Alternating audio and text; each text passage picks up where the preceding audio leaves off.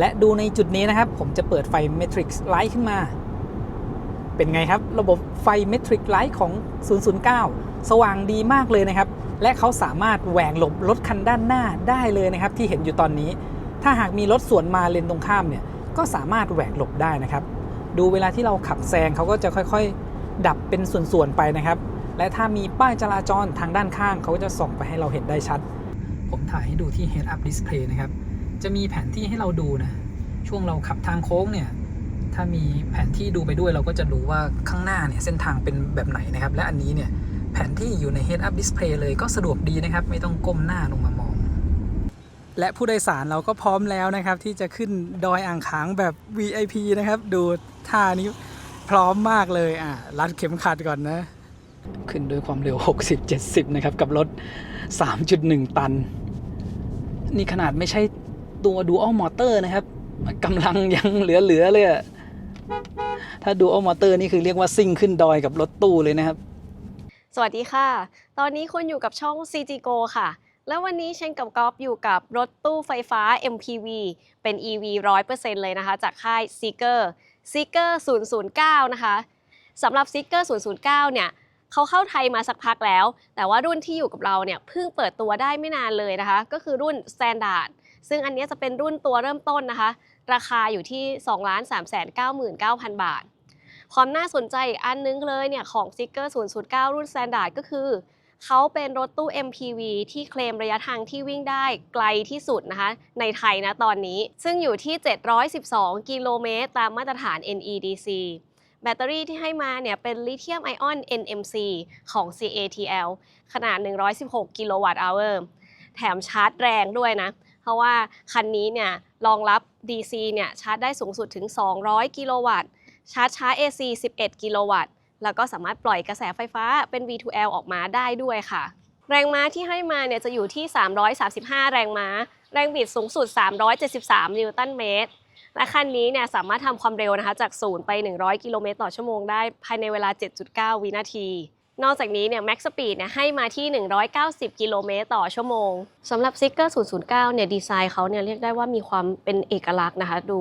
เข้มแข็งดูเท่แล้วก็มีความหรูหราด้วยนะอย่างสีที่อยู่กับเราเนี่ยคือสี Mineral Green ส่วนตัวเนี่ยเชงชอบมากเลยรู้สึกว่าเป็นสีที่เรียบหรูแบบไม่ตะโกนนะดูมีคลาสดีนะคะแล้วก็ดีไซน์ด้านหน้าเนี่ยเป็นเอกลักษณ์แน่นอนนะแล้วก็จะเห็นว่าตัวโลโก้ของเขาเนี่ยเขาทำเป็นสีเดียวกันกับตัวถังของรถเลยอีกหนึ่งจุดเด่นที่ให้ความรู้สึกเรียบหรูดูดีเลยนะคะก็คือตัวไฟ Daytime Running Light ซึ่งอันนี้เป็นไฟ LED นะคะดูความละเอียดและระยิบระยับมันเหมือนแบบฟีลแบบความระยิบระยับของแชนเดเลียร์และทางด้านล่างนี้ก็จะเป็นไฟต่ำตำแหน่งของกล้องหน้ารถเนี่ยจะอยู่ที่เหนือป้ายทะเบียนรถสำหรับรุ่น Standard เนี่ยจะให้ล้อขนาด 19 นิ้วมานะคะยางเนี่ยจะเป็น Pirelli P0 ขนาด 255/50 R19 สำหรับตำแหน่งกล้องที่ติดมาด้านข้างรถเนี่ยให้มาหลายตัวเลยนะคะตัวแรกอยู่ตรงนี้นะแล้วก็ที่บริเวณกระจกมองข้างเนี่ยมีอีก2ตัวคือบริเวณตรงนี้แล้วก็ตรงนี้ด้วยใต้แถบสัญญาณไฟเลี้ยวสำหรับดีไซน์ของประตูหน้าเนี่ยก็ดีไซน์แบบคลาสสิกนะคะเอามือล้วงเข้าไปแล้วก็ดีไซน์ให้เขาเชื่อมต่อกันจากประตูด้านหน้ามาประตูห้องโดยสารครึ่งหลังด้วยนะคะในการเปิดเนี่ยก็จะเป็นการกดดึงแบบนี้นะคะแล้วก็เปิดด้วยระบบไฟฟ้าสำหรับรุ่น Standard เนี่ยสีภายในมีให้เลือกสีเดียวนะคะก็คือสีดำแล้วก็ปุ่มสำหรับปิดเนี่ยจะอยู่ที่ใต้ตัว handle สำหรับจับตอนเดินขึ้นเดินลงนะคะก็ open close กับ open แล้วก็กด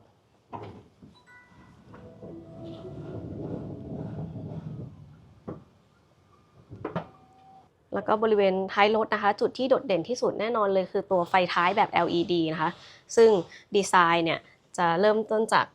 ทางขวามือนะคะเป็นมุมฉากตั้งขึ้นมาแล้วก็ลากยาวไปเป็นมุมฉากฝั่งหนึ่งแล้วมีลูกเล่นในรายละเอียดของตัวเส้นไฟด้วยนะจะเห็นว่ามีแถบเส้นที่เป็นแบบแถบยาวเต็มแล้วก็แถบเล็กสลับกันตอนกลางคืนนี้น่าจะสวยอยู่นะคะแล้วก็ตรงกลางเนี่ยก็เป็นโลโก้ของ Zeekr ถัดลงมาเนี่ยก็จะเป็นตัวกล้องนะคะมองด้านหลังซึ่งมีให้2ตัวเลยก็คือบริเวณเหนือป้ายทะเบียนแล้วก็ใต้ป้ายทะเบียนด้วยเดี๋ยวเรามาเปิดด้านหลังกันนะคะและที่เปิดก็จะอยู่ตรงนี้นะคะใต้ตัว K แ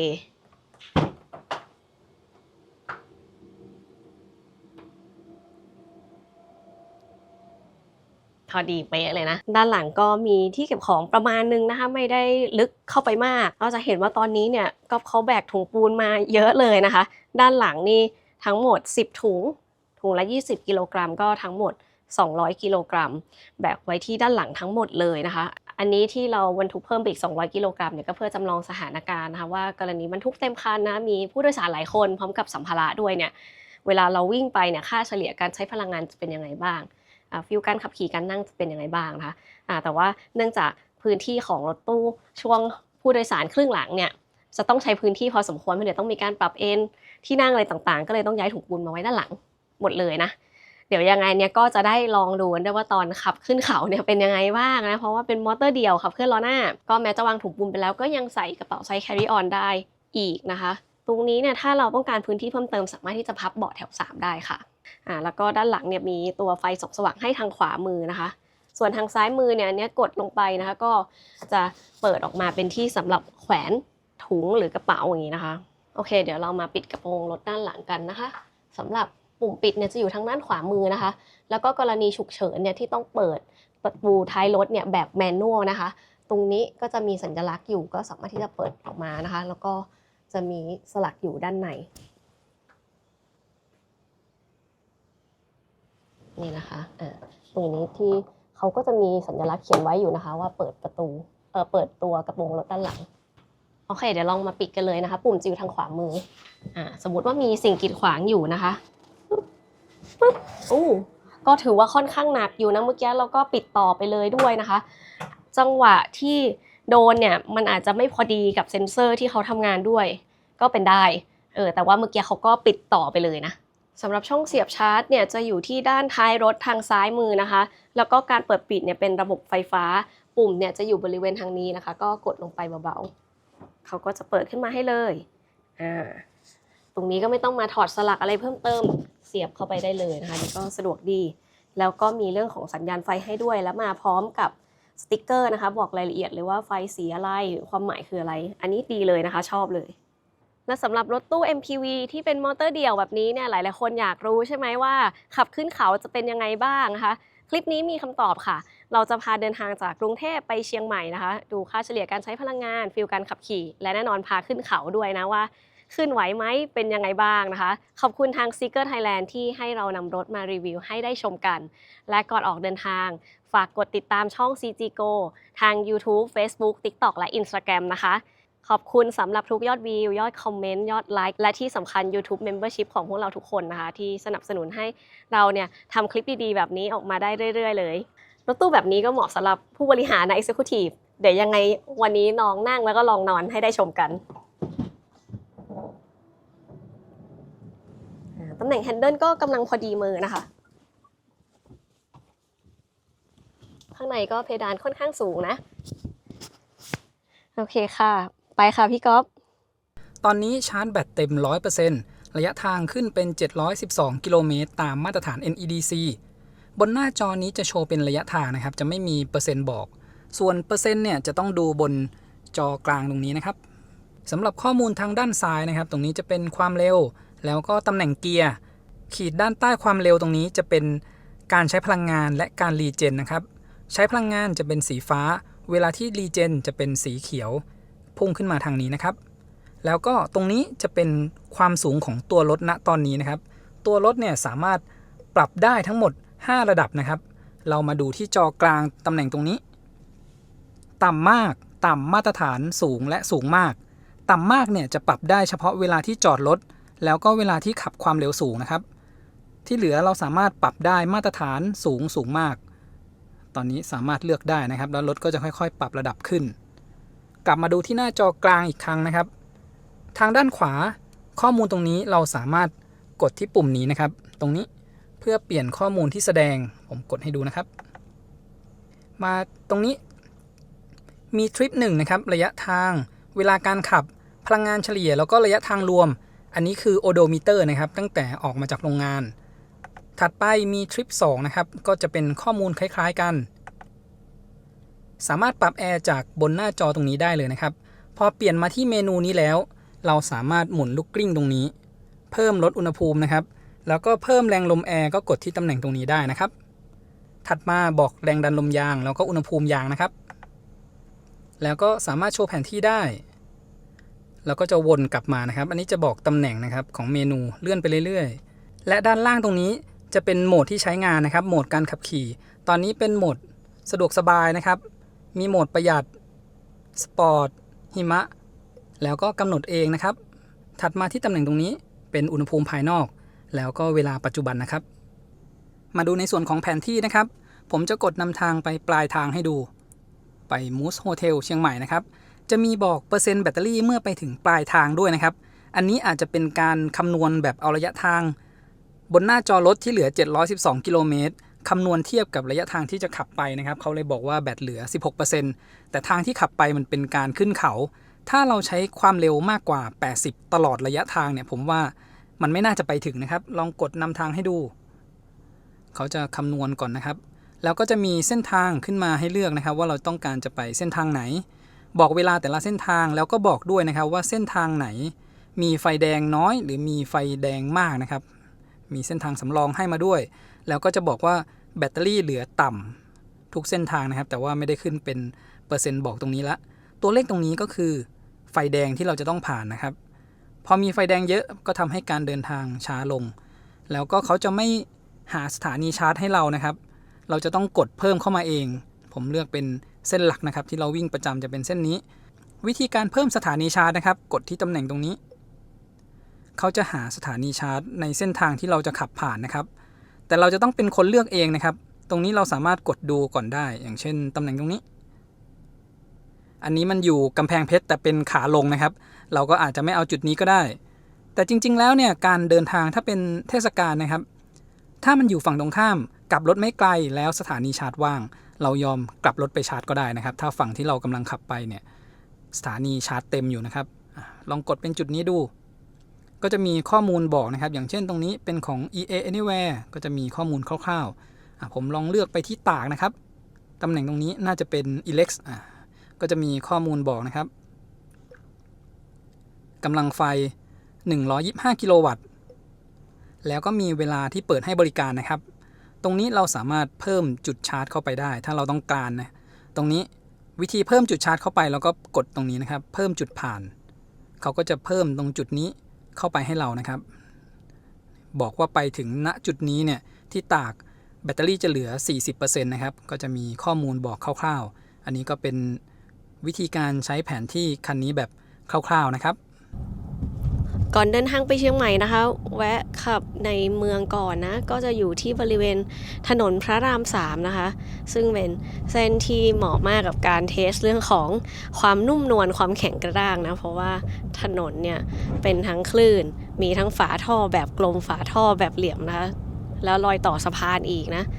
จากที่ลองนั่งมาตอนนี้เนี่ยก็รู้สึกว่าช่วงล่างเขาเนี่ยมีความนุ่มกระชับดีนะคะอันนี้ก็เชงคิดว่าเป็นข้อดีของช่วงล่างแบบถุงลมด้วยที่ให้ความรู้สึกเนี่ยนุ่มกระชับไม่เด้งไม่ย้วยแล้วก็ไม่ตึงตังเนี่ยนะคะนี่ผ่านช่วงคลื่นเลยนะคะแล้วก็ฝาท่อถือว่าค่อนข้างสมูทเลยนะเมื่อเทียบกับ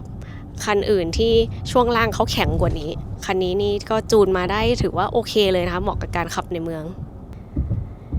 เดี๋ยวยังไงเชงลองนั่งทางไกลให้ด้วยนะแต่เบื้องต้นที่นั่งเนี่ยรู้สึกว่าเบาะเขาก็นั่งสบายดีแต่สำหรับคนตัวเล็กเนี่ยสูง152เซนแบบเชงเนี่ยถ้านั่งโดยที่ไม่ใส่รองเท้าเนี่ยตัวส้นเท้าเนี่ยจะลอยจากพื้นนิดนึงนะคะแต่ถ้าใส่รองเท้าเนี่ยถึงจะเหยียบพื้นได้พอดีและคันนี้ก็สามารถที่จะปรับเอนได้ระดับหนึ่งด้วยนะเดี๋ยวยังไงทดสอบลองทั้งนั่งและนอนนะคะเพราะว่ามีพี่กอล์ฟเขาขับให้อยู่แล้วตัวแผนที่นะครับพอเรากดนำทางไว้เนี่ยก็จะเป็นแบบที่ผมถ่ายให้ดูนะเขาจะเขียนแค่ว่าไปถึงปลายทางแบตเตอรี่ต่ำนะครับแต่จะไม่บอกเป็นเปอร์เซ็นต์นะผมไม่แน่ใจว่าถ้ามันเหลือเยอะกว่านี้อาจจะบอกเป็นเปอร์เซ็นต์นะครับแต่พอเหลือต่ำกว่า 20% เนี่ยเขาจะไม่บอกเป็นเปอร์เซ็นต์ที่เหลือนะครับถ้าผมกดยกเลิกนำทางชั่วคราวนะครับตรงนี้แล้วก็กดนำทางใหม่อีกครั้งหนึ่งเนี่ยตอนที่เราเลือกให้กดนำทางนะครับเขาจะบอกว่า 15%แล้วก็ผมกดเริ่มต้นเหมือนตอนที่ถ่ายให้ดูที่หน้าจอใกล้ๆนะครับเนี่ยพอมาเป็นหน้านี้ก็จะไม่บอกเปอร์เซ็นต์แล้วนะครับสำหรับการใช้งานระบบช่วยขับคันนี้นะครับ กดที่ปุ่มบนพวงมาลัยตรงนี้จะมีรูปพวงมาลัยนะครับถ้ากด1ครั้งจะเป็นการเปิดใช้งาน Adaptive Cruise Control นะครับมีความเร็วที่เราเซตไว้ตอนนี้เป็นอยู่ในวงกลมสีฟ้าๆนะครับแต่ถ้าต้องการใช้งาน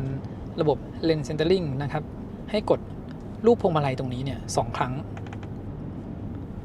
จะเป็นรูปพวงมาลัยสีฟ้าขึ้นมาแล้วก็เส้นเลนด้านหน้าเรานะครับก็จะขึ้นมาเป็นสีฟ้าตอนนี้คือตัวรถช่วยควบคุมรถให้อยู่กลางเลนแล้วก็ความเร็วสัมพันธ์กับคันด้านหน้านะครับนี่ผมลองใช้งานให้ดูบนทางด่วนก่อนนิดนึงนะครับปล่อยมือสักประมาณน่าจะ15วินาทีนะครับก็จะมีเตือนขึ้นมารู้สึกว่าเวลาที่มีรถขับอยู่ใกล้ๆนะครับเขาจะมีอาการคล้ายๆว่าหักหลบให้ออกห่างคันที่ขับเข้ามาใกล้ๆนะครับแล้วก็ดูช่วงโค้งตรงนี้ผมเซตเพิ่มความเร็วขึ้นไปสัก100นะครับ100กิโลเมตรต่อชั่วโมงซ้ายขวาตรงนี้เอาไว้เซตระยะห่างนะครับตอนนี้เซตไว้ที่ระดับ2คือหน้าจอเนี่ยก็จะมีบอกนะครับแล้วก็ Head Up Display ข้างหน้านะครับใหญ่มากเลยนะมีเหมือนหน้าจอตรงนี้เลยนะครับเดี๋ยวไว้ผมถ่ายให้ดูอีกครั้งนึงนี่ในแผนที่ก็จะบอกนะครับว่าให้เราอยู่ที่เลนไหนนะครับรูปนี้ขึ้นอยู่บน Head Up Display ด้วยเลยนะครับเมื่อกี้พอมีเตือนให้จับพวงมาลัยนะครับผมก็แค่จับมาเบาๆแล้วก็อาจจะหมุนแค่เล็กน้อยนะครับตัวรถก็รู้แล้วว่าเรากลับมาจับที่พวงมาลัยนะครับไม่ต้องแบบหมุนแรงๆนะด้านซ้ายตรงนี้มีบอกระยะห่างจากด่านเก็บค่าผ่านทางด้วยนะครับจะเป็นสีฟ้าๆขึ้นมาแล้วก็เขียนว่าด่านเก็บค่าผ่านทางนะครับช่วงเข้าโค้งตรงนี้ก็ทำได้สมูทดีนะครับแล้วก็ใช้ความเร็วสัมพันธ์กับรถคันหน้าเทียบความเร็วบนหน้าจอกับ GPS นะครับที่ความเร็ว100กิโลเมตรต่อชั่วโมง GPS อยู่ประมาณ 97-98 กิโลเมตรต่อชั่วโมงนะครับและผมจะถ่ายให้ดูที่ Head Up Display นะครับข้อมูลโชว์แบบครบถ้วนเลยนะครับโชว์เหมือนกับหน้าจอด้านหน้าคนขับเลยผมลองเปิดไฟเลี้ยวซ้ายนะครับให้ระบบช่วยเปลี่ยนเลนทำงานบน Head Up Display เนี่ยก็โชว์ให้เราเห็นเลยนะครับถึงระบบช่วยเปลี่ยนเลนอัตโนมัติซึ่งข้อมูลที่โชว์บน Head Up Display เนี่ยเหมือนกันกับบนหน้าจอตรงนี้เลยนะครับขับมาถึงถนนสายเอเชียแล้วนะครับตอนนี้แบตเตอรี่เหลืออยู่ 90% พอดีเลยนะครับระยะทางที่เราขับมาตอนนี้ 65.8 กิโลเมตรนะครับก็ตกแบตเตอรี่ 1% เนี่ยขับได้ระยะทางประมาณ 6.5 กิโลเมตรเลยนะครับจากพระราม 3 มาถึงถนนสายเอเชียความเร็วที่ใช้อยู่ในช่วง 80-100 กิโลเมตรต่อชั่วโมงนะครับช่วงต้นถนนสายเอเชียเนี่ยรถจะค่อนข้างเยอะนะครับความเร็วที่ใช้ส่วนใหญ่ก็จะอยู่ในช่วง 80-100 กิโลเมตรต่อชั่วโมงแล้วก็ถ้าเทียบเป็นระยะทางนะครับประมาณ120กิโลเมตรแรกจากพระราม 3นะครับมันจะเป็นช่วงที่ใช้ความเร็วต่ำแล้วก็จะรวมการทดสอบการใช้พลังงานอยู่ในช่วงนี้เลยนะครับเดี๋ยวขับไปเนี่ยพอรถเริ่มโล่งหน่อยผมก็จะทดสอบการใช้พลังงานที่ความเร็ว80ความเร็ว100นะครับดูว่าใช้พลังงานเฉลี่ยอยู่ที่เท่าไหร่ที่ผมถ่ายให้ดูบนหน้าจอมีทริป1ทริป2มานะครับเราสามารถกดมาดูที่ตรงนี้ได้การจัดการพลังงานก็จะมีทริป1ทริป1นี่เราสามารถกดรีเซ็ตได้นะครับแล้วก็จะมีทริป2ทริป2เนี่ยจะต้องรีเซ็ตด้วยการชาร์จหรือว่าจอดรถนะครับชาร์จก็คือพอเราไปเสียบชาร์จค่าตรงนี้จะรีเซ็ตเป็น0ทั้งหมดนะครับส่วนจอดรถเนี่ยผมไม่แน่ใจนะครับว่าต้องจอดไว้นานกี่ชั่วโมงเมื่อคืนเนี่ยจอดไว้ทั้งคืนทริปตรงนี้ยังไม่รีเซ็ตเลยนะครับแล้วก็สำหรับการใช้พลังงานนะครับตรงนี้จะบอกรวมเลยนะครับว่าเราใช้ไฟไปทั้งหมดกี่หน่วยหรือก็คือกิโลวัตต์อเวอร์นั่นเองจะมีการแยกออกมานะครับระหว่างพลังงานไดนามิกก็คือพลังงานที่ใช้ช่วงที่ขับรถนี้นะครับแล้วก็พลังงานคงที่ตัวค่าเฉลี่ยการใช้พลังงานบนหน้าจอเนี่ยเขาจะคำนวณเฉพาะพลังงานไดนามิกนะครับตอนนี้ขับมาระยะทาง81กิโลเมตรนะครับค่าเฉลี่ยการใช้พลังงานรวมอยู่ที่18กิโลวัตต์อเวอร์ต่อ100กิโลเมตรแล้วก็แบตเรายังเหลืออีก 88% เลยนะครับระยะทางบนหน้าจอโชว์ว่าจะวิ่งได้อีก626กิโลเมตรเอามารวมกันเนี่ยยังได้700กิโลเมตรอยู่เลยนะครับถ้าเป็นการขับแบบไม่ได้บรรทุกน้ำหนักมาเยอะแบบนี้แล้วก็ขับในทางราบแบบนี้นะครับหรือลงทางใต้เนี่ยไม่ได้ขึ้นเหนือผมว่า600กิโลเมตรเนี่ยขับได้ไม่ยากเลยนะครับขับแบบความเร็ว80 100สลับกันไป ส่วนถ้าจะให้ได้ระยะทางใกล้เคียง700กิโลเมตรตามมาตรฐาน NEDC เราจะต้องขับความเร็วประมาณ80กิโลเมตรต่อชั่วโมงตลอดทางเลยนะครับเต็มที่ก็อาจจะแบบ80-90สลับกันอยู่แถวๆนั้นนะครับเท่าที่ผมทดสอบมาแต่ละคันก็จะประมาณนี้เลยนะครับถ้าเขาบอกว่าเป็นมาตรฐาน NEDC ขับความเร็ว80เนี่ยจะได้ใกล้เคียงกับตัวเลขที่เคลมเลยนะครับขับมาถึงที่ชัยนาทแล้วนะครับตอนนี้แบตเตอรี่เหลืออยู่ 71%มาได้ระยะทาง203กิโลเมตรนะครับนี่ก็แบตเตอรี่ 1% วิ่งได้ประมาณ 6-7 กิโลเมตรเลยนะครับแล้วก็ได้ทดสอบการใช้พลังงานไปเรียบร้อยแล้วนะครับที่ความเร็ว80กิโลเมตรต่อชั่วโมงค่าเฉลี่ยการใช้พลังงานจะอยู่ประมาณ 13.5 ถึง 14 กิโลวัตต์อเวอร์ต่อ100กิโลเมตรนะครับที่ความเร็ว80จะวิ่งได้ระยะทางประมาณ700ถึง800กิโลเมตรเลยนะครับนี่ถ้าไม่ได้บรรทุกน้ำหนักมาด้วยแล้ววิ่งแบบเส้นทางราบเนี่ยมีลุ้นเหมือนกันนะครับแต่จะต้องเป็นวิ่งแบบแบตหมดเกลี้ยงนะครับตีว่าคร่าวๆเนี่ยเราสามารถวิ่งด้วยความเร็ว80ได้ระยะทาง700กิโลเมตรผมว่าน่าจะทำได้ไม่ยากเลยนะครับใกล้เคียงกับที่เขาเคลม NEDC มา712กิโลเมตรและที่ความเร็ว100กิโลเมตรต่อชั่วโมงค่าเฉลี่ยการใช้พลังงานจะอยู่ประมาณ18ถึง 18.5 กิโลวัตต์อเวอร์ต่อ100กิโลเมตรนะครับก็จะวิ่งได้ระยะทางประมาณ600กิโลเมตรที่ความเร็ว100กิโลเมตรต่อชั่วโมงและที่ความเร็ว120นะครับการใช้พลังงานเฉลี่ยก็จะอยู่ประมาณ21ถึง22 กิโลวัตต์อเวอร์ต่อ100กิโลเมตรนะครับที่ความเร็ว120ถ้าเราวิ่งได้ตลอดเลยแบบไม่มีการชะลอนะครับก็จะวิ่งได้ระยะทางประมาณ500กิโลเมตรแบบวิ่งจนแบตหมดนะครับคันนี้แบตเตอรี่ขนาด116กิโลวัตต์อเวอร์ผมคำนวณแบบเผื่อบัฟเฟอร์นะครับตีว่าน่าจะใช้ได้สัก110กิโลวัตต์อเวอร์ก็จะเป็นระยะทางที่ผมคำนวณคร่าวๆเมื่อกี้นะครับเอา110แล้วก็หารด้วยค่าเฉลี่ยการใช้พลังงานนะครับตอนนี้ก็5:40แล้วนะครับขับมาระยะทาง200กิโลเมตรเนี่ยก่อนหน้านี้ผมกดให้เป็นระบบหมุนเวียนอากาศแบบออโต้นะครับตัวรถเนี่ยเขาก็จะมีการสลับให้เราเองนะมีการรับอากาศจากภายนอกเข้ามาบ้างแล้วก็เป็นอากาศหมุนเวียนภายในรถผมสังเกตจากค่า CO2 นะครับคาร์บอนไดออกไซด์ภายในห้องโดยสารคือสิ่งที่เราหายใจออกมานะครับถ้าเรากดให้เป็นอากาศหมุนเวียนเฉพาะภายในรถแล้วขับรถทางไกลนานๆเนี่ยมันจะมีค่า CO2 ตัวนี้สะสมเยอะทำให้เราง่วงนอนได้ง่ายแต่ผมลองดูระบบการทำงานแบบออโต้ของคันนี้เขาก็จะมีการสลับรับอากาศจากภายนอกเข้ามาบ้างไม่ค่อยได้กลิ่นจากข้างนอกนะครับหลังจากนั้นผมลองกดเป็นรับอากาศจากภายนอกเลยเราตั้งไว้เลยก็จะมีการรับอากาศเข้ามาเยอะกว่าเวลาตั้งไว้ออโต้นะครับถ้าตั้งไว้ออโต้เนี่ยตัวเลขจะขึ้นไปประมาณ1,000บ้างแล้วก็ลดลงมาเหลือ900บ้างแต่พอเซตเป็นให้รับอากาศจากภายนอกเนี่ยก็ลงมาอยู่ที่ตัวเลข700นะครับค่า CO2 ภายในรถเนี่ยถ้ามันต่ำกว่า 1,000 ลงมาได้ก็จะดีนะครับมันไม่สูงเกินไปแต่ถ้าเราไม่รับอากาศจากภายนอกเข้ามาเลยเนี่ยมันจะขึ้นไป 2,000 3,000 ยิ่งเป็นรถตู้แบบนี้นะครับนั่งกันมาหลายๆคนเนี่ยหายใจออกมากันเรื่อยๆนะครับมันก็จะมี CO2 สะสมเยอะคนที่จะง่วงก็คือคนขับนั่นเองนะครับเพราะว่าผู้โดยสารเขาคงง่วงแล้วก็นอนกันไปนะครับอันนี้เป็นอีกหนึ่งเหตุผลนะครับที่ว่าทำไมขับรถทางไกลหรือขับรถนานๆมันรู้สึกง่วงนอนนะครับไม่ใช่เฉพาะว่าเราขับความเร็วช้าแบบ80-90แล้วมันทำให้ง่วงนอนอย่างเดียวนะครับ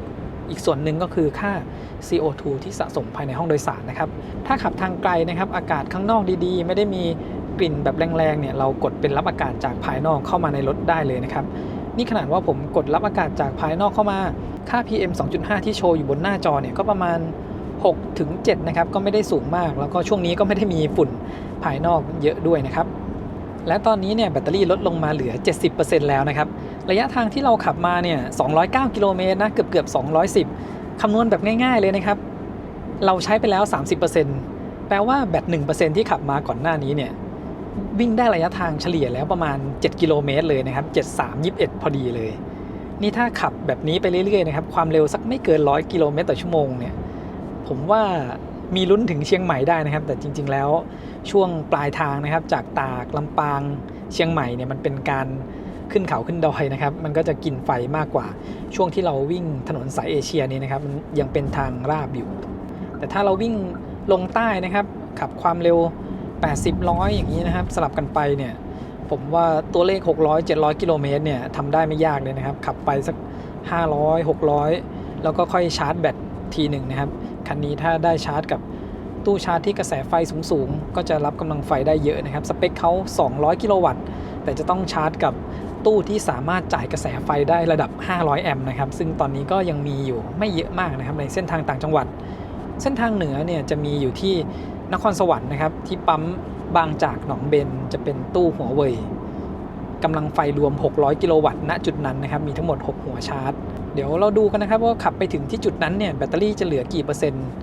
ถ้ามันเหลือเยอะเกินก็อาจจะยังไม่ชาร์จนะครับเพราะว่าคันนี้เนี่ยรับกำลังไฟระดับ140กิโลวัตต์ขึ้นไปเนี่ยได้จนถึงแบตเตอรี่ 80% เลยนะครับส่วนถ้าไปชาร์จกับตู้ที่เป็น200แอมป์300แอมป์เราก็เอาแรงดันไฟของคันนี้เนี่ยคูณกันดูได้เลยนะครับถ้าเป็นตู้120กิโลวัตต์200แอมป์คันนี้ก็จะรับได้ประมาณ80กิโลวัตต์แต่ถ้าเป็นตู้300แอมป์นะครับ EV Hub เนี่ยก็จะรับได้ประมาณ120กิโลวัตต์ชาร์จกับ120กิโลวัตต์เนี่ยก็ไม่ได้ถือว่าช้าแล้วนะครับถ้ารับกำลังไฟได้ประมาณนั้นแวะชาร์จสักครึ่งชั่วโมงเนี่ยผมว่าได้แบตกลับมาเยอะแล้วนะครับตอนนี้ติดไฟแดงพอดีนะครับผมจะลองจับเวลา stop and go นะครับเริ่มจับเวลาแล้วก็ผมจะกดให้ดูตรงนี้นะครับคันนี้เนี่ยมีกระจกมองหลังมาให้เป็นกระจกธรรมดาเลยนะครับไม่ได้เป็นจอแต่เราสามารถดูกล้องหลังได้นะครับด้านขวาตรงนี้เนี่ยจะมีปุ่มลัดนะครับกดตรงนี้เห็นภาพจากกล้องด้านหลังเลยนะครับด้านหลังเนี่ยจะมีกล้องที่เอาไว้ดู360องศาอันนึงแล้วก็จะมีกล้องตัวนี้อีกตัวหนึ่งนะครับเราเห็นตรงนี้แทนกระจกตรงนี้เลยนะครับเผื่อว่าบางทีเนี่ยเปิดจอทีวีลงมาแล้วมันอาจจะบังก็เปิดกล้องตัวนี้ดูได้เลยนะครับตัวกล้องนี้เราสามารถเลือกปรับขนาดได้ด้วยนะครับสมมุติว่าจะให้เป็นไซส์ประมาณนี้ให้เหมือนกระจกก็ได้นะครับหรือว่าจะเป็นจอใหญ่แบบนี้ก็ได้เลยผ่านมาแล้ว1นาที12วินาทีนะครับยังสามารถทำ stop and go ได้นะครับผมยังไม่ได้แตะคันเร่งแล้วก็ยังไม่ได้จับพวงมาลัยนะครับส่วนถ้าไม่จับพวงมาลัยเนี่ยผมว่าน่าจะประมาณ15วินาทีก็น่าจะเตือนขึ้นมาแล้วนะครับเมื่อกี้รถเคลื่อนตัวออกประมาณ1นาที10วิกว่าๆนะเนี่ยเตือนขึ้นมาแล้วนะครับก็ประมาณไม่เกิน15วินาทีนะครับแวะด่านชั่งน้ำหนักนะครับเรามาดูน้ำหนักรวมที่บรรทุกมาวันนี้ 3,130 กิโลกรัมนะครับ 3.1 ตันน้ำหนักนี้ทะลุขึ้นไป3ตันกว่าเลยนะครับตอนนี้ติดไฟแดงอยู่นะครับผมถ่ายให้ดูภาพจำลองนะครับด้านหน้านี่มีมอเตอร์ไซค์วิ่งผ่านอยู่นะครับแล้วก็ดูตรงนี้ Head Up Display นะครับเราก็กลับมาดูที่จอตรงนี้ภาพนี่ละเอียดดีมากเลยนะครับแล้วก็ภาพสวยดีผมชอบจอตรงนี้เขานะครับก็เหมือนกับ Tesla หรือว่า Xpeng นะครับที่เขาจะมีภาพจำลองตรงนี้ผมว่าภาพจำลองของ Seeker ตรงนี้ก็สวยดีนะครับแล้วก็ด้านหลังเราเป็นรถบรรทุกนะครับมีให้เห็นได้เลยนะเห็นทะลุมาถึงคันเรานะครับเดี๋ยวผมจะกดเปิดที่ตรงนี้ซึ่งก็คือ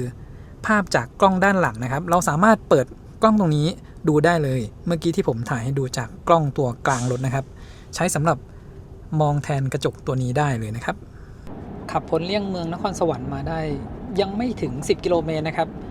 พอเราขับมาไกลๆเนี่ยเห็นป้ายเชลจะมีปั๊มบางจากที่ปั๊มนี้จะมีจุดชาร์จของ Spark EV เป็นตู้หัวเว่ยทั้งหมด6ตู้นะครับกำลังไฟรวมอยู่ที่600กิโลวัตต์เลยนะครับจริงๆแล้วเนี่ยถ้ามาถึงเร็วกว่านี้นะ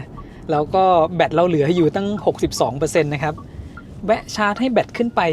100% ที่จุดนี้เนี่ยผมว่ามีสิทธิ์ขับถึงเชียงใหม่ได้นะครับแต่ตอนนี้เนี่ยร้านค้าแทบจะปิดหมดแล้วนะ6:30 นะครับผมเลยแค่แวะเข้าห้องน้ำเฉยๆแล้วก็เดี๋ยวเราค่อยไปชาร์จน่าจะเถินนะครับวันนี้เดี๋ยววิ่งเพื่อดูระยะทางอีกทีนะครับห้องน้ำที่นี่ใหญ่สวยแล้วก็สะอาดมากเลยนะครับเดี๋ยวผมจอดตรงใกล้ๆตรงตู้ตรงนี้แล้วก็ไปเข้าห้องน้ำก่อนนะครับเดี๋ยวถ่ายให้ดูการใช้พลังงานแล้วก็แบตที่เหลือนะครับระยะทางที่วิ่งมา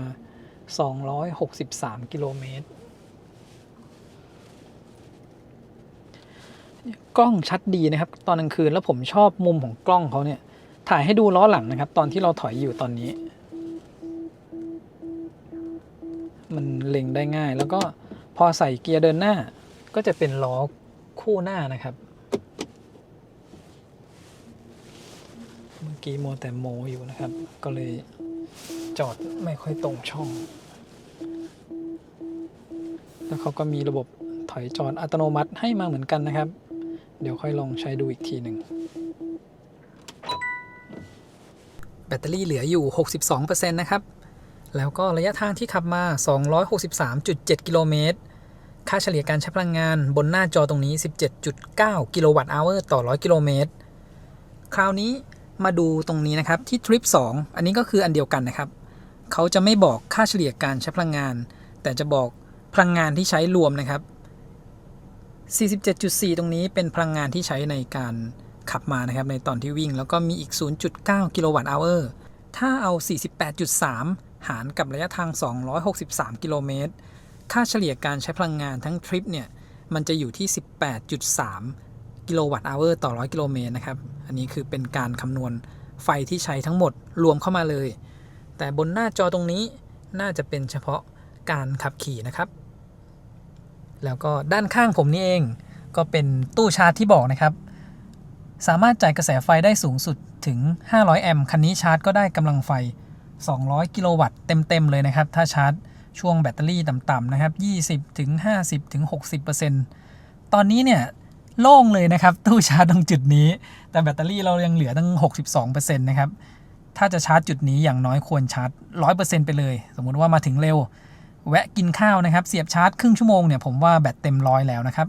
ผมไปทดสอบชาร์จมานะจากแบตเตอรี่10ถึง 100% เนี่ยใช้เวลาประมาณ1ชั่วโมง10นาทีนะครับจะช้าในช่วงท้ายนะครับสำหรับการชาร์จแบตเตอรี่คันนี้ช่วงที่เกินประมาณอาจจะเป็น 85-90% ขึ้นไปแล้วเนี่ยเริ่มกำลังไฟช้านะครับเดี๋ยวขับไปต่อนะครับแล้วผมจะไปแวะกินข้าวก่อนคือถ้ามาถึงที่นี่เนี่ยนี่6:30นะครับที่บอกไปเมื่อกี้บางทีก็จะเหลือร้านนี้นะครับข้าวซอยข้าวต้มข้าวกระเพรายังเปิดอยู่นะครับ1ร้านบางวันก็ไม่เปิดนะแล้วก็มีมินิบิ๊กซีนะครับถ้ามาถึงสักก่อน6:00ครับร้านอาหารเยอะอยู่นะครับแล้วก็อาหารอร่อยผมแวะมากินรอบหนึ่งแล้วถ้าวิ่งมาจากเชียงใหม่นะครับจุดกลับรถอยู่ไม่ไกลเลยนะครับถ้าเราเห็นปั๊มอยู่ขวามือเลยไปไม่ถึง500เมตรกลับรถมาชาร์จได้เลยนะครับก่อนเข้ากรุงเทพพอชาร์จเสร็จขับกลับออกมานะครับแล้วก็อาจจะเลยไฟแดงไปนิดนึงก็กลับรถนะครับเพื่อวิ่งไปทางนครสวรรค์ต่อจุดที่จะไปกินข้าวนะครับก็จะเป็นปั๊มปตทอยู่ไม่ไกลจากที่นี่นะครับก็อาหารอร่อยดีนะครับทั้งบะหมี่เกี๊ยวแล้วก็มีพวกข้าวหมูแดงนะครับสถานีชาร์จก็มีนะแต่วันนี้เรายังไม่ได้ชาร์จนะครับเพราะว่าทดสอบให้ดูก็ผมคิดว่าน่าจะไปถึงเถินได้สบายๆนะครับดูจากระยะทางที่เราวิ่งมาตอนนี้264กิโลเมตรแบตเตอรี่ยังเหลืออีกตั้ง 62% นะครับช่วงท้ายเนี่ยมันอาจจะเป็นการขึ้นเขามันก็จะใช้ไฟเยอะกว่านี้แต่สมมุติว่าจากที่นี่ไปเถินน่ะมันอีก250กิโลเมตรถึงแม้จะใช้ความเร็วสูงขึ้นเนี่ยผมว่ามันก็ไปถึงได้สบายๆนะครับความเร็วที่ใช้หลังจากนี้ก็จะอยู่ในช่วง120กิโลเมตรต่อชั่วโมงนะครับก่อนหน้านี้เนี่ยวันนี้รถเยอะนะครับความเร็วที่ใช้ก็จะอยู่ในช่วง80ถึง120แต่ถ้าพ้นแถวกำแพงเพชรไปแล้วเนี่ยรถจะเริ่มโล่งนะครับตอนกลางคืนก็ใช้ความเร็วสูงได้นะครับมาถึงปั๊มปตทที่จะแวะกินข้าวแล้วนะครับห่างกันอยู่ประมาณ 7-8 กิโลเมตรนะครับจะเห็นป้ายนะมี EV Station เผื่อว่าใครขับมาช่วงกลางคืนนะครับก็มาแวะที่นี่ได้ตรงนั้นนะครับจุดชาร์จโอ้โหรถจอดกันแน่นเลยเพราะว่าที่จุดนี้มีสถานีชาร์จแล้วก็มีร้านอาหารที่ยังเปิดอยู่เยอะนะครับพอดีว่าปั๊มบางจากเมื่อกี้เหลือร้านเปิดอยู่ไม่เยอะแต่ว่าจุดชาร์จเนี่ยโล่งๆเลยนะครับ6หัวชาร์จแรงๆด้วยบางคนอาจจะยังไม่รู้นะครับก็ใครที่ได้ดูคลิปคันนี้เล็งไว้เลยนะครับพอผ่านจากเลี่ยงเมืองนครสวรรค์มาไม่เกิน10กิโลเมตรนะครับแวะกินข้าวเรียบร้อยนะครับเดี๋ยวไปแวะอีกทีที่ EV Hub เก ำแพงเพชรนะครับแวะเช็คพอยต์เฉยๆไม่ได้ชาร์จนี่นะครับชาย4เมื่อกี้สอบถามเขามาอีกทีนะครับเปิดตั้งแต่5 โมงเย็นถึงเที่ยงคืนนะครับอาหารอร่อยแล้วก็ราคาไม่แพงเมื่อกี้กินแบบข้าวหมูแดงหมูกรอบพิเศษนะครับ60 บาทได้เยอะมากเลยมีต้มแซ่บด้วยนะครับมีเมนูเยอะอยู่เหมือนกันนะไม่ได้มีแค่หมูแดงหมูกรอบแล้วก็บะหมี่เกี๊ยวนะครับตอนนี้ติดไฟแดงอยู่นะครับแล้วก็ผมเปิดให้ดูที่กล้องด้านหลังที่ใช้แทนกระจก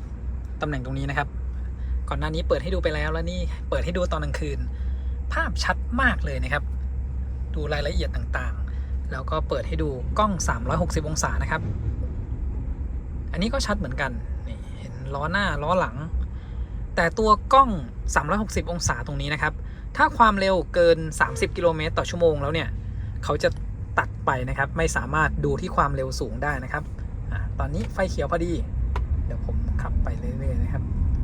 เดี๋ยวลองขับไปเรื่อยๆความเร็ว30กล้องก็จะตัดไปนะครับตอนนี้ขับใกล้ถึง EV Hub จังหวัดกำแพงเพชรแล้วนะครับแต่ว่าเจอฝนตกหนักมากเลยที่ผมถ่ายให้ดูตอนนี้เนี่ยเพราะว่าฝนตกหนักนะครับถนนมืดผมว่าไฟหน้าสว่างดีเลยนะครับแล้วก็คันนี้เนี่ยมีไฟ Adaptive Light มาด้วยนะแต่ผมยังไม่เห็นเขาทำงานณตอนนี้นะครับอาจจะต้องรอดูช่วงที่ไม่มีรถนะที่ขับมาก่อนหน้านี้ยังรถเยอะอยู่นะครับผมไม่แน่ใจเหมือนกันนะปกติแล้วพวกไฟ Adaptive Light เนี่ยไม่ต้องรอให้รถน้อยๆก็สามารถทำงานได้แต่คันนี้ยังไม่เห็นทำงานขึ้นมานะครับเดี๋ยวเราต้องรอช่วงแบบไม่มีรถอยู่ด้านหน้าแล้วก็ไม่มีรถสวนมาก่อนนะจริงๆมีรถอยู่ด้านหน้ามันควรจะแหวกหลบได้นะแต่ว่าอาจจะเพราะว่ามีรถสวนมานะครับไว้ไปดูกันช่วงจากตากไปถึงลำปางอีกครั้งหนึ่งนะครับแล้วก็ที่ปัดน้ำฝนผมว่าของคันนี้เนี่ยสมูทมากเลยนะครับปัดแบบไม่มีเสียงเลยนะรถใหม่ๆหลายคันนะครับเห็นยางปัดน้ำฝนที่ใส่มาเนี่ยเวลาปัดแรงๆก็จะมีกระโดดบ้างหรือมีเสียงบ้างเมื่อกี้ขับฝนตกหนักๆมาเลยเนี่ยปัดแรงๆลื่นมากเลยนะครับดูจากที่ปัดน้ำฝนของคันนี้และตอนนี้กระจกด้านหน้าของเราเลยใสเลยนะครับได้วิ่งผ่านฝนมานิดนึงไฟหน้าที่เห็นอยู่ตอนนี้นะครับสว่างดีเลยนะครับแล้วก็ที่เห็นผ่านกล้องตอนนี้คือคันนี้ติดฟิล์มมาแล้วนะครับปกติแล้ว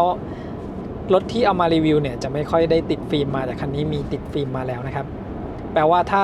ถ่ายแบบไม่มีฟิล์มมาเนี่ยน่าจะสว่างยิ่งกว่านี้อีกนะครับถึง EV Hub แล้วนะครับระยะทาง311 กิโลเมตรแบตเตอรี่เหลืออยู่ 53% นะครับกับระยะ311 กิโลเมตรนี่ถ้าไม่ได้วิ่งขึ้นเส้นทางเหนือแล้วขับแบบนี้เหมือนเดิมนะครับก็คูณ2ได้ประมาณ600 กิโลเมตรนะครับวันนี้เราไม่ได้มาชาร์จนะครับเพราะฉะนั้นเดี๋ยวจอดแค่ใกล้ๆก็พอมาเช็คพอยต์นะครับเช็คพอยต์ระยะว่าคันนี้เนี่ยขับมาระยะ300 กิโลเมตรแบตเตอรี่ยังเหลืออีก 53% นะครับ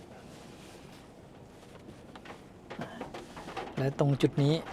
ผมก็ลืมกดเปิดระบบจอดอัตโนมัตินะครับแล้วฝนก็ตามมาถึงที่นี่แล้วยังไม่ได้จอดลงไปเลยนะครับมาดูข้อมูลบนหน้าจอนะครับ311 กิโลเมตรค่าเฉลี่ยการใช้พลังงาน 18.4 กิโลวัตต์อเวอร์ต่อ100 กิโลเมตรและแบตเตอรี่เหลืออยู่ 53% นะครับคราวนี้มาดูที่ทริปนะครับการจัดการพลังงานแล้วก็ทริป2ไฟที่ใช้ไปทั้งหมดตอนนี้ 58.7 กิโลวัตต์อเวอร์นะครับดูครับตอนที่เราเลี้ยวเข้ามาเนี่ยฝนเพิ่งเริ่มตกแล้วก็ตอนนี้แบบตกหนักเลยนะครับน่าจะแบบเมฆเคลื่อนตัวขึ้นมาทางนี้พอดีนึกว่ามาถึงแล้วแบบจะพอได้ลงไปถ่ายรูปสักนิดนึงนะครับวันนี้เนี่ยไม่ได้ลงเลยไปกันต่อครับวันนี้จุดนี้เราแวะแป๊บเดียวน่าจะประมาณสัก5 นาทีนะครับโอ้โหแทบมองถนนข้างหน้าไม่เห็นเลยนะครับอันนี้นี่เพราะว่าฝนแรงนะครับและสำหรับที่ EV Hub นะครับก็จะมีแทบจะทุกเส้นทางหลักแล้วนะครับเหนือใต้แล้วก็ทางตะวันออกเฉียงเหนือจริงๆทางตะวันตกก็ระยะไม่ไกลมากเลยยังไม่มี EV Hub แต่ก็จะมีเป็นของสถานียี่ห้ออื่นๆนะครับที่ไม่ใช่ของ EV Station Plus รถคันนี้เนี่ยถ้าไปชาร์จกับ EV Hub ก็จะได้ประมาณ120กิโลวัตต์นะครับถนนบริเวณนี้เนี่ยถูกขูดหน้าถนนออกนะครับเพื่อที่จะเทลาดยางใหม่ผมเปิดระบบช่วยขับอยู่เนี่ยเขาสามารถเห็นเลนได้ด้วยนะครับผมไม่แน่ใจว่าเขาจับจากอะไรนะแต่ตอนนี้เนี่ยพวงมาลัยอาจจะมีแบบซ้ายขวาอยู่เล็กน้อยนะครับแต่เขายังเปิดใช้งานตัวระบบเลนเซนเตอร์ลิงอยู่นะครับถ้าดูจะเห็นว่าพวงมาลัยอาจจะมีการซ้ายขวานิดหน่อยแต่โดยรวมเนี่ยถือว่าทำได้ดีเลยนะครับโอเคอาจจะเห็นด้านขวามือมันก็ไม่มีเส้นตรงนี้จะเห็นเส้นลางๆบ้างแล้วนะครับแล้วก็ตรงเนี้ยเรายังมองไม่เห็นเส้นจราจรเลยนะครับแต่ว่าบนหน้าจอเนี่ยเขาเป็นเส้นคู่สีฟ้าขึ้นมานะสามารถทำงานได้ด้วยนะครับทั้งที่ไม่มีเส้นจราจรช่วงโค้งเมื่อกี้ยังโค้งได้เลย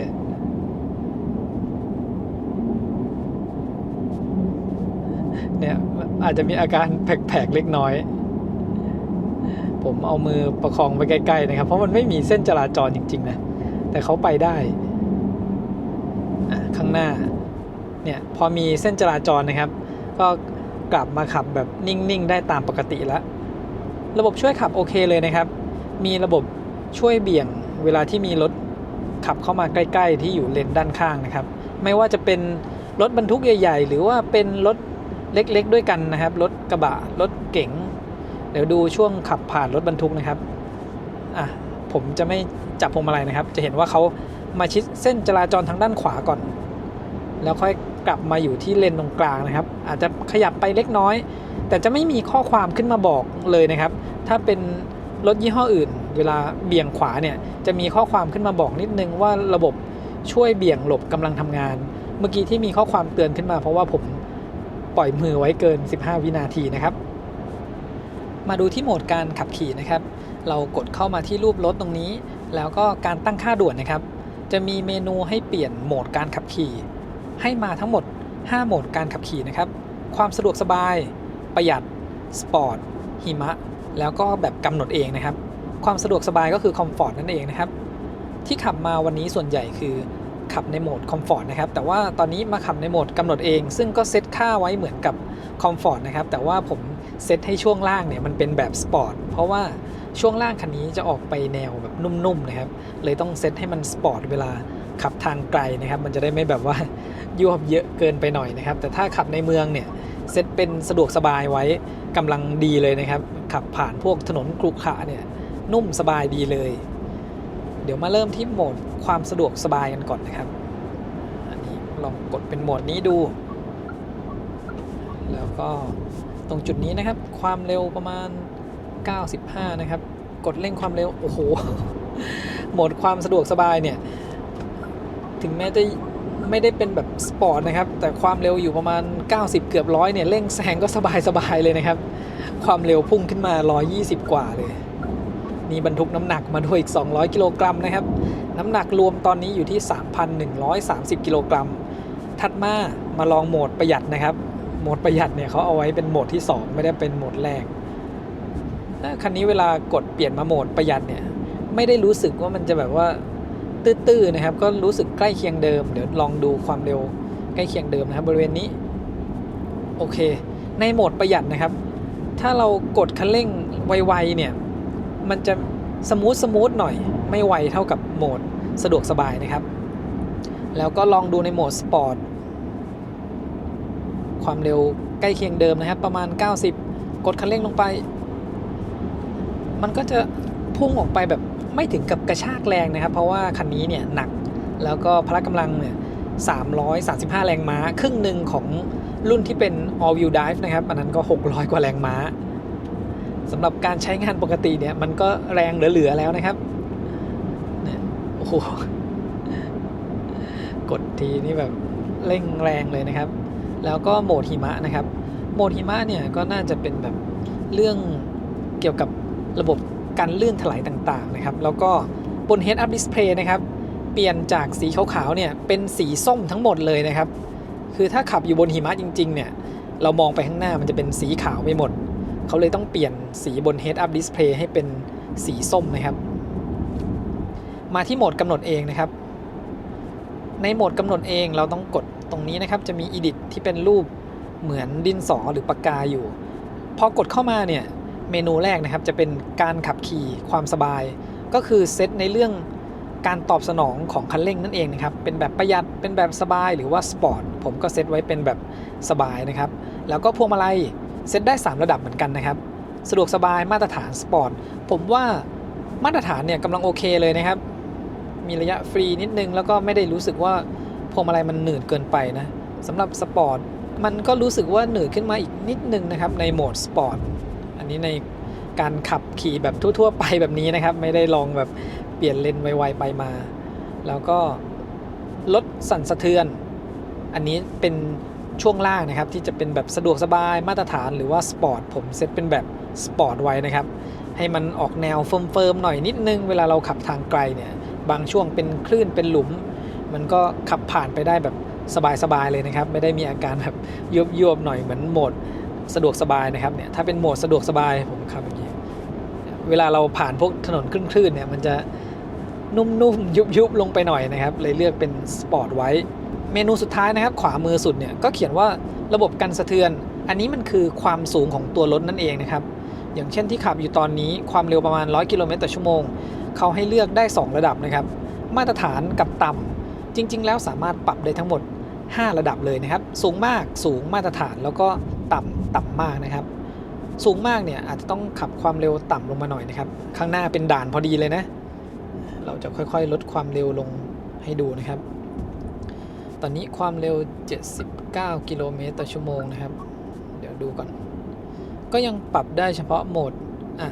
พอความเร็วลงมาเหลือ79นะครับความสูงจะเพิ่มขึ้นมาเป็นมาตรฐานเราต้องอยู่ตรงเลนไหนตรงนี้เลนนี้น่าจะได้อยู่ช่วงที่ขับความเร็วประมาณ100นะครับตัวรถเขาก็ปรับลงไปให้อยู่ในระดับต่ำมันจะได้ไม่ต้านลมมากนะครับแล้วก็พอต่ำลงเนี่ยตัวรถก็จะยิ่งนิ่งขึ้นอีกนะครับพอความเร็วต่ำกว่า70 กิโลเมตรต่อชั่วโมงนะครับเราจะสามารถปรับให้รถสูงขึ้นไปได้อีกระดับนะครับเป็นระดับสูงอันนี้ก็ขึ้นอยู่กับความเร็วด้วยนะครับพอความเร็ว100เนี่ยเราจะปรับได้มาตรฐานแล้วก็ต่ำคร่าวๆสำหรับโหมดการขับขี่ก็จะประมาณนี้นะครับแล้วก็การรีเจนเนี่ยจะอยู่ในการขับขี่นะครับกดที่เมนูการขับขี่ผมเซตไว้เป็นระดับมาตรฐานนะครับคันนี้ผมรู้สึกว่ารีเจนเขาค่อนข้างแรงนะแต่ว่ามันไม่ค่อยมีอาการหัวทิ่มสักเท่าไหร่นะครับแค่รู้สึกว่าเราเซตเป็นมาตรฐานไว้เนี่ยแต่มันยังหน่วงแรงอยู่นะครับเดี๋ยวผมจะดูค่าการรีเจนนะใช้ความเร็วสักประมาณ100นะครับเราจะดูว่ารีเจนได้สักขนาดไหนแถบจะเป็นแถบการรีเจนนะครับเพราะฉะนั้นผมจะประมาณเอาเขาไม่ได้บอกเป็นเปอร์เซ็นต์หรือไม่ได้บอกเป็นกิโลวัตต์นะครับช่วงตรงนี้นะครับความเร็ว100 กิโลเมตรต่อชั่วโมงยกเท้าจากคันเร่งรีเจนผมว่าประมาณ 60% เลยนะครับแล้วก็แบบหนักนะครับเข้มข้นตอนนี้เราขึ้นเนินอยู่นิดนึงนะดูบริเวณนี้นะครับความเร็วเท่าเดิม100 กิโลเมตรต่อชั่วโมงยกเท้าออกจากคันเร่งโอ้โหรีเจนประมาณ 98-99% เลยนะครับดูจากขีดการรีเจนที่จะเป็นสีเขียวพุ่งขึ้นไปแทบจะสุดเลยแต่ก็อย่างที่ได้กดให้ดูนะครับแม้จะเป็นรีเจนระดับมาตรฐานเนี่ยรีเจนประมาณ 60% เลยและ Seeker เขาก็มี One Pedal Drive ให้มาด้วยนะครับมีเมนูอยู่ตรงนี้ผมลองกดเปิด One Pedal Drive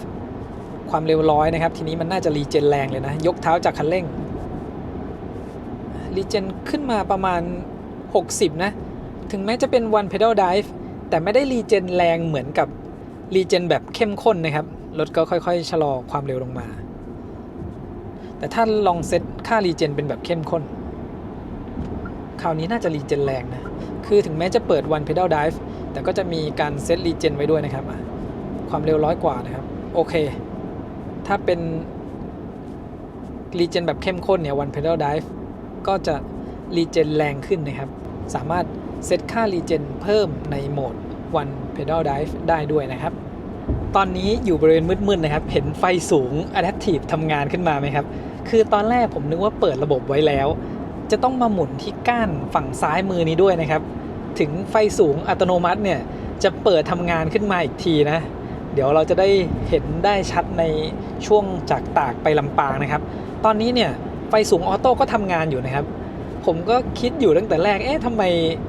ไฟที่เป็น Adaptive Light เนี่ยปกติเราขับถนนมืดนิดหน่อยเนี่ยเขาทำงานได้แล้วแหละแต่ทำไมคันนี้ก่อนหน้านี้ยังไม่ทำนะครับคือเมนูไฟส่องสว่างตรงนี้นะครับและไฟภายนอกเนี่ยผมก็เปิดระบบต่างๆไว้หมดละมีไฟหน้าแบบปรับอัตโนมัติ AFS นะครับซึ่งผมก็เห็น AFS ขึ้นบนหน้าจอผมนึกว่าตัวไฟสูงที่เป็นไฟสูงอัตโนมัติเนี่ยจะทำงานแล้วนะครับตัว Adaptive High Beam ต่างๆซึ่งเราจะต้องหมุนบริเวณก้านเกียร์ตรงนี้นะครับมันก็จะมีไฟที่เป็นรูปไฟสูงแล้วก็เป็นตัว A ติดขึ้นมาอีกครั้งนะครับก่อนหน้านี้เนี่ยไม่ได้เปิดไว้นะครับเดี๋ยวรอช่วงที่มืดๆแล้วผมจะโชว์ให้ดูไฟหน้าอีกทีนะครับสว่างดีมากเลยนะก่อนหน้านี้แค่ลองกดให้เป็นไฟสูงแบบเปิดค้างแบบโอ้โหไฟสูงนี่สว่างดีมากๆเลยครับแล้วพอตอนนี้ที่ Adaptive Light เนี่ยทำงานได้แล้วเนี่ยยิ่งสุดยอดเลยนี่นะครับไฟสูงที่ติดขึ้นมาเนี่ยจะเห็นว่าเขาส่องป้ายแบบชัดมากเลยแล้วก็ไม่ต้องห่วงนะครับว่าจะส่องไปโดนรถทางด้านหน้าหรือเปล่าเขาจะมีการเว้าไว้บริเวณที่มีรถนะครับนี่ก็สุดยอดเลยนะนี่เป็นรถจากจีนผมไม่แน่ใจนะว่าคันเดียวเลยหรือเปล่าที่มีระบบไฟตัวนี้ให้มานะครับโอ้โหดูการทำงานผมว่าอันนี้น่าจะเป็น Matrix เลยแหละดูการติดแล้วก็การดับของเขาถ้าเป็นพวก Adaptive นะครับมันจะแค่แบบหันไปมาเมื่อกี้ผมเห็นสามารถติดดับได้เป็นคล้ายๆแบบพิกเซลเลยนะแล้วก็เวลาที่เราหักเลี้ยวพวงมาลัยนะครับไฟเขาก็จะส่องตามช่วงที่ขับในบริเวณที่จอดรถในห้างผมเห็นอยู่ว่าหักพวงมาลัยเลี้ยวบนลานจอดรถเนี่ยไฟหน้าก็จะเลี้ยวตามไปเลยนะครับตอนนี้มาถึงที่จังหวัดตากแล้วนะครับระยะทาง431กิโลเมตรแบตเตอรี่เนี่ยเหลืออยู่ 30% พอดีเลยนะครับเหลือ 30% ก็พอที่จะวิ่งไปชาร์จที่เถินนะครับจากนี่ไปเถินเนี่ยระยะทางประมาณ80กิโลเมตรนะครับเดี๋ยวแวะเข้าห้องน้ำที่ตากก่อนนะครับนี่ขนาดขับความเร็วต่ำอยู่ในเมืองดูไฟครับไฟ Matrix เนี่ยทำงานอยู่นะครับเมื่อกี้ความเร็วประมาณ20กว่ากิโลเมตรต่อชั่วโมงก่อนหน้านี้เนี่ยลืมเปิดแค่นั้นเองปกติแล้วนะช่วงค่ำๆเนี่ยมันต้องทำงานแล้วนะครับพวกระบบไฟหน้า Matrix หรือว่า Adaptive พวกนี้นะครับ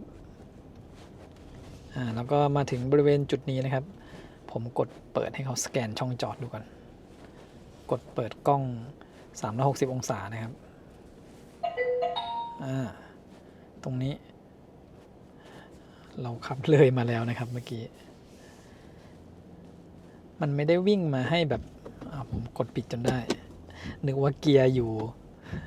ที่คอพวงมาลัยนะครับคือผมวิ่งมาแบบเฉียงๆเขาก็เลยสแกนไม่เห็นช่องทางด้านนี้นะครับปกติแล้วถ้าเราขับบริเวณลานจอดเนี่ยก็วิ่งเป็นแนวขนานไปแบบนี้นะครับลองขับเดินหน้าใหม่ดูสิหรือว่าผมกดไม่ถูกนี่ไงตรงนี้นะครับกดเริ่มจอดข้างคันนี้เลยนะแต่ทำไมเขาไม่ให้จอดจุดอื่นๆที่มันโล่งๆกว่านี้ช่องอื่นๆก็เห็นขึ้นมานะครับเห็นแม้กระทั่งหมอนรองล้อนะแต่เมื่อกี้มันยังเลือกไม่ได้นะครับตรงนี้ลองเข้าจอดดูนะครับ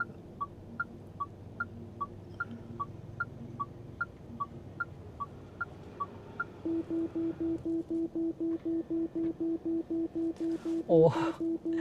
คือพอจอดชิดกับคันด้านข้างเนี่ยเขาเลยพับกระจกข้างเข้ามาด้วยนะครับ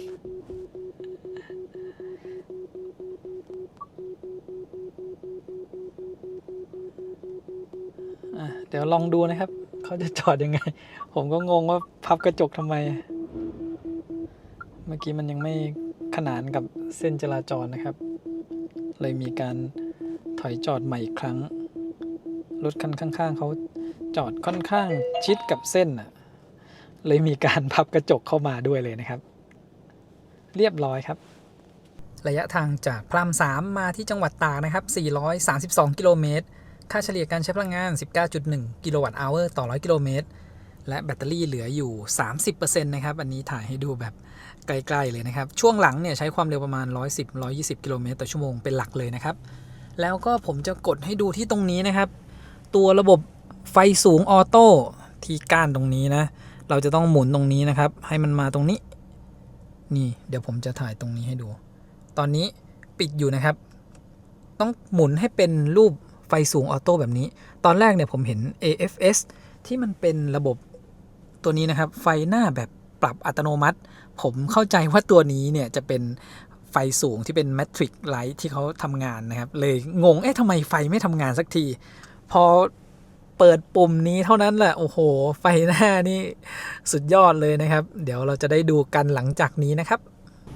เดี๋ยวก่อนออกเดินทางต่อนะครับถ่ายให้ดูที่ไฟด้านหน้าก่อนนะมีมาทั้งหมด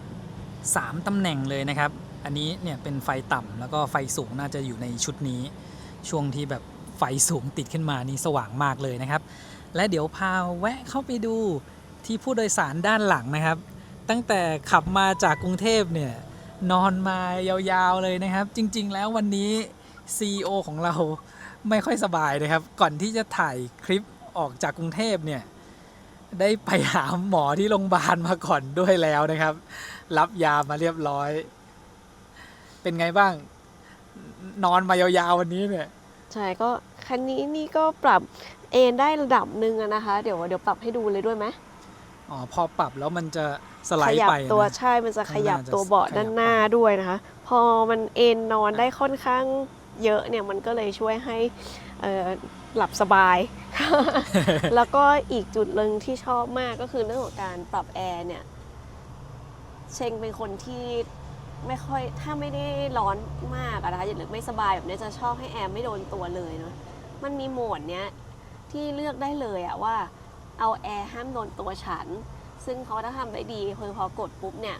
แอร์ก็จะไม่เป่าโดนตัวเราเหมือนเขาก็จะสแกนแหละว่าตัวเราอยู่ตรงไหนเนาะแต่ถ้าใครร้อนมากๆต้องการให้แอร์โดนตัวก็มีโหมดที่ให้เลือกได้ข้างหน้านี้นะคะอันไหนลองให้เชงปรับที่นั่งให้ดูนะครับจริงๆพอเชงปรับเสร็จเดี๋ยวผมต้องขยับเบาะด้านหน้ากลับมานะเพราะเอาอุปกรณ์กล้องวางไว้การปรับเอนเนี่ยมันจะมีโหมดให้ปรับออโต้ด้วยนะคะนี่จะเห็นว่ากดปุ่มเดียวปุ๊บเขาก็จะปรับเลยเนาะเดี๋ยวถอดรองเท้าก่อนซึ่งถ้าเขาปรับเอนให้เนี่ยมันจะเอนไม่สุดนะคะอันนี้มีสำหรับ Captain Seat ฝั่งซ้ายเนี่ยเขาก็จะมีที่รองเท้าให้ด้วยนะคะซึ่งจะเปิดออกมาจากเบาะด้านหน้าอันนี้เขาก็รองรับสำหรับคนขายาวกว่านี้ ซึ่งเราไม่ได้ขายาวขนาดนี้แต่เราอยากจะปรับเอนกว่านี้นะคะเราก็จะทำการหดตัวเจ้านี้เข้าไปแล้วก็ปิดที่รองเท้าสามารถสั่งจากเบาะที่นั่นได้เลยนะครับตอนนี้ไฟปิดลงแล้วก็พอเลื่อนมาข้างหน้าเนี่ยมันก็จะปรับเอนได้อีกนิดนึงด้วยนะคะนี่จะเชิงปรับเลย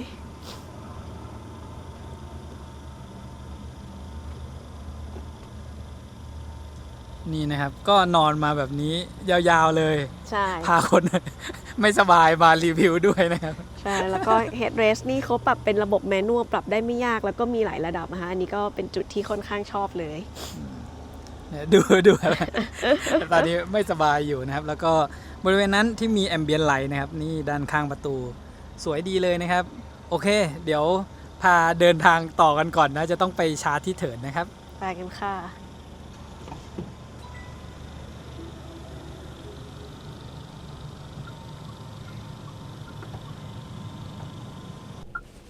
ไปกันต่อครับเนี่ยดูที่พื้นนะครับตอนที่ผมหักพวงมาลัยไฟจะเลี้ยวตามเลยนะครับตรงนี้สังเกตได้ง่ายนะหักพวงมาลัยนิดนึงเนี่ยไฟก็สายไปสายมาให้เห็นนะครับ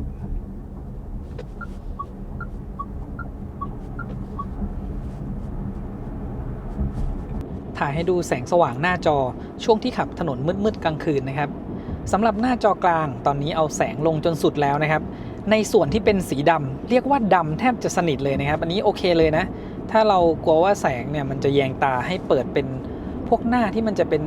สีดำๆเยอะๆนะครับมันจะได้ไม่ส่องสว่างออกมาเมื่อกี้ผมเปิดเป็นรูปรถเนี่ยมันก็จะมีส่วนที่เป็นสีขาวๆนะครับ แต่ว่า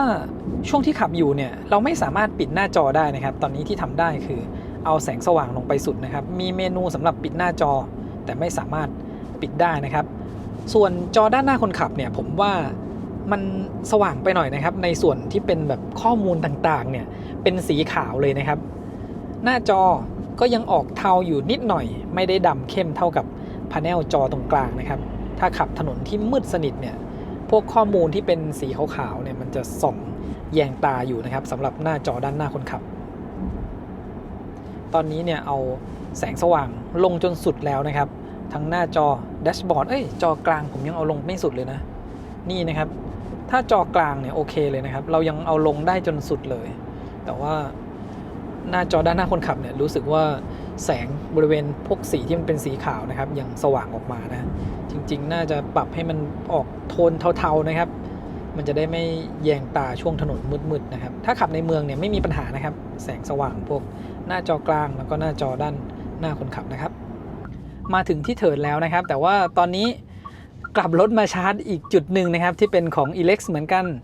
เพราะว่าจุดที่ชาร์จประจำนะครับ150กิโลวัตต์มีรถมาชาร์จพอดีนะครับถ้าเข้าไปชาร์จที่หัวซ้ายก็จะได้ประมาณ60กิโลวัตต์นี่ลองมาชาร์จตู้ที่เป็นรุ่น125กิโลวัตต์นะครับตู้นี้มันมีช่วงหนึ่งที่มันก็ชาร์จได้ไม่ค่อยแรงนะไม่แน่ใจว่าตอนนี้จะจ่ายกำลังไฟได้เท่าไหร่นะครับถ้าได้สัก100กว่ากิโลวัตต์นี้ก็โอเคแล้วนะเพราะว่า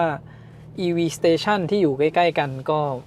มีรถชาร์จอยู่เหมือนกันนะครับถ้าไปชาร์จก็ได้ประมาณ40-50กิโลวัตต์นะครับถ้าแชร์คู่กันเพราะว่าเป็นรถ400โวลต์นะครับเดี๋ยวลองชาร์จดูว่าเราจะรับกำลังไฟได้เท่าไหร่นะครับตอนนี้แบตเตอรี่เหลืออยู่ 11% ยังไงก็ต้องชาร์จที่เถินก่อนนะครับถ้าเหลือเยอะกว่านี้สักหน่อยเนี่ยก็ยังไปที่ศพปราบได้นะครับอีกประมาณ40กิโลเมตรจากที่กรุงเทพมาถึงจุดนี้นะครับ526กิโลเมตรค่าเฉลี่ยการใช้พลังงาน 19.6 กิโลวัตต์อเวอร์ต่อ100กิโลเมตรและแบตเตอรี่เหลืออยู่ 11% นะครับเท่าที่ดูเนี่ยจากตากมาถึงนี่ระยะทางเกือบ100กิโลเมตรนะครับแบตเตอรี่ 1% ก็ขับได้ระยะทางประมาณ5กิโลเมตรนะครับใช้ความเร็วประมาณ110กิโลเมตรต่อชั่วโมงจากจุดนี้เราจะต้องมีแบตอย่างน้อยสัก 50% นะครับถึงจะพอที่จะขับไปถึงโรงแรมที่จังหวัดเชียงใหม่นะครับเริ่มชาร์จแล้วนะครับกำลังไฟขึ้นมาประมาณ108กิโลวัตต์108กิโลวัตต์อันนี้โอเคแล้วนะครับอย่างน้อยเนี่ยขอให้ได้กำลังไฟอยู่สัก100กิโลวัตต์ก็ใช้เวลาไม่นานนะครับเดี๋ยวเราดูว่าชาร์จประมาณ108-109กิโลวัตต์เนี่ยกี่นาทีจากแบตเตอรี่11ขึ้นไปถึง 50% นะครับเมื่อกี้ชาร์จ4นาทีได้แบตเพิ่มมา 5% นะครับจาก11ขึ้นมาเป็น 16% แล้วก็ผมกดดูอีกทีนึงเนี่ยสถานีนี้ว่างแล้วนะครับงั้นมาชาร์จกับตู้150กิโลวัตต์ดีกว่าไม่แน่ใจว่าชาร์จอยู่เดี๋ยวมีรถมาชาร์จด้วยหรือเปล่านะครับจริงๆเนี่ยอยากจะชาร์จตู้นี้ให้ดูนะว่ามันจะได้150กิโลวัตต์ยาวขนาดไหนนะครับผมชาร์จกับตู้ที่รับกำลังไฟได้เต็ม200กิโลวัตต์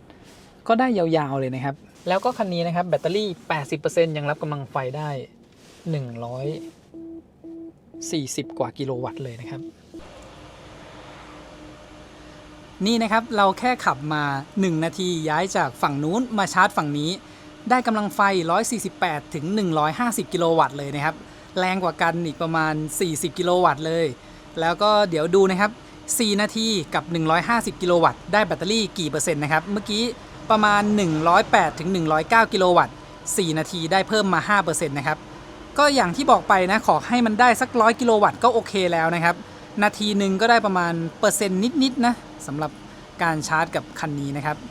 เนี่ยผ่านไปแค่นาทีครึ่งนะครับได้แบตเพิ่มมาแล้ว 2% สำหรับกำลังไฟ149-150กิโลวัตต์นี้นะครับ4นาทีได้แบตเตอรี่เพิ่มขึ้นมา 8% นะครับสำหรับ150กิโลวัตต์เทียบกับ110กิโลวัตต์อันนั้น4นาทีได้แบตเพิ่มมา 5% นะครับต่างกันอยู่ 3% สำหรับเวลา4นาทีนะครับตลอดการชาร์จเนี่ยกระแสไฟจะอยู่ประมาณ358แอมป์นะครับตู้นี้จ่ายกระแสไฟได้สูงสุดที่400แอมป์ถ้าเราได้ชาร์จกับตู้นี้เนี่ยก็ถือว่าใช้เวลาไม่นานเลยนะครับตอนนี้แบตเตอรี่ 50% แล้วเราใช้เวลาไปทั้งหมด16นาทีนะครับเดี๋ยวผมจะหยุดตอน เกือบ17 นาทีนะครับเอาไปรวมกันเราใช้เวลาชาร์จระหว่างทางเนี่ยก็21 นาทีนะครับเดี๋ยวดูว่าขับไปถึงที่เชียงใหม่แบตเตอรี่จะเหลือกี่เปอร์เซ็นต์นะครับตัวช่องชาร์จที่เป็นระบบไฟฟ้าของคันนี้เนี่ยผมชอบเลยนะที่เวลาเปิดออกมาเนี่ยแล้วเราไม่ต้องดึงจุกพลาสติกนะครับเวลาชาร์จเสร็จฝาก็ปิดให้เองเลยคือบางทีบางคันที่มีจุกพลาสติกก็มีแบบลืมบ้างนะครับแต่พอเป็นแบบนี้เนี่ยเราชาร์จเสร็จเอาออกฝาก็ปิดนะครับก็เหมือนกับ Tesla เลยนะก็ไม่ต้องห่วงเรื่องเวลาน้ำเข้านะครับคือเวลามีน้ำเข้าจริงๆเนี่ยมันจะมีรูระบายน้ำอยู่ข้างในนะครับรวมถึงตรงนี้เวลาเราชาร์จตากฝนนะครับน้ำฝนไหลอาบลงมาอาจจะเข้าไปบริเวณรอบๆตรงนี้มันก็ไปไหลออกด้านในได้นะครับจะไม่เข้ามาในบริเวณตำแหน่งที่เป็นคอนแทคตรงนี้นะครับผมลืมถ่ายให้ดูแผนที่ระหว่างที่ชาร์จนะครับเนี่ยเราชาร์จแบตเตอรี่ขึ้นไปที่ 50% นะครับตอนนี้แผนที่คำนวณว่าเราไปถึงปลายทางแบตเตอรี่จะเหลือ 22% นะครับอันนี้เป็นการคำนวณแบบคร่าวๆก็พอนะครับแล้วเขาก็จะคำนวณแบบไดนามิกนะถ้าเราขับเร็วขึ้นเดี๋ยวมันก็จะลดลงถ้าจากตอนนี้เนี่ยเดี๋ยวดูนะครับไปถึงปลายทางจะเหลือเท่าไหร่แต่มันพอให้เราคำนวณคร่าวๆได้นะครับถ้าเราใช้ความเร็ว110-120แล้วขึ้นเขาแบบนี้เนี่ยผมว่ามันจะเหลือต่ำกว่า 22% แน่ๆคือเราอาจจะชาร์จเผื่อไว้สัก 10-15% เลยก็ได้นะครับถ้าจะดูจากการคำนวณบนแผนที่ใช้เวลาชาร์จไปทั้งหมด21 นาทีนะครับฝั่งนู้น4 นาทีฝั่งนี้17 นาทีแล้วก็แบตเตอรี่เพิ่มขึ้นมาเป็น 51% จาก 11% นะครับพอชาร์จเสร็จกลายเป็นว่าทริปรีเซ็ตนะครับทั้งที่ผมเลือกไว้รีเซ็ตที่จอดรถไม่แน่ใจเหมือนกันทำไมถึงทริป2รีเซ็ตนะไม่ได้เลือกไว้ที่การชาร์จเพื่อรีเซ็ตนะครับถ้าเราเลือกไว้ที่ตรงนี้เนี่ยเวลาชาร์จเสร็จมันจะรีเซ็ตแต่ผมเลือกให้เป็นตรงนี้แล้วนะคราวนี้เนี่ยเราอาจจะต้องเอาระยะทางตอนแรกนะครับมาบวกกับหลังจากนี้นะครับที่รีเซ็ตแล้วเนี่ยรวมระยะทางแล้วก็ดูค่าเฉลี่ยกันนะครับก่อนหน้านี้ก็ขับมาประมาณ526กิโลเมตรนะครับเดี๋ยวขับไปอีกประมาณ160-170กิโลเมตรแปลกใจว่าทำไมค่าตรงนี้รีเซ็ตนะวันนี้ผมก็พยายามดูแล้วนะว่าไม่น่าจะรีเซ็ตนะกลายเป็นว่าทริปของเรารีเซ็ตไปแล้วนะครับเส้นทางด้านหน้าเนี่ยจะเริ่มเป็นเส้นทางโค้งเยอะหน่อยแล้วนะครับผมจะพาลองใช้งานระบบช่วยขับนะครับเลน Centering แล้วก็ Adaptive Cruise Control กดเปิดระบบนะครับกดที่รูปพวงมาลัย2 ครั้งถ้าเลนขึ้นเป็นเลนคู่สีฟ้าแล้วเนี่ยคือระบบทำงานแล้วนะครับแล้วก็ผมจะเปิดไฟสูง Matrix Light นะครับตอนนี้เห็นเปิดขึ้นมาแล้วนะครับผ่านจุดกลับรถผ่านได้สบายๆเลยนะครับยังไม่มีอาการเป๋ออกไปตามเส้นที่ออกไปทางด้านข้างเดี๋ยวดูจุดด้านหน้าต่อนะครับผมเซตความเร็วขึ้นไปสัก120กิโลเมตรต่อชั่วโมงตอนนี้เนี่ยเห็นไฟด้านหน้าสว่างดีเลยนะครับไฟ Matrix Light เขาทำงานช่วงถนนที่มืดๆแบบนี้เนี่ยขับกลางคืนสว่างดีเลยนะครับแล้วเดี๋ยวผมถ่ายจากกล้องตัวด้านหน้าให้ดูอีกรอบหนึ่งเนี่ยเวลาที่ขับผ่านรถบรรทุกนะครับเขาก็ดับตรงจุดตรงกลางลงไปตอนนี้มีอาการแบบชะลอเบรกเล็กน้อยนะครับลงมาประมาณความเร็ว110กิโลเมตรต่อชั่วโมงส่วนหนึ่งคือเห็นรถบรรทุกนะครับอยู่ไกลๆแล้วมันมืดด้วยนะช่วงเข้าโค้งนะครับเข้าโค้งให้ค่อนข้างเนียนเลยนะครับตอนนี้ผมแค่เอามือวางไว้ที่พวงมาลัยนะครับแต่รถเนี่ยทำการควบคุมแล้วก็เลี้ยวให้ตามโค้งนะครับคันนี้ที่ดีเลยก็คือมีระบบช่วยเบี่ยงหลบรถนะครับหากว่ารถเลนทางด้านซ้ายเขาขับมาอยู่ใกล้ๆเส้นเลนนะครับคันนี้ก็จะเบี่ยงออกไปทางขวาแล้วค่อยกลับมาที่ตรงกลางนะครับนี่ช่วงเข้าโค้งนะครับมีการชะลอความเร็วลงจาก120เหลือประมาณ106กิโลเมตรต่อชั่วโมงนะครับก็ลงมาแบบใกล้เคียงกับเวลาที่เราขับเองนะครับเราก็เจอรถบรรทุกอยู่ด้านหน้าเนี่ยขับใกล้ๆเส้นเลนนะครับเดี๋ยวดูช่วงที่ขับไปใกล้ๆรถบรรทุกเขาเริ่มจะออกไปชิดทางด้านขวาเล็กน้อยนะครับแต่มันจะเป็นเข้าโค้งด้านหน้าพอดีการเข้าโค้งทำได้ค่อนข้างสมูทนะครับมีอาการชะลอความเร็วในโค้งบ้างเล็กน้อยไม่ได้ชะลอลงเยอะอันนี้โอเคเลยขับใช้งานทางไกลแบบนี้ถือว่าช่วยได้ดีเลยนะครับและยิ่งการขับทางไกลแบบนี้นะครับทั้งระบบช่วยขับที่ถือว่าพอจะไว้ใจได้นะแล้วก็ไฟสูงที่สว่างดีแบบนี้ที่เป็น Matrix Light นะครับเนี่ยคอยส่องสว่างให้เราเห็นทัศนวิสัยได้ไกลเนี่ยขับกลางคืนได้ปลอดภัยดีเลยนะครับถ่ายให้ดูใช้ระบบช่วยขับแบบยาวๆเลยนะครับอันนี้ผมแค่วางมือไว้ที่พวงมาลัยคือคันนี้เขาจะเตือนถ้าเรา ปล่อยมือจากพวงมาลัยเกิน15วินาทีนะครับนี่เปิดไฟเลี้ยวนะครับระบบช่วยเปลี่ยนเลนบางทีก็ทำงานได้บางทีก็อาจจะทำงานไม่ได้นะครับสำหรับระบบช่วยเปลี่ยนเลนอัตโนมัติผมก็ไม่แน่ใจเหมือนกันนะครับบางจุดก็โล่งๆเลยเนี่ยเรากดเปิดไฟเลี้ยวบนหน้าจอจะขึ้นเป็นเส้นสีแดงๆนะครับแล้วก็ไม่แน่ใจนะครับถ้าเทียบกันกับตอนกลางวันอาจจะทำงานได้ดีกว่าหรือเปล่านะถ้าเป็นกลางคืนเนี่ยเวลาเห็นรถบรรทุกบางช่วงนะครับมีอาการชะลอลงเล็กน้อยนะครับแต่ไม่ได้ชะลอแบบหน้าขมำนะจาก120ก็อาจจะเหลือสัก110จุดตรงนี้มีเลนออกไปรถก็ยังขับได้ตรงๆเลยนะครับพอถ้าเป็นช่วงโค้งนะครับแล้วเขาเห็นรถบรรทุกจะมีการชะลอลงเล็กน้อยนะนี่เห็นทั้งระบบช่วยขับแล้วก็ไฟสูงที่ทำงานอยู่นะตอนนี้เลยนะครับคือถ้าเรานั่งมองอยู่ตรงนี้เนี่ยมันเห็นแบบไฟส่องสว่างแบบเต็มตาดีมากเลยนะครับสว่างออกไปทางด้านซ้ายและขวาดีเลยเนี่ยนะครับรถบรรทุกเขากินเลนมานิดหน่อยรถคันนี้เขาก็จะออกไปทางขวาก็แบบเกือบเหยียบเส้นเลนนิดนึงนะดูจุดข้างหน้านี้ดีกว่ามันจะเป็นบริเวณที่รวมเลนเข้ามานะครับคันนี้ผมว่าผ่านได้นะมันไม่ค่อยเสียวโอเคนี่ผ่านได้เลยโอเคเลยนะครับเดี๋ยวลองกดเปิดดูระบบช่วยเปลี่ยนเลนอีกสักครั้งหนึ่งเนี่ยมันจะขึ้นเป็นสีแดงนะครับถ้าเห็นบนหน้าจอตรงนี้ไม่แน่ใจเหมือนกันว่าเพราะอะไรนะครับแต่เราสามารถหักพวงมาลัยเลี้ยวได้เลยนะแล้วก็ช่วงนี้โอ้โหมันโค้งหนักนะครับเขาเลยแจ้งเตือนให้เราจับพวงมาลัยควบคุมเองนะตอนนี้เส้นจะไม่เป็นสีฟ้าแล้วนะครับก็ดีนะเตือนขึ้นมาทั้งบนหน้าจอตรงนี้แล้วก็บน Head Up Display เลยนะครับให้เรากลับมาควบคุมพวงมาลัยแล้วก็พอกลับมาตรงแบบนี้ผมลองปล่อยรถก็กลับมาทำงานให้เหมือนเดิมนะครับสำหรับระบบ Lane Centering ถ้าโค้งแบบนี้นะครับไม่ได้โค้งหนักเกินนะเนี่ยก็ไปได้ตามปกตินะครับแต่เมื่อกี้มาด้วยความเร็วสูงแล้วเจอโค้งที่แบบโค้งหนักๆนะครับมาดูไฟหน้าจาก Seeker 009 กันนะครับที่เห็นอยู่ตอนนี้ยังเป็นเพียงไฟต่ำธรรมดานะครับและดูในจุดนี้นะครับผมจะเปิดไฟ Matrix Light ขึ้นมาเป็นไงครับระบบไฟ Matrix Light ของ 009 สว่างดีมากเลยนะครับและเขาสามารถแหวกหลบรถคันด้านหน้าได้เลยนะครับที่เห็นอยู่ตอนนี้ถ้าหากมีรถสวนมาเลนตรงข้ามเนี่ยก็สามารถแหวกหลบได้นะครับดูเวลาที่เราขับแซงเขาก็จะค่อยๆดับเป็นส่วนๆไปนะครับและถ้ามีป้ายจราจรทางด้านข้างเขาก็จะส่องไปให้เราเห็นได้ชัดนี่นะครับดูบริเวณจุดนี้เวลาที่เราแซงรถคันด้านหน้าเขาก็จะแหวกหลบนะครับรวมถึงเลนตรงข้ามเลยนะครับนี่นะครับช่วงที่ขับแซงแล้วก็จะเปิดกลับขึ้นมาใหม่แบบนี้เลยนะครับฝั่งตรงข้ามเนี่ยส่องสว่างไปยันต้นไม้นู่นเลยนะครับ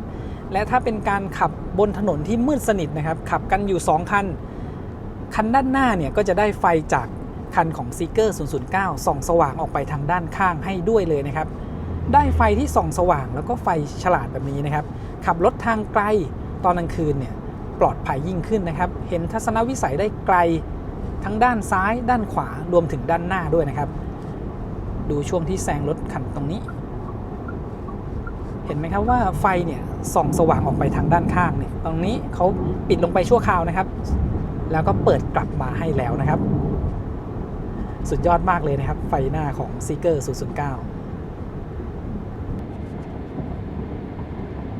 ตอนนี้ขับอยู่ช่วงทางหลวงดอยขุนตาลนะครับคันนี้เนี่ยช่วงล่างถึงแม้จะออกไปแนวนุ่มนะครับแต่พอเป็นช่วงทางโค้งก็ยังมีความเฟิร์มอยู่บ้างนะครับถ้าเป็นโค้งกว้างๆแบบนี้เนี่ยการเข้าโค้งก็ทำได้ค่อนข้างดีเลยนะครับแต่ถ้าเจอโค้งที่แบบแคบๆหน่อยแล้วเราขับมาที่ความเร็วสูงเนี่ยอันนั้นอาจจะรู้สึกได้ถึงอาการโยนที่เพิ่มขึ้นนะเพราะว่าช่วงล่างเซตมาแบบนุ่มนั่งสบายนะครับแต่การเข้าโค้งก็ทำได้ดีนะอันนี้ในเงื่อนไขที่บรรทุกน้ำหนักมาด้วยอีก200กิโลกรัมนะครับมันก็ช่วยเป็นน้ำหนักกดให้ทำให้การเข้าโค้งเนี่ยทำได้มั่นคงขึ้นนะครับมาถึงที่โรงแรมแล้วนะครับ Moose Hotel เชียงใหม่ที่นี่เนี่ยจะมีที่ชาร์จถึง6หัวชาร์จ AC นะครับไม่แน่ใจว่าวันนี้เนี่ย จะยังเหลือว่างหรือเปล่านะครับขับมาถึงนี่แบตเตอรี่เหลือ 12% นะครับวันนี้ก็มีคนเข้าพักเยอะเลยนะครับเดี๋ยวดูสักหน่อยโอ้โล่งเลยนะครับ6หัวชาร์จเป็นแบบเหมาจ่ายต่อครั้งนะครับ350 บาทชาร์จได้ทั้งคืนแต่ว่าวันนี้เรามาถึงเกือบตี 1นะครับเที่ยงคืน45 นาทีสรุปว่าแบตเตอรี่เหลือ 13% นะครับตอนที่ขับมาถึงเนี่ยผมมองผิดนะไปมองที่แมปเขาคำนวณคือจุดที่ผมกดมาก็คือ Moose Hotel เชียงใหม่นะครับแต่ตำแหน่งเนี่ยมันไม่ตรงกันนะครับเขาปักไปที่ตรงนี้สำหรับแผนที่ที่มากับตัวรถนะครับอันนี้เนี่ยผมก็ดูเป็นเปอร์เซ็นต์แบตที่จะถึงคร่าวๆเฉยๆนะก่อนเราจะออกจากที่เถินเนี่ยเขาบอกมาถึงจะเหลือแบต 22% นะครับแต่เราใช้ความเร็ว110-120 กิโลเมตรต่อชั่วโมงเป็นหลักแล้วก็เป็นทางขึ้นเขานะครับเปอร์เซ็นต์แบตก็ต่างกันอยู่ประมาณ 10% นะครับโดยประมาณก็อย่างที่ผมบอกนะให้ชาร์จเผื่อไว้สัก 10-15% นะครับถ้าไม่ได้เป็นทางขึ้นเขาเนี่ยอาจจะใกล้เคียงกว่านี้ก็ได้นะครับระยะทางที่ขับมาจากเถิน 173.6 กิโลเมตรค่าเฉลี่ยการใช้พลังงาน 24.4 กิโลวัตต์อเวอร์ต่อ 100 กิโลเมตรนะครับเป็นทางขึ้นเขาใช้ความเร็ว120 กิโลเมตรต่อชั่วโมงเป็นหลักเลยนะตัวเลขการใช้พลังงานเลยสูงแบบนี้นะครับและทีนี้เนี่ยถ้าเอาไปรวมกับระยะทางก่อนหน้านี้นะครับที่ขับมา 526.7 กิโลเมตรเนี่ยรวมกันก็ได้ประมาณเกือบ700 กิโลเมตรนะครับเรียกว่า700 กิโลเมตรพอดีก็ได้ค่าเฉลี่ยการใช้พลังงานเนี่ยเอามาคิดรวมกันนะครับจะอยู่ประมาณ 20.8 กิโลวัตต์อเวอร์ต่อ100 กิโลเมตรนะครับถ้าเราเอาระยะทั้ง2อันมารวมกันแล้วก็หาค่าเฉลี่ยอันนี้ผมถ่ายรูปคร่าวๆไว้นะครับแล้วก็มีกดจับเวลามาจากในแอปนี้ด้วยนะครับชื่อว่า Geo Tracker คือระหว่างทางเนี่ยนอกจากที่เราแวะชาร์จ21 นาทีผมมีแวะเข้าปั๊มแล้วก็แวะกินข้าวที่ไม่ได้แวะกินและชาร์จไปด้วยนะครับทำให้เวลาที่ใช้เนี่ยขึ้นมาถึง9 ชั่วโมงครึ่งถ้าขับแบบทำเวลาเนี่ยไม่ถึง9 ชั่วโมงได้สบายๆเลยนะครับแวะชาร์จแค่20 นาทีหรืออาจจะชาร์จสักครึ่งชั่วโมงก็ได้แล้วก็ความเร็วเฉลี่ยทั้งทริปนะครับอยู่ที่73 กิโลเมตรต่อชั่วโมงถ้ารวมเวลาพักนะครับแล้วก็ถ้าเฉพาะเวลาที่ขับเนี่ย82 กิโลเมตรต่อชั่วโมงนะครับซึ่งมันจะมีช่วงที่ติดไฟแดงช่วงที่ขับในเมืองนะครับทำให้ความเร็วเฉลี่ยเนี่ยมันอยู่แค่ประมาณ80กว่าถึงแม้จะใช้ความเร็ว120 กิโลเมตรต่อชั่วโมงมาตลอดทางนะครับแล้วก็คำนวณค่าใช้จ่ายนะครับผมแวะชาร์จที่เถินไป367 บาทมาชาร์จที่โรงแรมนะครับเป็นแบบเหมาจ่ายต่อครั้ง350 บาทรวมกันเนี่ยก็จะได้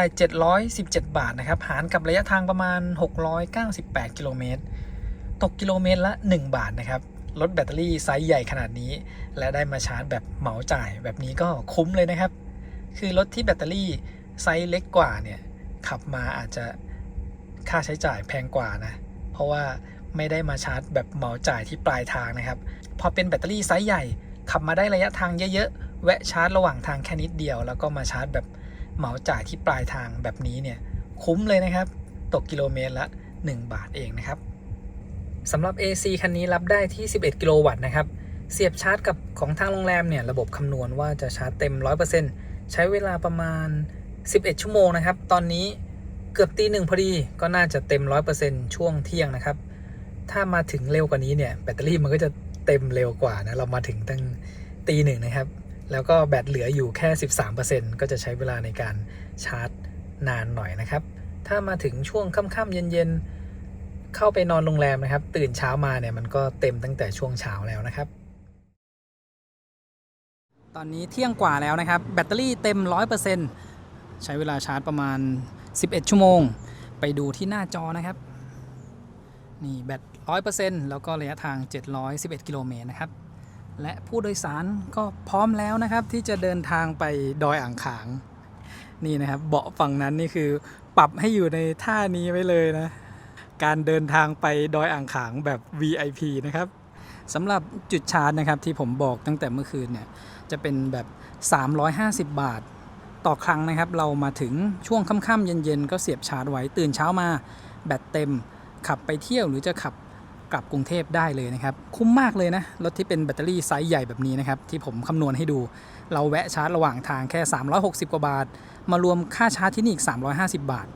ตกกิโลเมตรละบาทเลยนะครับขับรถไซส์ใหญ่ขนาดนี้จากกรุงเทพมาถึงเชียงใหม่เดี๋ยวก่อนไปอ่างขางนี้อาจจะแวะกินข้าวก่อนนะครับแล้วค่อยขับยาวไปเพราะว่าออกจากโรงแรมนี้ก็เกือบบ่ายโมงแล้วนะเมื่อคืนมาถึงดึกนะครับแล้วก็เช็คไม่ค่อยสบายนะก็ออกกันช้าหน่อยนะครับวันนี้เมื่อคืนที่ขับมาถึงเชียงใหม่เนี่ยอากาศเริ่มเย็นแล้วนะครับระหว่างทางเนี่ยมีหมอกลงช่วงที่ขับลงจากดอยอ่างขางมาแล้วก็อุณหภูมิอยู่ประมาณ23องศานะตอนที่มาถึงประมาณเที่ยงคืนตีหนึ่งนะครับตอนนี้แบตเตอรี่มี 100% นะครับโอ้การรีเจนก็ยังทำได้สูงอยู่นะครับยกเท้าออกจากคันเร่งเนี่ยแถบการรีเจนเมื่อกี้ขึ้นมาเกือบ 50% เลยนะครับแม้จะความเร็วต่ำอยู่ด้วยนะเดี๋ยวลองทางโล่งๆอีกครั้งหนึ่งนะครับว่ารีเจนขึ้นขนาดไหนนะครับนี่แบต 100% ยังรีเจนแรงอยู่เลยแล้วก็เดี๋ยวผมลองกดเป็น one pedal drive เปิด one pedal drive นะครับถ้าขับในเมืองเนี่ยใช้งาน one pedal drive สะดวกดีนะครับใช้แป้นคันเร่งเดียวเนี่ยเป็นทั้งคันเร่งแล้วก็เบรกตอนนี้ที่ใช้งานอยู่นะครับยกเท้าออกจากคันเร่งรถก็จะชะลอจนหยุดนิ่งนะครับเมื่อเราเปิดใช้งาน one pedal drive นะครับมุมบนซ้ายมือเนี่ยก็จะมีเป็นรูปเท้าแล้วก็เหยียบคันเร่งนะครับให้สังเกตที่ตรงนี้ว่าเปิดใช้งาน one pedal drive อยู่ดูที่ขีดการใช้พลังงานนะครับตอนนี้เป็นสีฟ้าคือเร่งคันเร่งอยู่ถ้าผมยกเท้าออกจากคันเร่งรีเจนเกิน 50% นะครับที่แบตเตอรี่ 100% คันนี้เนี่ยรีเจนได้แรงดีนะครับขับอยู่ระหว่างทางจากเชียงดาวไปฝางนะครับเส้นทางนี้เนี่ยก็จะมีโค้งเยอะให้ได้ลอง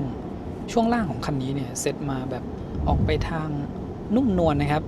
แล้วก็ผมขับอยู่ในโหมดสะดวกสบายนะครับตอนนี้ถึงแม้จะเป็นโหมดสะดวกสบายที่ช่วงล่างจะเซตให้นุ่มหน่อยเนี่ยแต่เวลาที่ขับเข้าโค้งนะครับการเข้าโค้งเนี่ยทำได้ดีเลยนะเพราะว่าพอเป็นช่วงล่างถุงลมไม่ว่าจะเป็นโหมดสปอร์ตหรือว่าสะดวกสบายนะครับช่วงเข้าโค้งเนี่ยอาการโยนใกล้เคียงกันเลยนะครับไม่ใช่ว่าพอเราเซตเป็นแบบนุ่มนวลแล้วมันจะโยนมากกว่านะแต่ที่ต่างกันก็คือเวลาขับผ่านทางขรุขระแบบนี้นะครับมันจะนุ่มนวลกว่าแล้วก็การเร่งแซงนะครับทำได้สบายๆเลยนะนี่เราบรรทุกน้ำหนักมาด้วยนะครับเมื่อกี้ผมเร่งแซงรถบรรทุกก็ยังทำได้ง่ายๆเลยจากความเร็วต่ำๆนะครับผมถ่ายให้ดูที่ Head Up Display นะครับจะมีแผนที่ให้เราดูนะช่วงเราขับทางโค้งเนี่ยถ้ามีแผนที่ดูไปด้วยเราก็จะรู้ว่าข้างหน้าเนี่ยเส้นทางเป็นแบบไหนนะครับและอันนี้เนี่ยแผนที่อยู่ใน Head Up Display เลยก็สะดวกดีนะครับไม่ต้องก้มหน้าลงมามองนั่งมานี่ก็หลับสบายเลยนะคะก็ถือว่าเป็นคันที่ช่วงที่เข้าโค้งต่างๆเนี่ยตัวเนี่ยมันจะไม่ค่อยมีการเหวี่ยงโยนไปโยนมานะคือช่วงที่กอล์ฟเข้าโค้งด้วยความเร็วเนี่ยมันรู้นะว่ามันโอเคมันมีอาการเหวี่ยงนิดหน่อยแต่ก็อยู่ในระดับที่ถือว่านุ่มนวลนะนั่งสบายแล้วก็ไม่เมารถด้วยไม่มีอาการมึนหัวเป็นอีกคันหนึ่งที่ถ้าเอนหลังนอนนี่ก็ถือว่ากำลังดีนะคะสบายๆไม่ค่อยมีอาการที่ตัวเนี่ยเหวี่ยงโยนไปมานะคะให้รู้สึกแบบไม่สบายอันนี้เนี่ยเวลาเขาเข้าโค้งด้วยความเร็วเนี่ยมันก็จะมีตัวเรามันจะเหวี่ยงตามแรงนิดหน่อยนะแต่โดยรวมแล้วเนี่ยดีไซน์ของตัวที่นั่งเนี่ยเขาก็ดีไซน์ให้มันโอบรับตัวเราดีด้วยประกอบกับช่วงล่างที่ดีเนี่ยก็เป็นอีกคันหนึ่งที่ในการนั่งมาในเส้นทางที่มีการเข้าโค้งเยอะๆเนี่ยรู้สึกว่าสบายไม่มึนแล้วก็ไม่เมารถค่ะซ้ายมือข้างหน้านี้จะเป็นแยกไปขึ้นดอยอ่างขางนะครับมีป้ายดอยอ่างขางอยู่ตรงนี้นะครับเป็นชื่อว่าทางแยกดอยอ่างขาง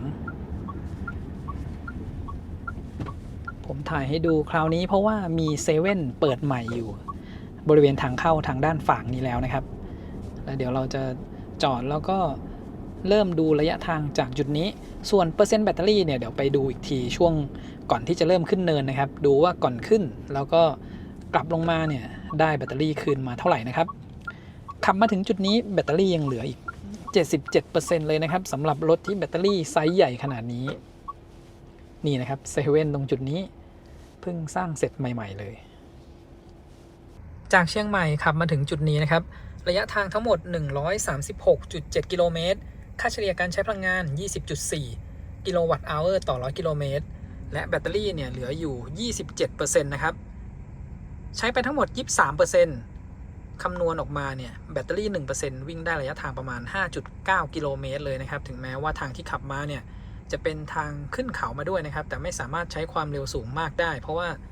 เป็นเส้นทางโค้งแทบจะตลอดเส้นทางเลยนะครับและเดี๋ยวเรามาขับทดสอบขึ้นดอยอ่างขางกันนะครับผมจะกดให้ดูที่ตรงนี้ดูเมนูกันแบบใกล้ๆก่อนนะครับมันจะมีโหมดการขับขี่ต่างๆตรงเนินแรกเนี่ยเดี๋ยวผมลองใช้ความสะดวกสบายนะครับโหมดคอมฟอร์ตนั่นเองหลังจากนั้นจะขับในโหมดสปอร์ตนะครับ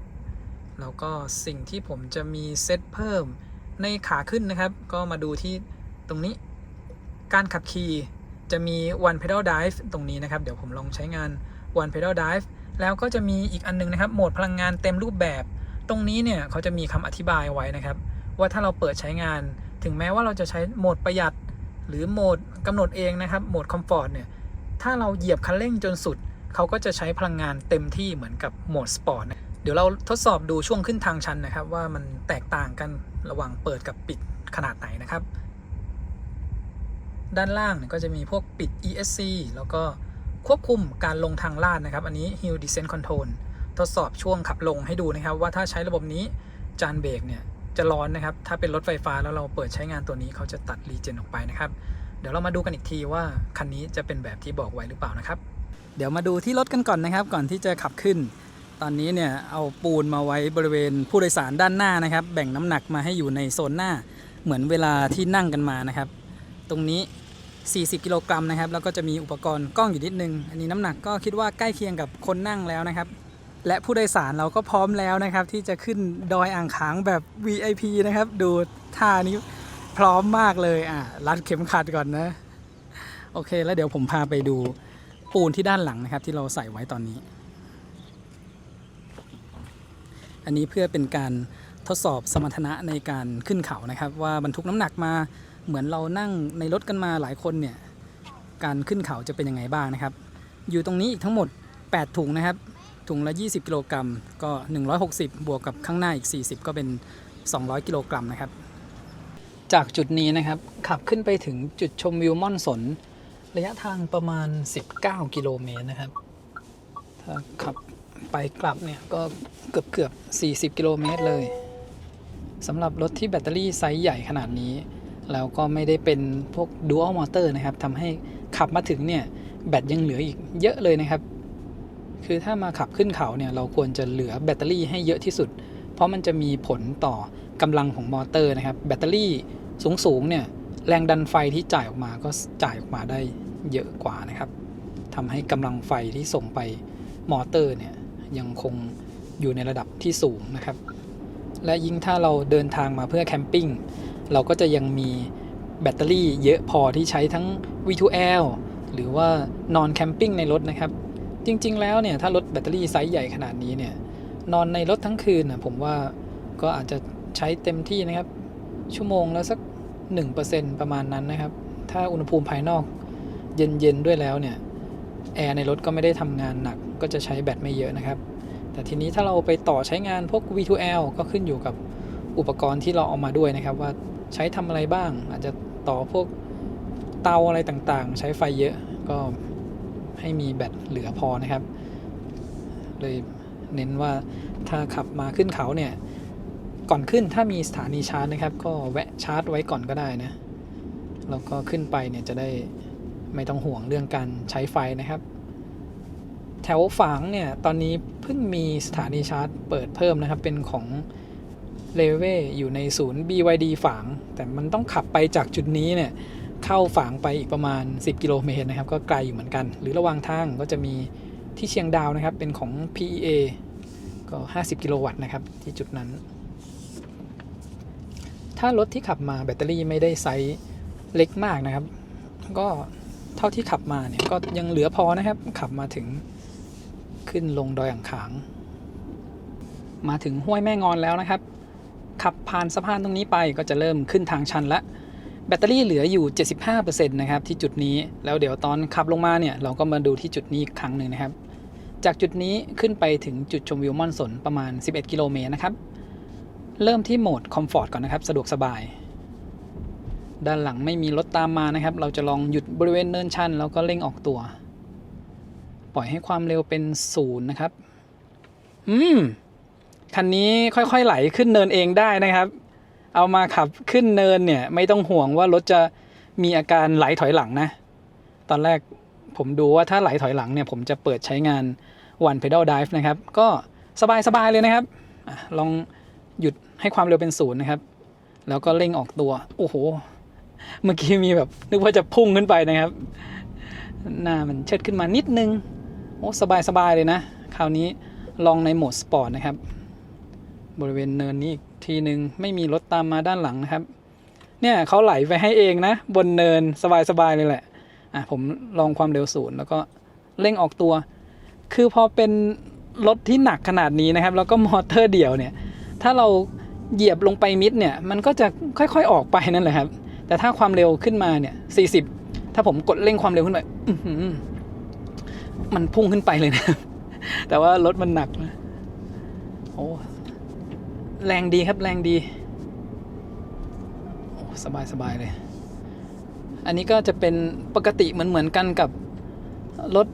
หลายๆรุ่นนะครับที่เป็นมอเตอร์เดี่ยวถ้าเราหยุดออกตัวเนินชันแล้วก็เหยียบลงไปสุดมันจะเป็นอาการแบบนั้นแต่ถ้าเราขับปกตินะผมลองตรงนี้ให้อีกเนินหนึ่งกดออกตัวไปแบบธรรมดาเลยนะครับยังไม่มีรถมาข้างหลังผมอยากลองดูอันนี้อีกนิดนึงผมเหยียบเบรกไว้ก่อนนะแล้วก็เปิดโหมดพลังงานเต็มรูปแบบไม่ได้เพราะว่าเราอยู่ในโหมดสปอร์ตนะครับทีนี้ผมเปิดการขับขี่ใหม่เอาพลังงานเต็มรูปแบบแต่ผมเหยียบคันเร่งออกเบาๆเนี่ยในเวลาที่เราขับปกติเราจะค่อยๆกดคันเร่งออกมันก็จะค่อยๆไปนะครับแต่ถ้าเราไปกระแทกคันเร่งลงไปเลยมันยังไม่สามารถพุ่งออกไปได้นะครับไฟเนี่ยจ่ายไปเต็มที่มอเตอร์แต่ว่ามันไม่เหมือนรถที่มี2มอเตอร์นะครับช่วยกันดึง2ตัวมันก็จะพุ่งออกไปได้เลยอันนี้ก็จะแตกต่างกันนิดนึงแค่ช่วงออกตัวนะครับแล้วก็โหมดพลังงานเต็มรูปแบบเนี่ยเขามีคำอธิบายบอกไว้นะครับที่ผมถ่ายให้ดูใกล้ๆบอกว่าถึงแม้จะใช้โหมดอื่นที่ไม่ใช่โหมดสปอร์ตเนี่ยถ้าเราโอ้โห ถ้าเราเหยียบคันเร่งลงไปลึกๆเนี่ยมันก็จะปล่อยพลังออกมาเต็มที่นะครับเนี่ยผมอยู่ในโหมดสะดวกสบายอยู่นะครับแต่ว่าถ้าเหยียบลงไปลึกเนี่ยมันก็พุ่งออกไปเลยนะ ก็โอเคนะครับโหมดนี้โอเคงั้นเราใช้ธรรมดาแล้วกันเป็นขึ้นในโหมดสปอร์ตนะครับค่อยขึ้นไปเรื่อยๆนะครับคราวนี้แล้วก็ด้วยช่วงล่างที่เป็นถุงลมนะครับทำให้การขับทางไกลเนี่ยนุ่มสบายดีนะครับแล้วก็เวลาที่เข้าโค้งอาการโครงเนี่ยในโหมดสปอร์ตหรือคอมฟอร์ตหรือประหยัดนะครับใกล้เคียงกันนะครับไม่ได้มีอาการโครงเยอะนะพอเป็นถุงลมเนี่ยเขาก็จะมีเซ็นเซอร์นะครับแล้วก็จะชดเชยช่วงที่เราขับเข้าโค้งไม่ใช่ว่าเราปรับไว้ให้นิ่มแล้วมันจะโครงเคลงไปเลยนะครับก็ไม่ใช่นะผมลองเทียบกันดูแล้วนะครับเป็นเหมือนกันเลย X9 ก็เหมือนกันนะครับที่เป็นช่วงล่างถุงลมถึงแม้เราจะใช้โหมดแบบนุ่มสุดเลยนะช่วงที่เข้าโค้งเนี่ยมันจะไม่ได้เข้าโค้งแล้วก็แบบโอ้โหโครงเคลงไปเลยนะครับมันก็จะใกล้เคียงกันเลยทำให้การเข้าโค้งเนี่ยยังรู้สึกมั่นใจอยู่นะครับถ้าใช้ความเร็วในความเร็วที่ปลอดภัยแล้วก็เหมาะสมกับเส้นทางนะครับอย่างเส้นทางนี้ก็สัก 40-50 นะครับโค้งที่ผมห่วงก็คือผมจะต้องขับให้ห่างจากบริเวณไหลทางหน่อยนะครับบางช่วงมันจะมีหินเดี๋ยวจะไปเหยียบแล้วก็อันตรายต่อยางนะครับขับเส้นทางแคบๆแบบนี้อาจจะมีชิดบริเวณเส้นจราจรกลางสักหน่อยนะอุณหภูมิบริเวณจุดนี้อยู่ที่27องศานะครับขึ้นไปด้านบนผมว่าน่าจะมีสัก20ต้นๆนะช่วงนี้อากาศเริ่มเย็นแล้วนะครับตอนนี้ก็4:20 นาที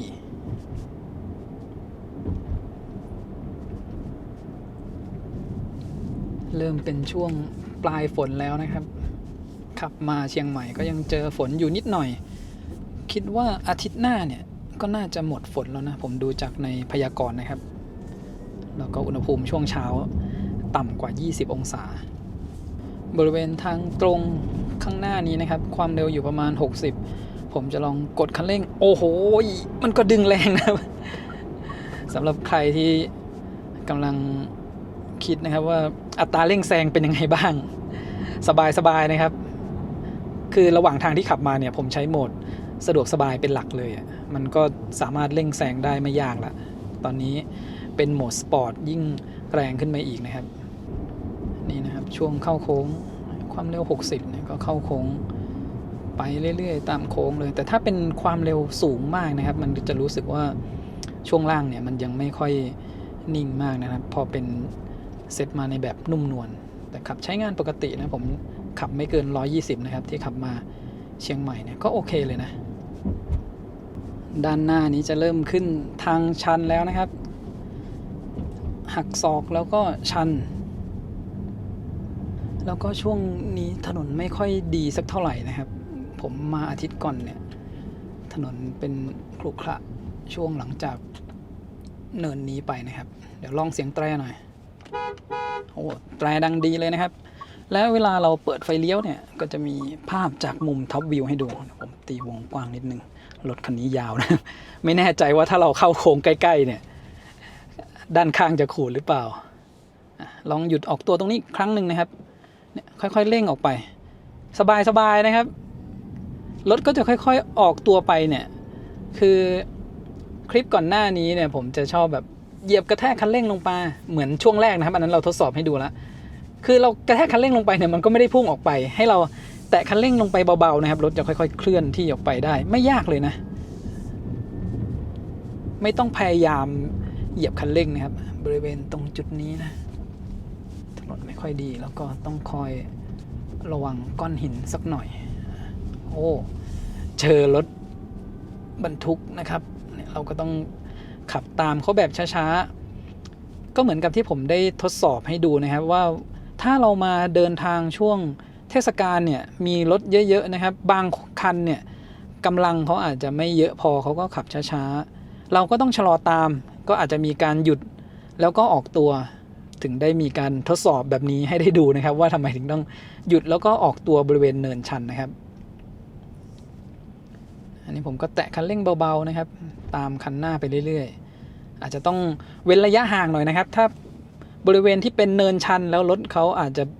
กำลังไม่พอหรือมีช่วงที่มันไหลถอยหลังเนี่ยจะได้ปลอดภัยสำหรับเราด้วยนะครับแล้วก็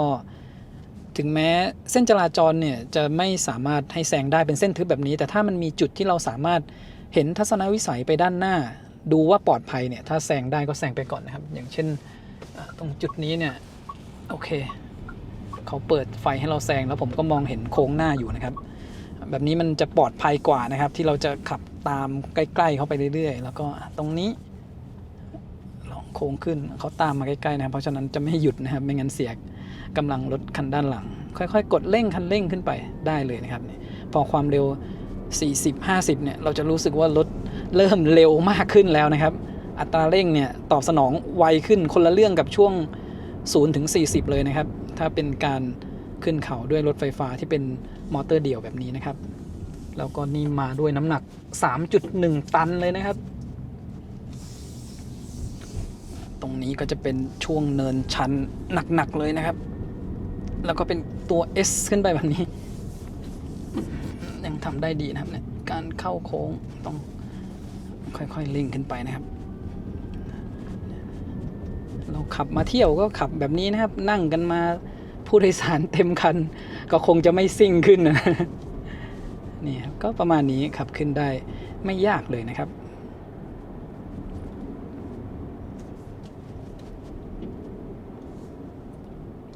จะต้องคอยสังเกตดีๆนะถ้าเรามองไปบริเวณขอบทางเนี่ยแค่ตรงเส้นจราจรขอบทางนะครับก็จะมีก้อนหินวางอยู่คือบางทีรถที่ขึ้นไม่ไหวเนี่ยเขาเอาก้อนหินมาลองล้อไว้นะครับเขาก็อาจจะไม่ได้โยนออกไปข้างทางหรือบางจุดก็จะเป็นเนี่ยหินที่มันสไลด์ตกลงมาจากข้างบนนะครับเป็นก้อนใหญ่ๆต้องคอยระวัง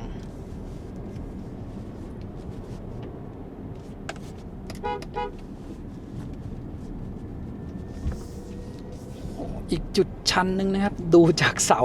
ที่ตั้งกับเทียบกับถนนนะครับว่าชันขนาดไหนตรงนี้โอ้โห พอขับรถไซส์ยาวๆขนาดนี้นะครับจะเข้าโค้งใกล้ๆก็ยังไงอยู่อะตีออกมาหน่อยแต่ก็ไม่ต้องข้ามไปอีกเลนอีกฝั่งนะครับเนี่ยสบายเลยนะ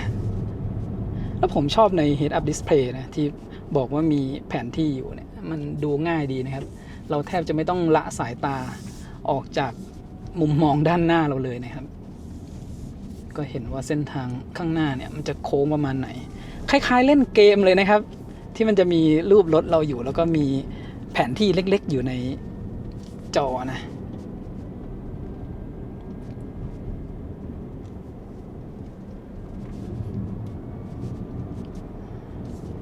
ตอนนี้รู้สึกได้ว่ากำลังรถเนี่ยยังดีอยู่เลยนะครับแต่คันเร่งลงไปเบาๆนะโอ้จุดนี้เนี่ยครับมันมีพวกหินเนี่ยที่เราต้องคอยระวังนะมาเส้นทางอ่างขางนี้นะครับเส้นทางอื่นผมก็ไม่แน่ใจนะว่ามันจะมีหินข้างทางเยอะแบบนี้หรือเปล่า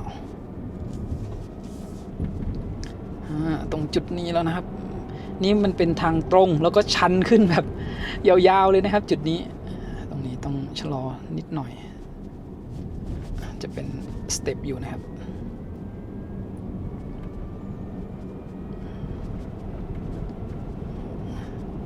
ขึ้นด้วยความเร็ว 60-70 นะครับกับรถ 3.1 ตันนี่ขนาดไม่ใช่ตัว Dual Motor นะครับกำลังยังเหลือเลยอะถ้า Dual Motor นี่คือเรียกว่าซิ่งขึ้นดอยกับรถตู้เลยนะครับสบายนะมาถึงจุดนี้แล้วนะครับไม่มีอาการผิดปกติอะไรเลยนะครับกำลังของเครื่องยังเหลือเลยของมอเตอร์นะครับแต่คันเร่งลงไปในระดับที่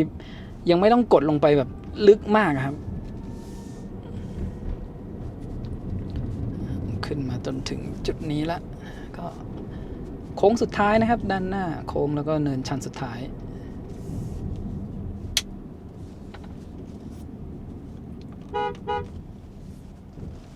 เดี๋ยวลองชะลอบริเวณจุดนี้สักหน่อยนะครับ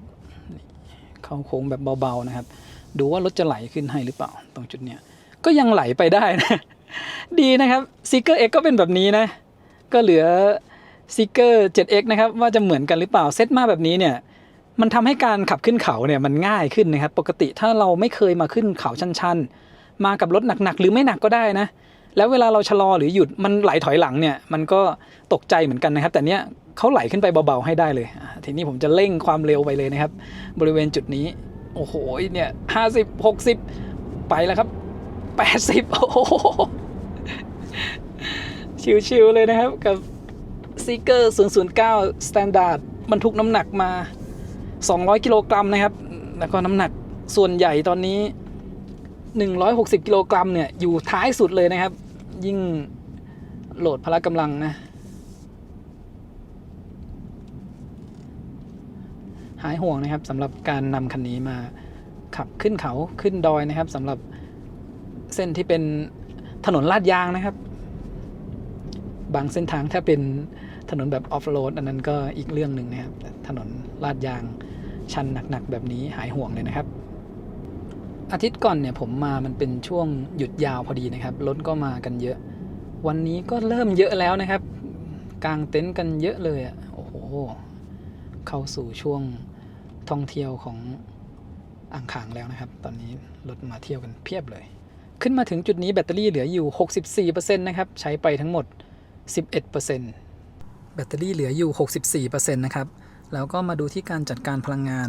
ดูกราฟนะครับช่วง10 กิโลเมตรที่ผ่านมากราฟเขาเนี่ยสุดแค่60 กิโลวัตต์อเวอร์ต่อ100 กิโลเมตรนะครับชนสุดเป็นกราฟเส้นตรงเลยนะน่าจะเป็นช่วงท้ายๆนะครับที่กดขึ้นมาแบบยาวๆเลยนะครับกราฟชนตรงนี้มาตลอดเลยแล้วก็เดี๋ยวทดลองขับลงทางชันนะครับโดยผมจะทดสอบใช้งานระบบช่วยลงทางลาดชันตัวนี้ควบคุมการลงทางลาดภาษาอังกฤษก็ตัว Hill Descent Control นะครับทดสอบว่าถ้าเราใช้ระบบนี้นะครับมันช่วยให้การลงทางลาดชันเนี่ย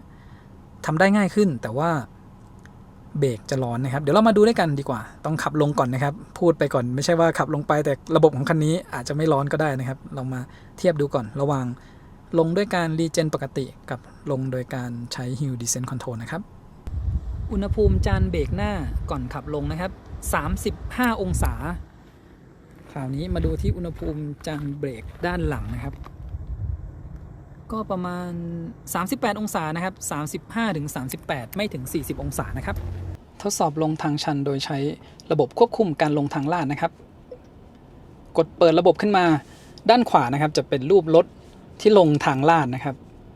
สัญลักษณ์ติดค้างน่าจะหมายถึงระบบทำงานนะครับแล้วก็เป็นสีเขียวแต่ถ้าเราเร่งคันเร่งไปเนี่ยพอระบบไม่ทำงานจะกลายเป็นสีเทานะครับแล้วก็ผมปล่อยคันเร่งที่ความเร็ว29เขาก็จะคงความเร็วไว้ประมาณ28-29นะครับมีขีดการรีเจนขึ้นมาด้วยนะครับประมาณ 20% นะคันนี้อาจจะใช้รีเจนมาร่วมกับเบรกนะครับจานเบรกอาจจะไม่ร้อนมากก็ได้หลายๆคันนะครับถ้าใช้เบรกเป็นหลักเนี่ยเดี๋ยวเราลงไปถึงบริเวณจุดพักรถนะครับอุณหภูมิจานเบรกประมาณ190แต่เราดูคันนี้นะครับว่าลงไปถึงจุดนั้นโดยใช้ Hill Descent Control เนี่ยอุณหภูมิจานเบรกจะอยู่ประมาณเท่าไหร่นะครับ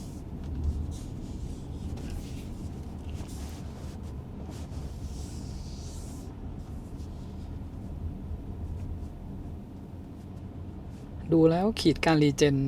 ก็ขึ้นมาด้วยเล็กน้อยนะครับอย่างเช่นความเร็วต่ำๆตอนนี้ก็ประมาณ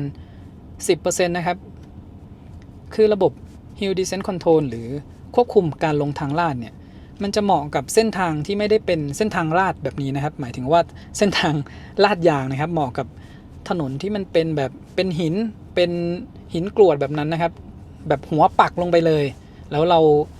อาจจะมีความกลัวอยู่นะครับอาจจะไปเหยียบเบรกแบบหนักๆเนี่ยรถมันจะลื่นถลายได้นะครับระบบนี้เนี่ยเขาจะช่วยควบคุมเรื่องเบรกแล้วก็ ABS ให้ทำให้การลงทางลาดชันเนี่ยมันปลอดภัยขึ้นนะครับแต่ในรถไฟฟ้าเนี่ยให้เราเหยียบเบรกได้ตามปกติเลยค่อยๆเหยียบเบรกลงไปแล้วก็สังเกตที่ค่าการรีเจนนะครับถ้าค่าการรีเจนยังขึ้นอยู่เนี่ยก็แปลว่ามีการใช้มอเตอร์ช่วยหน่วงความเร็วนะครับแต่ถ้าเราเหยียบเบรกแล้วมันไม่รีเจนเลยอันนั้นคือใช้เบรกล้วนๆนะครับแต่ละยี่ห้อก็จะโชว์แตกต่างกันไปโชว์เป็นกิโลวัตต์โชว์เป็นเปอร์เซ็นต์หรืออย่างเช่นคันนี้โชว์เป็นแถบการรีเจนนะครับเป็นสีเขียวถ้ายังขึ้นเป็นสีเขียวให้เราได้เห็นว่ามีการรีเจนก็อย่างน้อยก็โอเคนะรถยังรีเจนได้อยู่นะครับแต่ถ้ามันไม่รีเจนเนี่ยแสดงว่าผิดปกติแล้วก็ต้องคอยระวังนะครับถ้าขับลงทางชันยาวๆแบบนี้อันนี้ความเร็วประมาณ15กิโลเมตรต่อชั่วโมงนะครับขนาดรถหนัก3ตันผมเพิ่มความเร็วเป็นสัก20เขาก็น่าจะใช้ความเร็วสุดท้ายที่เรายกเท้าออกจากคันเร่งนะครับแล้วก็รักษาความเร็วลงไปเรื่อยๆอยู่ประมาณ20กว่านะครับระบบนี้เนี่ยส่วนใหญ่แล้วจะทำงานที่ความเร็วต่ำกว่า40กิโลเมตรต่อชั่วโมงลงมานะครับมีการรีเจนอยู่เล็กน้อยแล้วก็ถ้าผมเหยียบเบรกลงไปแถบการรีเจนก็ยังคงใกล้เคียงเดิมนะเพราะว่าระบบช่วยลงทางลาดเนี่ยเขาทำงานอยู่เร่งความเร็วขึ้นมาหน่อยถ้า30เนี่ย30กว่านะครับผมยกเท้าออกจากคันเร่งระบบก็ยังทำงานได้อยู่นะครับสำหรับระบบควบคุมการลงทางลาดความเร็ว37นะครับตอนนี้ก็ใกล้จะถึงจุดพักรถแล้วนะครับถ้าเป็นความเร็วสูงขึ้นนะครับอย่างเช่น37ตอนเนี้ยค่าการรีเจนก็จะเยอะขึ้นด้วยนะครับก็อยู่ประมาณ 25% แต่ถ้าความเร็วต่ำๆนะครับช่วง20เนี่ยก็จะรีเจนอยู่ประมาณ10กว่า%นะครับการรีเจนก็แรงตามความเร็วด้วยนะน่าจะใช้งานร่วมกันทั้งเบรกและรีเจนแบบนี้ก็โอเคนะครับสำหรับรถไฟฟ้าอย่างน้อยมีการรีเจนร่วมด้วยเนี่ยเบรกจะได้ไม่ร้อนเกินไปนะครับเดี๋ยวเราไปดูกันนะว่าอุณหภูมิจานเบรกจะอยู่ที่สักเท่าไหร่นะครับพอความเร็วมากกว่า40ตอนนี้ระบบก็จะไม่ทำงานนะครับจะเป็นสีเทาผมเบรกให้ความเร็วต่ำกว่า40ลงมาหน่อยระบบก็กลับมาทำงานนะครับ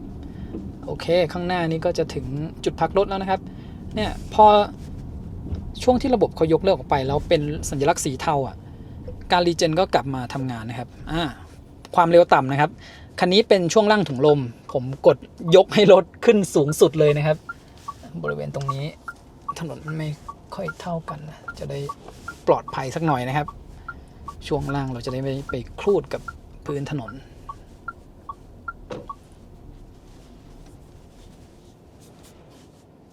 โอเคเดี๋ยวไปดูอุณหภูมิจานเบรกกันครับอุณหภูมิจานเบรกล้อหน้านะครับ154องศาก็เพิ่มขึ้นมาประมาณ 110 องศานะครับแบบนี้เนี่ยถือว่าไม่ได้เยอะเลยนะลดหนักขนาดนี้นะครับเพราะว่าเขามีการใช้รีเจนร่วมด้วยแต่ถ้าเราลงยาวๆ10 กว่ากิโลเนี่ยมันก็ขึ้นไป200 องศาได้นะครับเดี๋ยวเราค่อยเทียบกับการลงแบบใช้รีเจนล้วนๆเนี่ยล้อหลังแค่127เองนะครับคือเวลาเราลงทางชันเนี่ย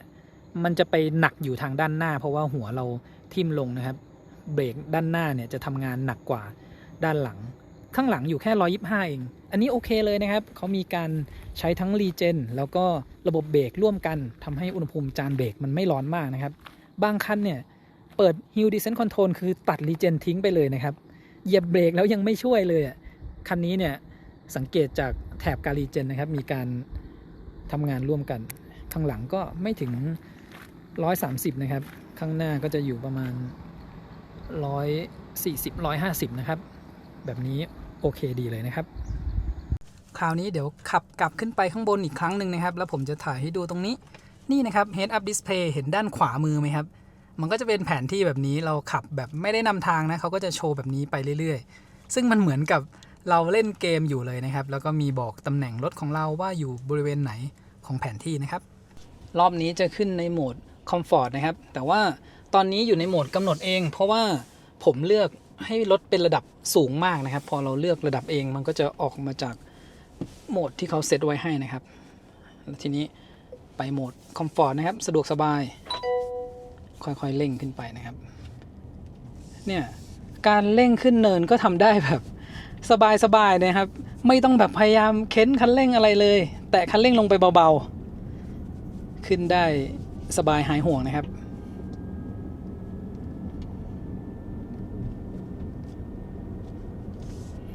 ระบบที่เขาทำมาให้เนี่ยก็โอเคเลยเรามีการชะลอบริเวณทางชันรถก็ค่อยๆไหลต่อขึ้นไปให้และในโหมดการขับขี่แบบสะดวกสบายแบบนี้นะครับเนี่ยมันก็แรงพอแล้วนะไม่ต้องสปอร์ตก็ได้นะครับ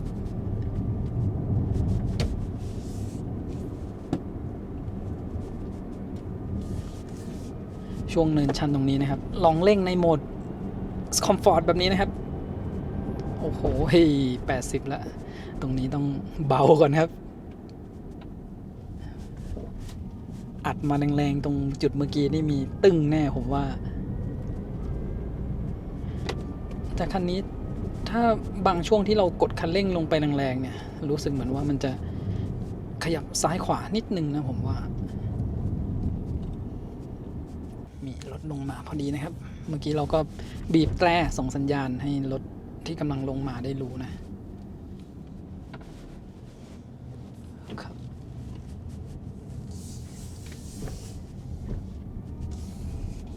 ในช่วงสุดท้ายนะครับลองโหมดประหยัดด้วยเลยก็ได้นะเนินสุดท้ายนะครับคือโหมดประหยัดเนี่ยความรู้สึกที่เหยียบคันเร่งลงไปยังไม่รู้สึกว่ามันตื้อเลยนะความเร็ว40นะครับโหมดประหยัดเองยังพุ่งดีเลยนะดูบริเวณโค้งนี้นะครับค่อยๆขึ้นแล้วก็กดคันเร่งลงไปความเร็วประมาณ16 กิโลเมตรต่อชั่วโมงแล้วเราก็เหยียบคันเร่งลงไปลึกขึ้นมาอีกนิดนึงนะครับเนี่ยแล้วมันก็พุ่งไปแล้วนะครับพอความเร็วเกิน40โอ้ย70 80โอ้เนี่ยขับขึ้นได้สบายๆนะครับแต่ว่าในโหมดประหยัดเนี่ยเขาจะเซตช่วงล่างเป็นแบบนุ่มมากๆเลยนะถ้าเป็นช่วงที่ขับผ่านถนนที่มันเป็นคลื่นๆมันก็จะนุ่มหน่อยแต่ว่าการเข้าโค้งเนี่ยไม่ได้รู้สึกว่ามันจะโยนมากขึ้นนะครับแม้แต่โหมดประหยัดก็ยังขึ้นได้ง่ายๆเลยนะครับขับเป็นโหมดสะดวกสบายตอนนี้แบตเตอรี่เหลืออยู่ 61% นะครับเดี๋ยวจอดสักพัก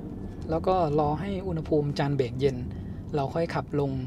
ยาวๆนะครับแล้วก็เดี๋ยวพาดูในรถกันสักเล็กน้อยก่อนระหว่างที่รออุณหภูมิจานเบรกเย็นนะครับเดี๋ยวเราจะพาดูภายในห้องโดยสารนะครับตรงจุดนี้เนี่ยวิวภายนอกก็สวยด้วยเลยนะครับแล้วเมื่อกี้เนี่ยพาขับขึ้นดอยอ่างขางณตำแหน่งที่นั่งตรงนี้เลยนะเป็นไงบ้างตอนขึ้นมาเนี่ยก็มีอาการหูอื้อนิดหน่อยนะ เพราะว่าคนขับเขาขับซิ่งทดสอบระบบเดี๋ยวเหยียบ แต่ก็โดยรวมก็ถือว่านั่งสบายนะคะก็นั่งขึ้นมาเนี่ยไม่มีอาการมึนหัวเลย อย่างไรก็ตามแต่ละคนเนี่ยเวลานั่งในรถเนี่ยบางคนมึนง่ายบางคนมึนยากนะส่วนตัวสำหรับเชงเนี่ยคันนี้นั่งแล้วไม่มึนนะคะก็ไม่เมาด้วยสำหรับตัว Seeker 009 Standard เนี่ยภายในเนี่ยเขาก็ดีไซน์ฟังก์ชันต่างๆมาให้ใช้เยอะเลยนะคะเดี๋ยวเราลองมาดูด้วยกันเริ่มจากทางด้านซ้ายมือนี้ก่อนเนาะก็เรื่องของ handle การจับเวลาขึ้นลงรถด้านใต้ตรงนี้เนี่ยก็จะมีปุ่มปิดเปิดนะคะ close กับ open คือช่วงแรกตอนแรกงงๆนิดนึงว่าต้องกดปุ่มไหนเพราะในใจคิดว่ามันควรจะเป็น open และ close นะแต่โอเคพอชินแล้วเนี่ยมันก็ close ก็คือปุ่มบน open ปุ่มล่างนอกจากนี้เนี่ยถ้าใครไม่ถนัดกดปุ่มนะคะก็สามารถที่จะใช้เป็น handle นะคะก็โยกเพื่อเปิดก็สะดวกนะคะขณะที่เปิดนะครับเมื่อกี้จะเห็น ambient light มันก็จะวิ่งไปด้วยนะนี่ดูวิวนะจุดนี้นะครับเนี่ยหาที่จอดดีๆนะครับนั่งชมวิวรับอากาศเย็นๆจากภายนอกได้เลยนะตอนนี้บรรยากาศที่ดอยอ่างขางกำลังดีเลยนะครับอุณหภูมิภายนอกประมาณ22องศานะครับอากาศเริ่มเย็นแล้วนะคะแล้วก็ในการล็อกประตูรถเนี่ยจะล็อกด้วยการที่เราเนี่ยกดสวิตช์แบบนี้ก็ได้นะคะเนี่ยก็จะเห็นว่าเปิดไม่ได้แล้วหรือว่าจะกดล็อกจากตรงแผงตรงนี้ก็ได้นะคะอันนี้พอปลดล็อกปั๊บจะเห็นว่าตัวล็อกเนี่ยปลดล็อกแล้วนะพอล็อกปุ๊บเขาก็จะปิดให้แล้วก็สามารถเปิดม่านได้จากตำแหน่งนี้เลยนะครับอันกลางเมื่อกี้ทำไมมันปิดเองก็ไม่รู้ลองเปิดให้ดูก็ได้ถ้าเรากด1ทีเนี่ยม่านเขาก็จะเปิดทั้งหมดทั้งบานนะคะแต่ถ้าเราต้องการให้เปิดแค่ครึ่งนึงหรือว่าบางส่วนเนี่ยจะต้องเป็นการกดปุ่มค้างนะคะเขาก็จะกดเปิดมาจนถึงจังหวะที่เราเอานิ้วออกเนี่ยเขาก็จะหยุดนะคะตัวม่านแปลกดีทำไมไฟปิดอีกแล้วก็ไม่รู้นะครับตำแหน่งตรงนี้จะสำหรับเปิดไฟนะครับไฟในห้องโดยสารคันนี้สว่างมากเลยนะครับ2 ดวงตรงนี้เนี่ยขับมาถึงเมื่อคืนเดี๋ยวไว้ถ่ายให้ดูตอนกลางคืนอีกครั้งนะครับใช่ก็สว่างมากแล้วก็สามารถที่จะปรับความสว่างได้นะว่าบางทีตอนกลางคืนเนี่ยเราไม่ได้ต้องการไฟสว่างขนาดนั้นมันแยงตาก็กดค้างที่ปุ่มนะคะความสว่างก็จะลดลงแล้วก็2ปุ่มนี้นะคะก็คือการปรับเลื่อนตัวกระจกนะคะ left นะคะก็คือตัวกระจกทางด้านบานซ้ายและก็ปรับกระจกบานขวาได้จากทางฝั่งนี้เลยนี่ก็สะดวกดีนะกดปุ๊บก็กระจกบานขวาก็จะเปิดเลยนะคะนี่ครับพาดูวิวข้างนอกด้วยเลยนะครับไหนๆก็อุตส่าห์มาตรงจุดนี้แล้วนะนอกจากนี้เนี่ยเขาก็ให้ตัวม่านบิวอินมาแล้วนะคะจะเป็นการดึงลงมาเป็นแบบแมนนวลในช่วงที่แดดแรงเนี่ยก็สามารถที่จะกดลงมาแล้วก็เสียบตรงนี้ได้เลยนี่ก็ใช้งานแล้วนะสะดวกดีเสียดายนิดหน่อยนะเนื่องจากดีไซน์ของตัวกระจกเนี่ยมันจะไม่ใช่สี่เหลี่ยมนะมันเลยยังเหลือพื้นที่ช่องว่างตรงนี้อีกนิดนึงที่บางจังหวะเนี่ยแดดมันจะส่องเข้ามาเหลือตรงนี้แต่บริเวณตรงนี้ก็ช่วยบังแดดไปได้เยอะพอสมควรเลยโอเคแล้วก็ด้านบนนะคะตรงนี้ก็จะมีตัวไฟอีกนะคะก็เป็นระบบสัมผัสนะกดปุ๊บก็ปิดเลยแล้วก็ตรงนี้จะเป็นช่องแอร์มาที่ตรงนี้ก็จะเป็นที่แขวนตัวเสื้อโค้ทนะคะตรงนี้เขาจะทำรอยบุ๋มไว้ให้เรากดนะแล้วก็สามารถที่จะแขวนเสื้อได้ซึ่งตรงนี้มีสัญลักษณ์เขียนว่า maximum 3 กิโลกรัมก็สามารถแขวนของได้ไม่เกิน3 กิโลกรัมนะคะแล้วก็เมื่อกี้ตรงนี้นะคะที่เรายังไม่ได้พูดถึงก็คือตัวนาฬิกาอันนี้ก็ดีไซน์มาเรียบหรูดูดีเลยนะคะและนอกจากการเป็นนาฬิกาแล้วเนี่ยเมื่อกดเข้าไปเนี่ยก็จะมีโหมดต่างๆอีกที่สามารถปรับแต่งได้ตั้งแต่เรื่องของอุณหภูมิของแอร์นะคะหรือจะปิดแอร์เรื่องของความแรงลมจะเป็นออโต้หรือว่าจะปรับบวกลบเองนะคะอันนี้โหมดที่ชอบมากก็คือเรื่องของแอร์อันนี้ฉันกดให้ไม่โดนตัวนะคะถ้าใครชอบให้แอร์โดนบริเวณหน้ากับตัวเนี่ยก็กดเปลี่ยนโหมดได้เลยอันนี้เป็นโหมดนวดนะคะซึ่งมีทั้งหมด5 โหมดเลยนะจะกดจากตรงนี้ก็ได้หรือว่าจะกดจากที่นั่งก็ได้นะคะมีปุ่มตรงที่นั่งด้วยตรงนี้ก็สามารถที่จะปรับเปลี่ยนโหมดได้แล้วก็ความแรงนะคะอันนี้แรงสุดถ้าเป็น1 ขีดก็จะเป็นแรงระดับที่1ใครต้องการแรงมากขึ้นก็กดปรับได้นะคะอันนี้ระดับ3มีมาให้ถึง5 โหมดเลยสำหรับการนวดแล้วก็สุดท้ายนะคะเรื่องของการจำ position ของเบาะที่นั่งที่เราตั้งไว้นะคะให้เซฟไว้ได้จะมีให้จดจำไว้ได้เนี่ย2 ตำแหน่งนอกจากนี้เนี่ยถ้า ถ้าต้องการเซฟกดด้านบนเลยนะคะ ถ้าต้องการให้เบาะเนี่ยเขาปรับเอนอัตโนมัติก็กดปุ่มนี้ก็จะเห็นว่าเบาะผู้โดยสารด้านหน้าเนี่ยเขาน่าจะเช็คแล้วแหละว่าไม่มีคนนั่งนะคะเขาก็จะเลื่อนไปค่อนข้างไกลเลยนะคะแล้วก็สำหรับเบาะ Captain Seat เนี่ยก็จะมีการยกตัวที่รองน่องขึ้นมาก่อนเลยนะคะแล้วก็เลื่อนออกมา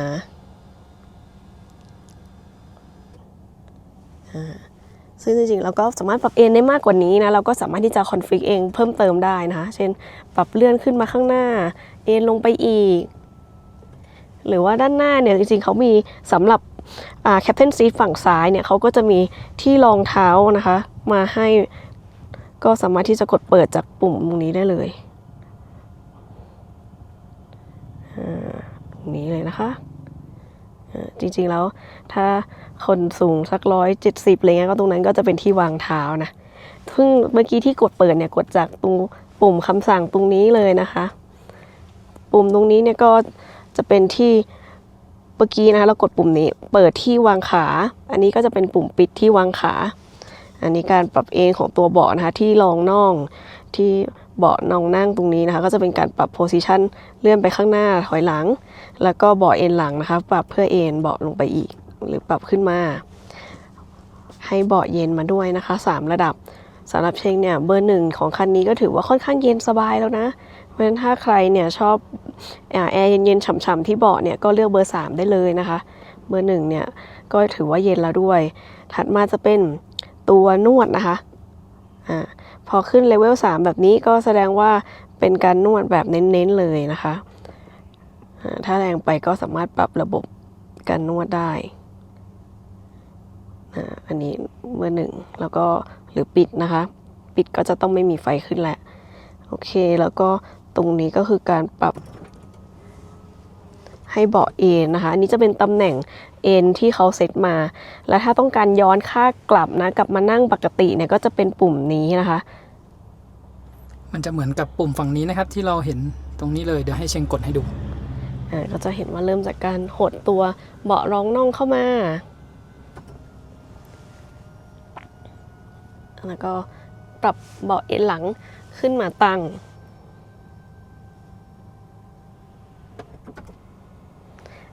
ปิดตัวที่รองเท้าให้อัตโนมัติ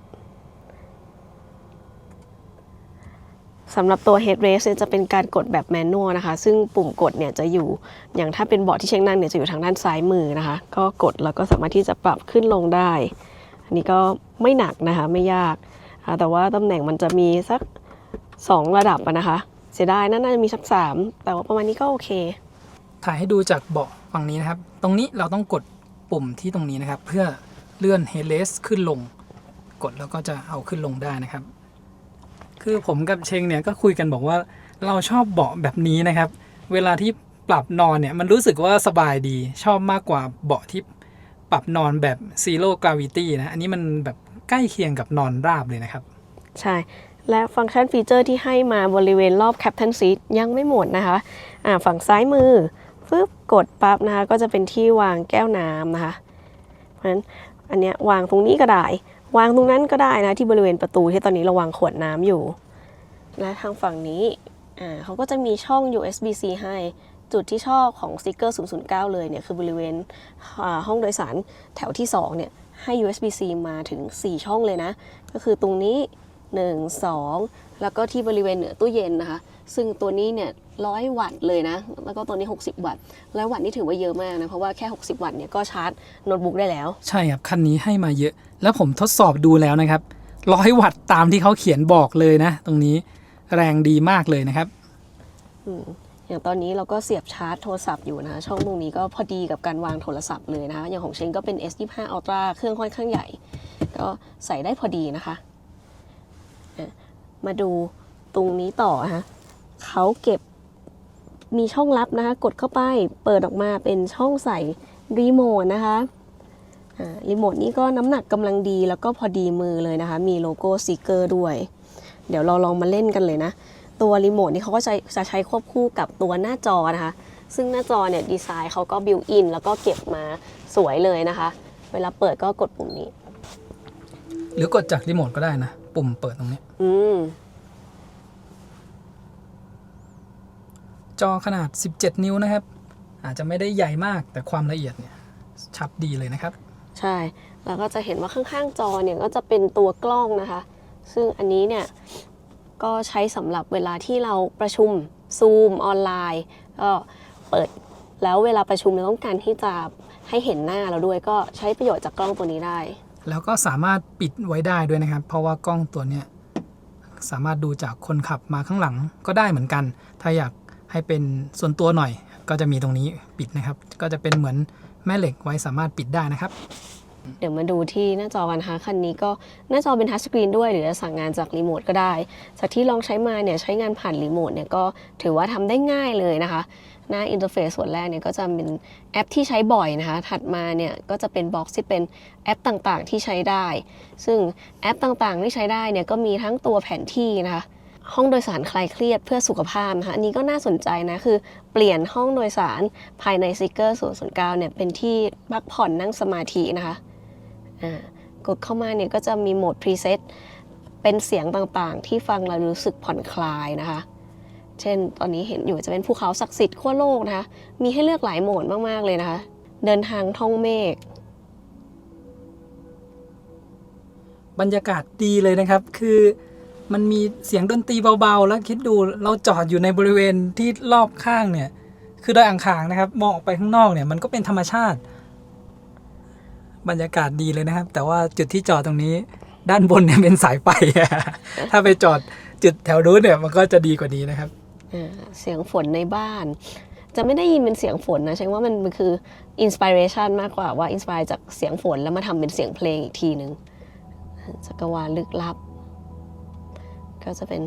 เสียงที่ฟังแล้วรู้สึกว่าสงบผ่อนคลายนะคะโหมดตั้งแคมป์พระอาทิตย์ขึ้นในตอนเช้าก็คลื่นฤดูร้อนซึ่งตรงนี้คุณสามารถตั้งเวลาได้นะครับสมมติว่าเราไปจอดแล้วอยากจะแวะพักผ่อนสัก15 นาทีครึ่งชั่วโมงระหว่างรอรับลูกหรือว่าระหว่างเดี๋ยวจะต้องมีประชุมต่อแต่ขอพักผ่อนทำสมาธิสักครู่อย่างเงี้ยค่ะก็ตั้งเวลาได้เลยนะคะเพื่อให้เขาปลุกอีกทีนึงแล้วก็กดเริ่มปึ๊บฟังเพลงนะคะเรื่องของตู้เย็นเนี่ยก็สามารถที่จะกดผ่านทางหน้าจอได้เลยทั้งการเปิดปิดตู้เย็นเปลี่ยนจากตู้เย็นเป็นตู้อุ่นนะคะอุ่นทำความร้อนอุ่นได้ถึง50 องศาและสามารถปรับเย็นสุดได้ถึง-6 องศานะครับทำความร้อนได้ถึง50นี่มีประโยชน์หลายอย่างเหมือนกันนะคะจะอุ่นอาหารเครื่องดื่มอะไรเงี้ยก็สามารถทำได้เลยสั่งการเปิดตู้เย็นเนี่ยจากหน้าจอได้นะคะพอกดปุ๊บตัวลิ้นชักตู้เย็นก็จะเลื่อนขยับออกมานะคะแต่ว่าเวลาปิดเนี่ยจะต้องใช้ระบบแมนนวลนะคะต้องดันปิดเองเมื่อกี้ผมบอกว่า-6 องศา-6แต่เมื่อกี้บนหน้าจอมันไม่ยอม-6จะสั่งการจากตรงหน้าจอตรงนั้นก็ได้หรือจะล็อกไม่ให้สั่งการจากตรงหน้าจอตรงนั้นก็ได้นะคะนี่มีโหมดล็อกหน้าจอตู้ทำความเย็นด้วยสมมุติว่าการเด็กๆเล่นอย่างเงี้ยแล้วก็มีโหมดฆ่าเชื้ออันนี้ประทับใจอยู่นะคือสามารถที่จะเปิดเพื่อที่จะฆ่าเชื้อตู้เย็นนะคะด้วยระบบ UV ซึ่งนี่เขาก็จะมีบอกว่าให้นำสิ่งของเนี่ยออกจากตู้เย็นก่อนนะคะก่อนที่จะทำการฆ่าเชื้อด้วยฟังก์ชันเรื่องของสะท้อนภาพหน้าจอใช้ได้นะคะสามารถที่จะฟังเพลงผ่าน USB ได้กล้องนะเมื่อกี้มีกล้องนี่ไงเห็นผมเลยเนี่ย เห็นเลยนะว่าทำอะไรอยู่ก็ใช้ประโยชน์จากเจ้ากล้องตัวนี้นี่เองนะคะสามารถถ่ายภาพไว้ได้ด้วยถ่ายวิดีโอได้สมมติว่าขับรถอยู่ใช่ไหมมีคนขับรถอยู่แล้วห้องโดยสารด้านหลังกำลังคุยเล่นกันสนุกหรือมีน้องหมาน้องแมวอยากจะเก็บภาพประทับใจก็กดได้เลยนะคะเห็นทั่วทั้งห้องโดยสารพอดีเป๊ะเลยเป็นมุมกล้องที่เขาดีไซน์มาอย่างดีการดูสื่อออนไลน์มีขายของด้วยนะร้านค้าซิกเกอร์แล้วก็นี่นะคะมีโหมดซูม 4K ให้มาเลยนะคะเจ๋งอยู่นะแล้วก็กดแบ็กออกมานะคะเจ้ากลมๆอันนี้คือโหมดเดียวกันกับอันนี้นะคะเป็นการเข้าแบบรวดเร็วแล้วก็แผนที่นะคะแล้วก็ตัวอุณหภูมิที่รีโมทนะคะก็จะมีปุ่มสำหรับเป็นทางลัดนะกดทีเดียวก็เข้าไปได้เลยเช่นจัดการเรื่องของแอร์ก็กด AC ปุ๊บมาที่เรื่องของการจัดการแอร์เลยนะคะอย่างจะเห็นว่าตอนนี้เนี่ยใน แถวผู้โดยสารแถว2เขาจะเรียกว่าชั้นธุรกิจนะคะด้านซ้ายของชั้นธุรกิจคือเบาะที่เชงนั่งอยู่ตอนนี้เชงก็จะใช้แอร์เป็นแบบหลีกเลี่ยงตัวนะก็จะขึ้นเป็นแบบหลีกเลี่ยงส่วนของก๊อฟเนี่ยเขาจะเป็นแบบอิสระนะคะทางด้านขวาสามารถควบคุมได้ทั้งในส่วนของคอนโซลเพดานแล้วก็ช่องระบายอากาศจากแถวที่3เราก็ควบคุมได้นะคะจากหน้าจอตรงนี้เลยโอเคเดี๋ยวเรากลับไปที่โฮมนะก็สามารถกดปุ่มลัดโฮมหรือว่าตรงนี้นะปุ่มลัดก็มีเรื่องของการกดปิดเสียงด้วยนะคะเช่นกรณีที่มีโทรศัพท์เข้าหรือเราต้องการที่จะให้ห้องโดยสารเงียบทั้งหมดเลยพวกฟังเพลงอยู่ก็กดตรงนี้ได้เลยนะคะเดี๋ยวเรากดโฮมกลับไป YouTube เนี่ยก็สามารถที่จะเล่นได้จากหน้าจอเลยนะคะอยู่นี่มีแอป YouTube นะครับหรือจะเปิดผ่านตัวเบราว์เซอร์ก็ได้เหมือนกันนะครับอ้าวเปิดมาเจอช่อง CG Go พอดีเลยโอ้โห ไม่ได้ตั้งใจเลยนะเนี่ย ไม่ได้ตั้งใจเลยนะเนี่ย เราสามารถที่จะกดดูคลิปได้เลยด้วยนะคะแล้วก็ YouTube เนี่ยสามารถเข้ามาเล่นได้เลยโดยที่ไม่ต้องล็อกอินก็ได้ค่ะผมชอบที่หน้าจอตรงนี้นะครับมันเหมือนกับอยู่บน Business Class เลยนะมีบอกความเร็วนะครับเหมือนที่เราอยู่บนเครื่องบินนะมีจอให้ดูแล้วก็บอกความเร็วของเครื่องบินบอกอุณหภูมิภายนอกนะครับนี่มีข้อมูลต่างๆบอกรวมถึงที่เมื่อกี้ได้กดแผนที่ให้ดูนะครับเราอยู่บนเครื่องมีจอส่วนตัวข้างหลังแล้วก็มีจอสำหรับดูข้อมูลรวมถึงข้อมูลคร่าวๆของตัวรถนะครับที่เขาบอกความเร็วแบบนี้ทำมาดีเลยนะแล้วก็มีปุ่มนี้นะคะเดี๋ยวเรากดด้วยกันฟึบก็จะเป็นแถบการสั่งการต่างๆนะคะโผล่ขึ้นมาทางซ้ายมือก็ปรับได้หลายอย่างปรับมุมของหน้าจอได้ด้วยนะคะมุมองศาของจอตัวนี้นะคะเพราะว่าเวลาที่เราเข้ามาใช้งานเนี่ยความสูงของแต่ละคนก็มีผลต่อองศาที่จะมองหน้าจอให้รู้สึกว่าสบายตาสบายคอเนาะนี่ปรับนะคะเป็น112องศาเขาก็จะมีการปรับองศาไปแต่ถ้ารู้สึกว่าคนตั้งฉากมากกว่านี้นี่ก็ปรับลดลงมาได้นะคะอันนี้ก็เป็นดีไซน์ที่ถือว่าใส่ใจกับผู้ใช้นะคะออกแบบมาให้เข้าได้กับคนหลากหลายขนาดตัวเมื่อกี้บอกว่ามีที่วางแก้วน้ำ2ที่นะมีที่3ด้วยนะคะก็คือตรงนี้สามารถที่ตรงนี้เขาจะซ่อนไว้ที่นั่งชั้น business นะคะของที่นั่งทางขวามือก็วางขวดน้ำวางแก้วน้ำอะไรได้อีกนะคะแล้วก็ตรงนี้ก็เป็นที่ว่างๆแล้วก็คุมกำมะหยี่สามารถวางของได้นิดหน่อยเวลาเก็บนะคะก็จะมีปุ่มอยู่ตรงนี้พับเก็บอย่างนี้ได้เลยชอบมากเลยนะครับสำหรับที่นั่งของคันนี้นะที่ได้ลองนั่งดูนะส่วนตัวเนี่ยถ้านั่งแบบไม่ได้นอนเชงรู้สึกว่าคนตัวเล็กแบบเชงเนี่ยจะนั่งแล้วเนี่ยจะเห็นว่าส้นเท้ามันจะลอยนิดนึงนะคะถ้าไม่ใส่รองเท้าเพราะฉะนั้นเนี่ยถ้านั่งทางไกลอาจจะเมื่อยนิดนึงเนื่องจากว่าตัวเบาะเขาทำมาค่อนข้างลึกแต่สำหรับคนไซส์มาตรฐานหรือค่าเฉลี่ยขึ้นไปเนี่ยน่าจะนั่งค่อนข้างสบายเลยใช่น่าจะไม่มีปัญหาเพราะว่าผมลองนั่งเหมือนกันถ้าเราดันตัวเข้าไปชิดเนี่ยเท้ามันจะลอยขึ้นมานิดนึงนะครับแต่ถ้าไซส์ผมว่าสูงสัก170ขึ้นไปเนี่ยไม่น่าจะมีปัญหาแล้วก็น่าจะพอดีกับเบาะด้วยนะสำหรับตอนนี้เนี่ยเราปรับที่นั่งแถวที่2ไปแทบจะชิดกับเบาะแถวที่3เลยนะครับทำให้พื้นที่ตรงนี้เนี่ยมันค่อนข้างเยอะมากเลยทีเดียวเดี๋ยวผมถ่ายให้ดูด้านหลังอีกนิดนึงนะครับตอนนี้เราเก็บของไว้นะครับมันก็อาจจะดูแบบแคบๆหน่อยนะสำหรับข้างหลังนะครับตัวข้างหลังเนี่ยมันไม่สามารถขยับไปมาได้นะครับแต่ว่าสามารถพับลงมาแบบนี้ได้ถ้าต้องการจะเก็บของเพิ่มนะครับแล้วก็พื้นที่ข้างหลังเนี่ยผมว่าก็มีพอสมควรอยู่นะครับตรงจุดนี้ที่ปุ่มตรงนี้นะครับฝั่งซ้ายรูปตรงนี้เอาไว้เปิดปิดแอร์ถ้าเรากดปิดเนี่ยตรงนี้แอร์มันจะเบาลงนะครับแล้วก็ตรงนี้สามารถตั้งให้แอร์ใส่ซ้ายขวาได้ด้วยนะครับที่ปุ่มนี้ตำแหน่งของแอร์ก็จะอยู่บริเวณนี้นะครับแล้วก็มีไฟห้องโดยสารตรงนี้ข้างหลังนะครับยังมีม่านให้มาด้วยนะที่ตำแหน่งตรงนี้นะครับเราสามารถดึงม่านลงมาปิดไว้ได้แบบนี้แล้วก็ให้ USB-C มาด้วยนะครับที่เก็บของตรงนี้อีกนิดนึงนะครับใส่พวกโทรศัพท์มือถือไว้ตรงนี้ได้เลยนะครับและด้านหลังของเบาะแถว2นะครับจะมีปุ่มอยู่2ปุ่มตรงนี้เอาไว้สำหรับกดนะครับแล้วเบาะตัวเนี้ยมันจะเลื่อนขึ้นไปข้างหน้าเลยแล้วก็พับลงไปนะครับเราสามารถเดินออกไปทางนี้ก็ได้เหมือนกันหรือเป็นการเพิ่มพื้นที่บริเวณตรงนี้นะครับ เดี๋ยวผมจะลองกดเบาะฝั่งทางขวามือให้ดูนี่นะครับพอกดปุ๊บเบาะก็จะเลื่อนไปนู่นเลยนะครับทำให้บริเวณตรงนี้เนี่ยมีพื้นที่เพิ่มขึ้นมาเยอะเลยนะครับเบาะเขาเลื่อนไปนู่นเลย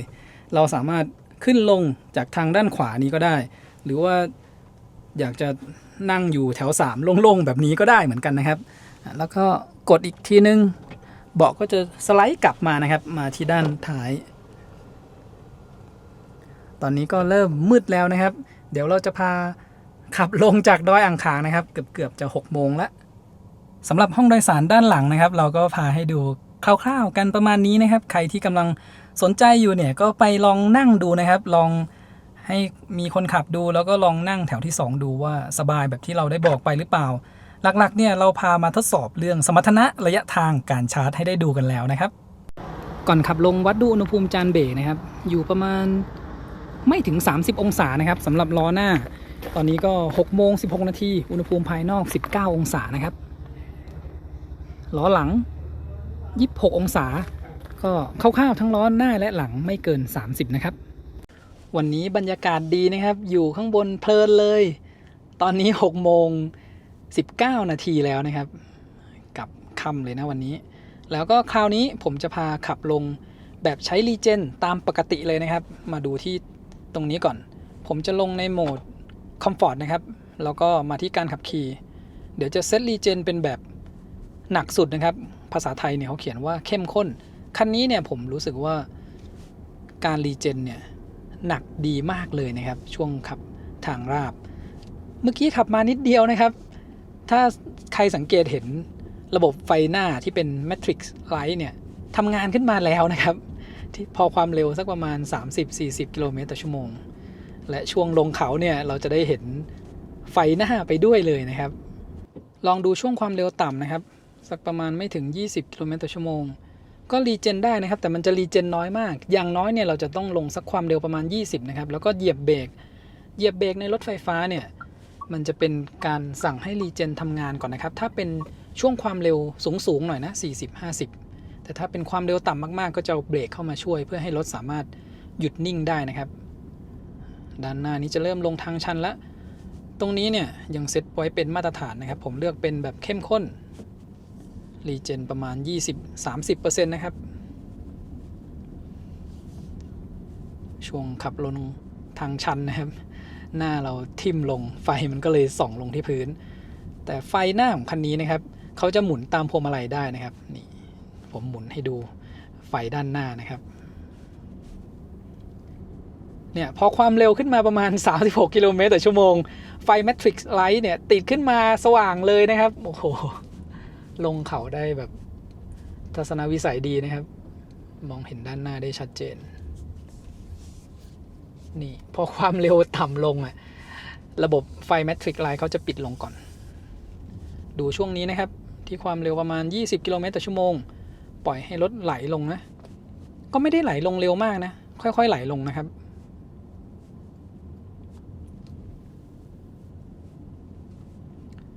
พอเราใช้ความเร็วต่ำเนี่ย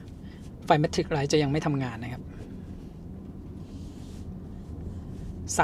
33 กิโลเมตรต่อชั่วโมง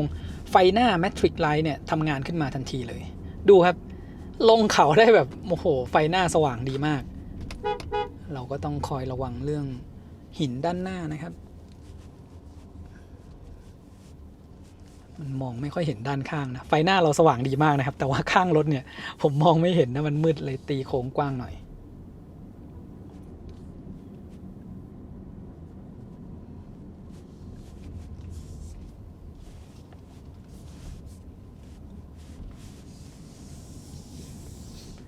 ช่วงชันๆตรงนี้นะครับผมยกเท้าออกจากคันเร่งความเร็ว30-31ค่อยๆไหลเร็วเพิ่มขึ้นนะครับรีเจนอยู่ประมาณ 40% นะครับเราก็ทำการ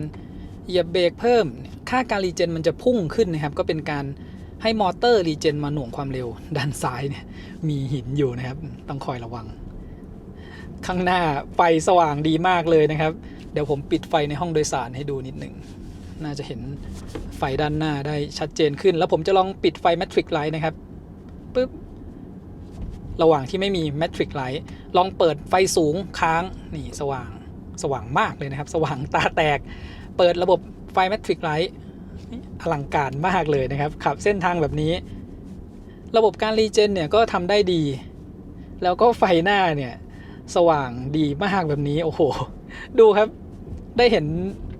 ไฟหน้าทำงานแบบเต็มที่เลยนะแล้วก็เดี๋ยวช่วงที่ขับกลับจากฝางนะครับถนนมันก็จะเป็นมืดๆเนี่ยเราได้ไฟหน้าแบบนี้มานี่สุดยอดมากเลยนะครับรถคันนี้ติดฟิล์มมาแล้วด้วยนะครับที่เห็นผ่านกล้องตอนนี้เนี่ยมันอาจจะไม่ได้สว่างเหมือนที่ตาผมเห็นนะแต่ว่าไฟหน้าสว่างดีมากเลยนะครับลงเขาคราวนี้พูดถึงกับไฟหน้ามากกว่าระบบการรีเจนเนี่ยอยู่ประมาณ 40-50% นะครับถ้าผมเหยียบเบรกเพิ่มเข้าไปแรงๆหน่อยเนี่ยมันก็จะรีเจนขึ้นมาสักประมาณ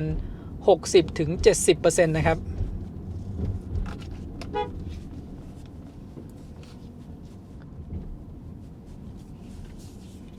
ขับไปเที่ยวต่างจังหวัดสบายๆเลยนะครับแล้วก็ช่วงล่างถุงลมเนี่ย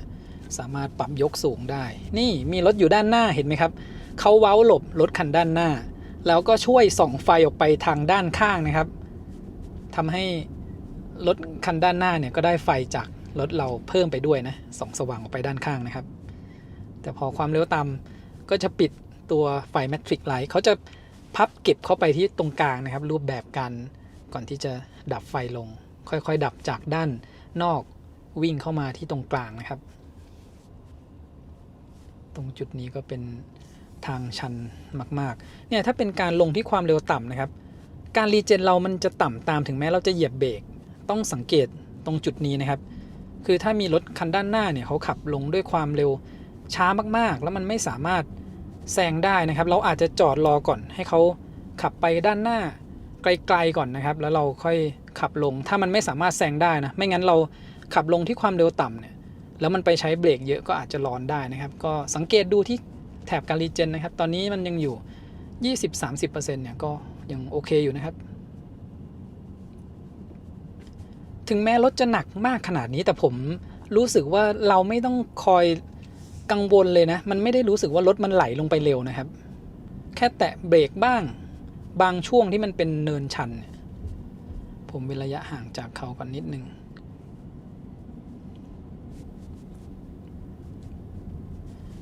พอเลี้ยงความเร็วให้อยู่สักประมาณ 20-30 กิโลเมตรต่อชั่วโมงนะครับแล้วก็แตะเบรกลงไปบ้างค่ารีเจนมันจะแรงกว่าช่วงที่ขับเข้ามาใกล้ๆเขานะครับเขาบรรทุกหนักมาด้วยตรงจุดนี้พอจะแซงได้นะครับเขาก็ชะลอให้เราแซงก่อนสุดยอดไฟหน้ามากเลยนะครับและยิ่งในคันนี้นะครับ Seeker 009 Standard เนี่ยราคาถูกลงมากกว่ารุ่นที่เป็น All Wheel Drive ตั้ง 700,000 เลยราคาอยู่2ล้านต้นๆได้ไฟตัวนี้มาด้วยนี่ผมว่าคุ้มเลยนะครับคือแทบจะเหมือนกันหมดเลยนะเปลี่ยนในเรื่องของเบาะนิดหน่อยนะครับเรื่องตัดเบาะอุ่นออกไปซึ่งในไทยก็ไม่ได้ใช้อยู่แล้วนะครับช่วงล่างนี่ก็เหมือนกันเลยแล้วก็พละกำลังที่น้อยลงซึ่งพละกำลังที่ให้มาเนี่ยมันเหลืออยู่แล้วนะครับขนาดว่าเอามาขึ้นอ่างค้างหนักๆเนี่ยยังขึ้นได้สบายเลยขับใช้งานในเมืองมันก็ไม่ได้ต้องการใช้แบบแรงมากขนาดนั้นนะครับยกเว้นใครที่อยากได้พละกำลังแบบจัดเต็มนะครับ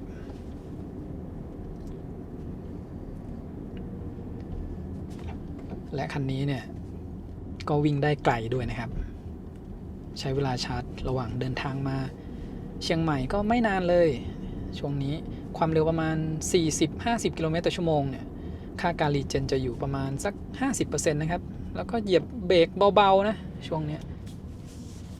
ก็สามารถชะลอความเร็วรถไว้ได้แล้วนะคือบางคันไม่ได้หนักขนาดนี้นะครับแต่เขาปล่อยให้รถมันไหลลงเขาเร็วยังรู้สึกว่าต้องคอยระวังมากกว่าแต่คันนี้เนี่ยการหน่วงของเขานี่โอเคเลยนะครับและยิ่งถ้าเราเปิด One Pedal Drive นะรถสามารถหยุดนิ่งได้เลยนะผมว่าเดี๋ยวผมลองเปิด One Pedal Drive จุดนี้นะครับที่เป็นเนินชันหยุดนิ่งบริเวณเนินชันได้เลยนะครับเดี๋ยวไปต่ออีกนิดนึงนะตรงนี้มันไม่ได้ชันมากเดี๋ยวผมลองดูแถว ด้านหน้านี้ก็น่าจะชันละผมยกเท้าออกจากคันเร่งที่จุดนี้นะครับความเร็วค่อยๆลดลงมาความเร็วเหลือ20ไฟ Matrix Light ปิดลงไปก่อนค่อยๆชะลอจนเหลือ0พอความเร็วเหลือ0เขาก็จะเปิดออโต้โฮขึ้นมานะครับเพื่อให้รถเนี่ยหยุดอยู่กับที่นะครับผมปิด One Pedal Dive ก่อนลงแบบใช้งานรีเจนนะครับแล้วก็เหยียบเบรกเพิ่มในบางโค้งแล้วก็เนินที่มันชันมากๆนะครับ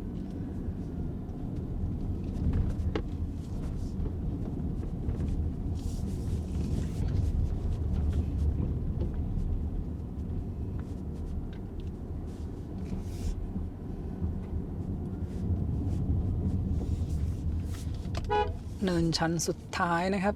ขอตีวงกว้างเล็กน้อยไม่แน่ใจว่าใกล้ๆเนี่ยมีหินหรือเปล่า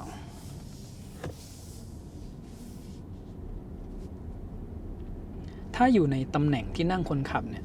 ไฟมันรู้สึกว่าเต็มตาพอดีเลยนะครับในกล้องเนี่ยมันอาจจะรู้สึกว่าไฟมันอยู่ไกลๆนะแต่ในตำแหน่งคนขับตรงนี้เนี่ยเต็มตาเลยนะครับแล้วก็ก่อนที่เราจะขับลงมานะครับแบตเตอรี่เหลือ 60% นะลงมาถึงจุดนี้แบตเตอรี่เพิ่มขึ้นมา 2% นะครับก็จะเป็นประมาณนี้นะครับสำหรับรถที่มีแบตเตอรี่ไซส์ใหญ่มากเวลาที่เราขับลงมาเนี่ยเปอร์เซ็นต์แบตเตอรี่มันอาจจะดูเหมือนเพิ่มขึ้นมาไม่เยอะแต่ถ้าคิดเป็นคร่าวๆนะครับคันนี้แบตเตอรี่ขนาด116กิโลวัตต์อเวอร์ 1% เนี่ยก็ประมาณ 1.1 กิโลวัตต์อเวอร์แล้วนะครับเดี๋ยวเราดูว่าลงไปถึงข้างล่างสุดเนี่ยมันจะได้กลับคืนมาเท่าไหร่นะครับถ้ารถที่ไซส์แบตเล็กๆหน่อยเนี่ยเวลาขับลงก็จะรู้สึกว่าการเพิ่มของเปอร์เซ็นต์เนี่ยมันเยอะแต่ถ้าเราคำนวณเทียบเป็นปริมาณของไฟที่ได้กลับคืนมานะครับมันก็ใกล้เคียงกันนะช่วงที่ขึ้นก็เหมือนกันนะครับช่วงที่ขึ้น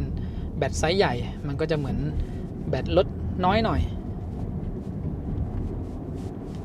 ตอนนี้6:30นะครับข้างนอกนี่ก็เกือบจะมืดสนิทอยู่แล้วนะครับเดี๋ยวเราจะต้องไปวัดอุณหภูมิจานเบรกอีกสักทีหนึ่งแต่ผมกดเบรกไม่ค่อยเยอะเท่าไหร่นะอย่างที่บอกคันนี้ระบบรีเจนทำงานโอเคนะครับมันไม่ถึงกับรู้สึกว่ารีเจนหนักแล้วก็หน่วงแรงๆแต่ช่วงที่ขับลงเนี่ยรถหนักขนาดนี้ยังไม่ต้องคอยแบบเหยียบเบรกเยอะเลยนะครับการชะลอเนี่ยทำได้สมูทดีไม่แน่ใจว่ามืดไปหรือเปล่าผมปิดไฟไว้นานเปิดไฟให้เห็นภายในห้องโดยสารสักหน่อยนะครับ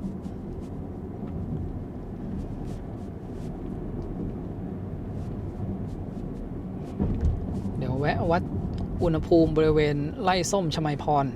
ช่วงขับขึ้นผมเห็นว่าเขาเอาพวกดินมาถมแล้วนะครับที่มันจะเป็นก้อนหินแบบดูมันคมๆหน่อยอะหลังๆเลยไม่ค่อยได้เลี้ยวเข้าไปจอดนะครับดูอุณหภูมิจานเบรกณจุดนี้ก็รู้แล้วผมว่าน่าจะไม่ร้อนมากนะเดาๆเอาเพราะว่าลงด้วย Hill Descent Control เนี่ยเขายังใช้รีเจนเข้ามาช่วยเลยอันนี้เราลงด้วยรีเจนแบบเป็นส่วนใหญ่มันน่าจะไม่ร้อนนะครับตรงจุดนี้แวะเข้าไปดูอุณหภูมิจานเบรกนิดหน่อยนะครับอุณหภูมิจานเบรกหน้านะครับสูงสุด52องศาเพิ่มขึ้นมาประมาณ20องศานะครับก็ถือว่าทำได้ดีเลยกับรถที่ไซส์ใหญ่และหนักขนาดนี้แล้วก็ด้านหลังนะครับสูงสุดอยู่ที่60องศาก็เพิ่มขึ้นมาใกล้เคียงกันนะครับประมาณ40องศาสำหรับล้อด้านหลังนะครับสำหรับล้อหน้านะครับลงด้วยการรีเจนเนี่ยอุณหภูมิจานเบรกจะน้อยกว่าเพราะว่ามอเตอร์หน่วงความเร็วอยู่ด้านหน้านะครับอุณหภูมิข้างหน้าสูงสุดอยู่ที่50ส่วนด้านหลังจะเป็น60องศานะครับได้เห็นอุณหภูมิจานเบรกกันไปแล้วนะครับว่าการลงด้วยการรีเจนของรถไฟฟ้าเนี่ยเขาจะใช้มอเตอร์เป็นหลักนะครับทำให้อุณหภูมิจานเบรกมันไม่ได้ร้อนมากกับรถไซส์ใหญ่ขนาดนี้หนักขนาดนี้อุณหภูมิยังเพิ่มขึ้นแค่นั้นเองนะครับแต่เทียบกับตอนแรกที่ได้ทดสอบให้ดูนะครับลงแบบใช้ระบบช่วยลงทางลาดชันเนี่ยเขาจะใช้เบรกเป็นส่วนใหญ่แต่คันนี้ยังดีนะครับที่เขาเอารีเจนเข้ามาช่วยอุณหภูมิจานเบรกมันยังขึ้นไม่ถึง190องศาคันอื่นที่ผมทดสอบแล้วเขาใช้เบรกเป็นส่วนใหญ่เนี่ยก็แค่จุดพักรถตรงนั้นก็190แล้วนะครับ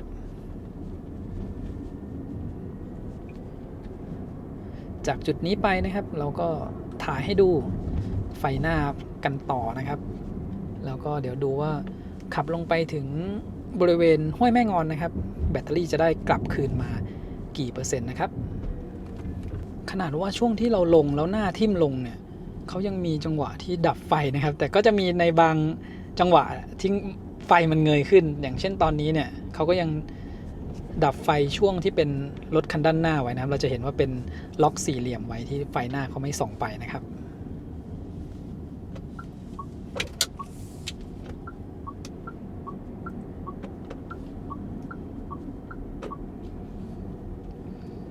มองไปข้างหน้าไกลๆนะครับเห็นไฟแสงสว่างตามบ้านเรือนต่างๆเลยนะครับก็เป็นอีกวิวหนึ่งนะไม่ได้ลงค่ำขนาดนี้มานานแล้วนะครับจุดนี้เป็นเนินสุดท้ายแล้วนะครับที่เรา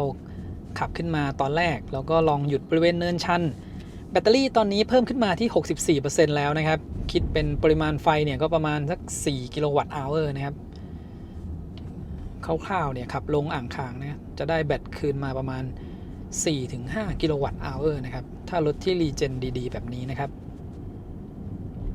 และตั้งแต่ที่ขับลงมานะครับสำหรับคันนี้เองเลยนะครับถ้าต้อง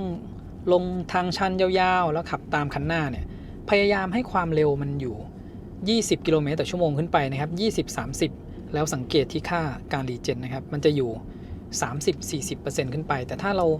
เหยียบเบรกชะลอความเร็วลงมาที่ความเร็วต่ำๆนะครับช่วงเทศกาลเนี่ยถ้ารถเขาขับช้าเนี่ยการรีเจนมันจะต่ำอุณหภูมิจานเบรกก็อาจจะ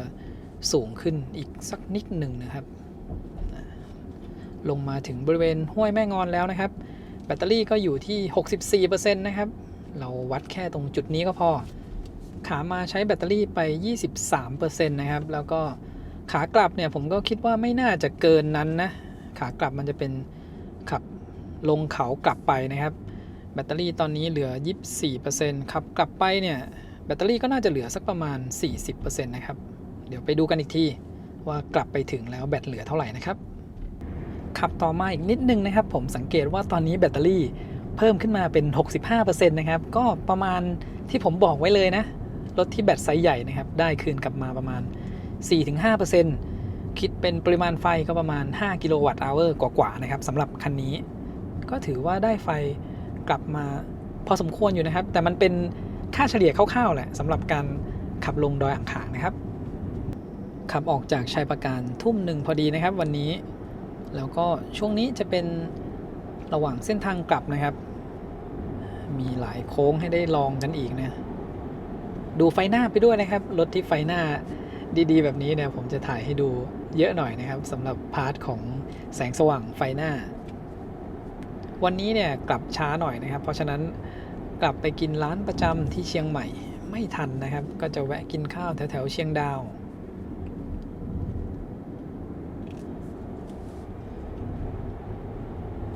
ได้รถที่ไฟหน้าดีๆขับเส้นทางแบบนี้นี่สบายใจนะครับตั้งแต่ขับลงจากอ่างขางละตอนนี้เส้นทางที่ขับเข้าไปอ่างขางนะครับก็มีการทำถนนอยู่นะตรงหมู่บ้านนะครับหลายจุดในเส้นทางที่ขับมา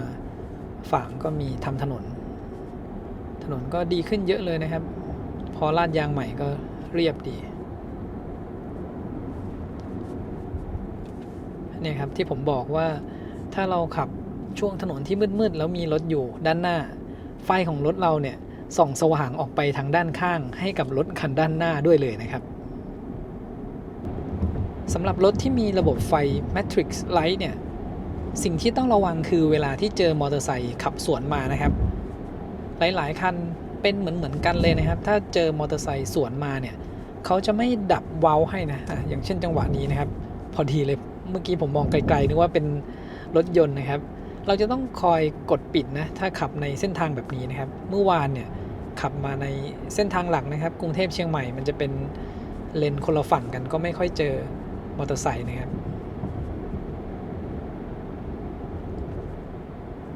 พอดีมีช่วงก่อนหน้านี้เนี่ยเจอมอเตอร์ไซค์เขาไม่เว้าหลบนะถ้าเป็นมอเตอร์ไซค์เนี่ยก็จะต้องคอยระวังตรงจุดนี้นะครับผมเพิ่งมาใช้งาน Google Map ใน Apple CarPlay นะครับ สังเกตว่าใน Head Up Display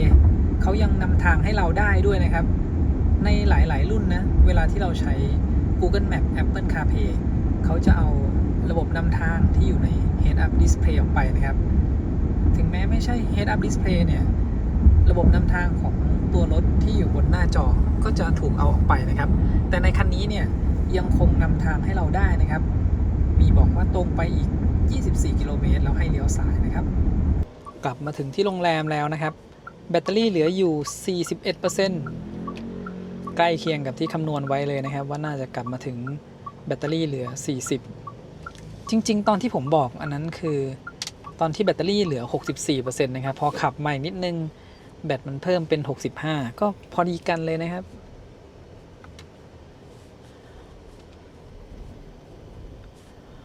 แบตเหลือ 40% ถ้าเราคำนวณแบบว่าวิ่งไปอีกจนแบตเหลือสัก 10% นะครับก็ยังขับต่อได้อีกสักต่ำๆนะครับ150กิโลแล้ววันนี้เนี่ยขับไปแล้ว319กิโลเมตรนะครับชาร์จกับของโรงแรมเนี่ยเป็นแบบเหมาจ่ายต่อครั้งนะครับ350 บาทเท่ากับว่าค่าใช้จ่ายที่เราขับไปกลับดอยอ่างขางวันนี้เนี่ยประมาณบาทหนึ่งนะครับต่อกิโลเมตรจริงๆถ้าเราขับให้แบตเหลือ 10% เท่ากับว่ากิโลเราไม่ถึงบาทเลยนะครับสำหรับค่าชาร์จที่เราขับมาถึงเมื่อคืนนี้ชาร์จจาก13จนถึง 100% นะครับกลับมาถึงโรงแรมได้แป๊บเดียวเนี่ยฝนตกแล้วนะครับเดี๋ยวผมถ่ายให้ดูไฟรอบคันแล้วก็ด้านในแบบเร็วๆนะนี่นะครับระหว่างที่เราเปิดไฟด้านหน้าอยู่อันนี้เป็นไฟต่ำนะครับที่เราเห็นแล้วมันจะมีด้านในอีก2อันนะครับไฟ Matrix Light เป็น Daytime Running Light นะครับด้านข้างจะเห็นไฟส่องสว่างที่บริเวณมือจับประตูนะครับและตอนนี้เนี่ยฝนเริ่มแรงขึ้นนะครับมาดูไฟด้านท้ายนี่นะครับที่ตำแหน่งไฟด้านท้ายตรงนี้แล้วเดี๋ยวพาเข้าไปดูด้านในนะครับเปิดประตูด้านหน้ามานะครับจะมี Ambient Light เนี่ยเวลาเปิดออกมาเนี่ยเป็นสีแดงด้วยนะครับ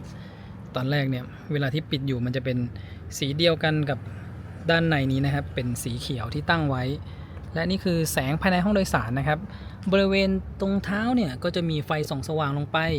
รวมถึงที่เก็บของบริเวณตรงนี้ก็มีไฟส่องลงไปนิดนึงนะครับที่วางแก้วตรงนี้ก็มีไฟอยู่นะครับและเดี๋ยวผมพาเข้าไปดูบริเวณด้านหลัง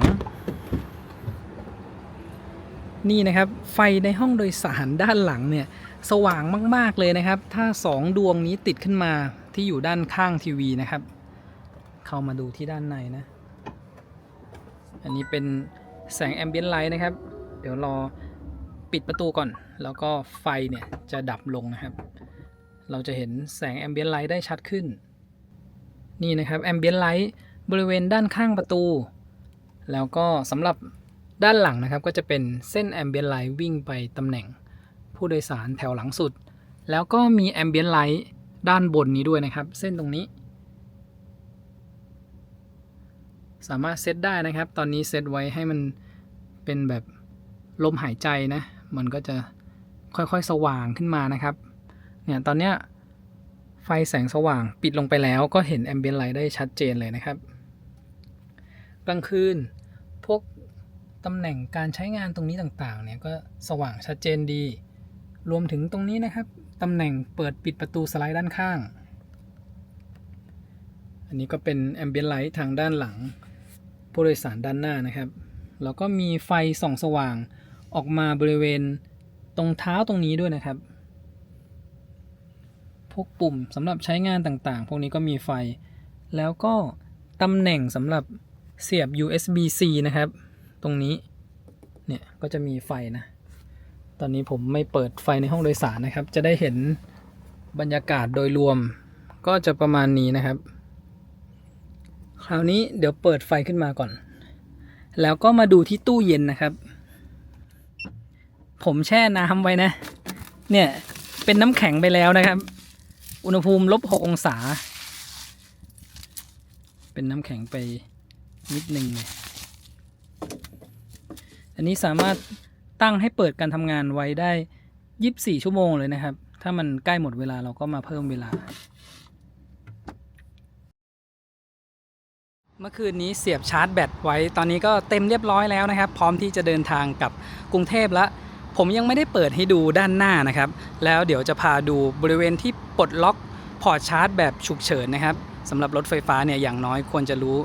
จุดสำหรับปลดหัวชาร์จฉุกเฉินเผื่อว่าไปชาร์จแล้วไม่สามารถถอดหัวชาร์จได้นะครับมาดูที่ด้านหน้ากันก่อนเดี๋ยวจะ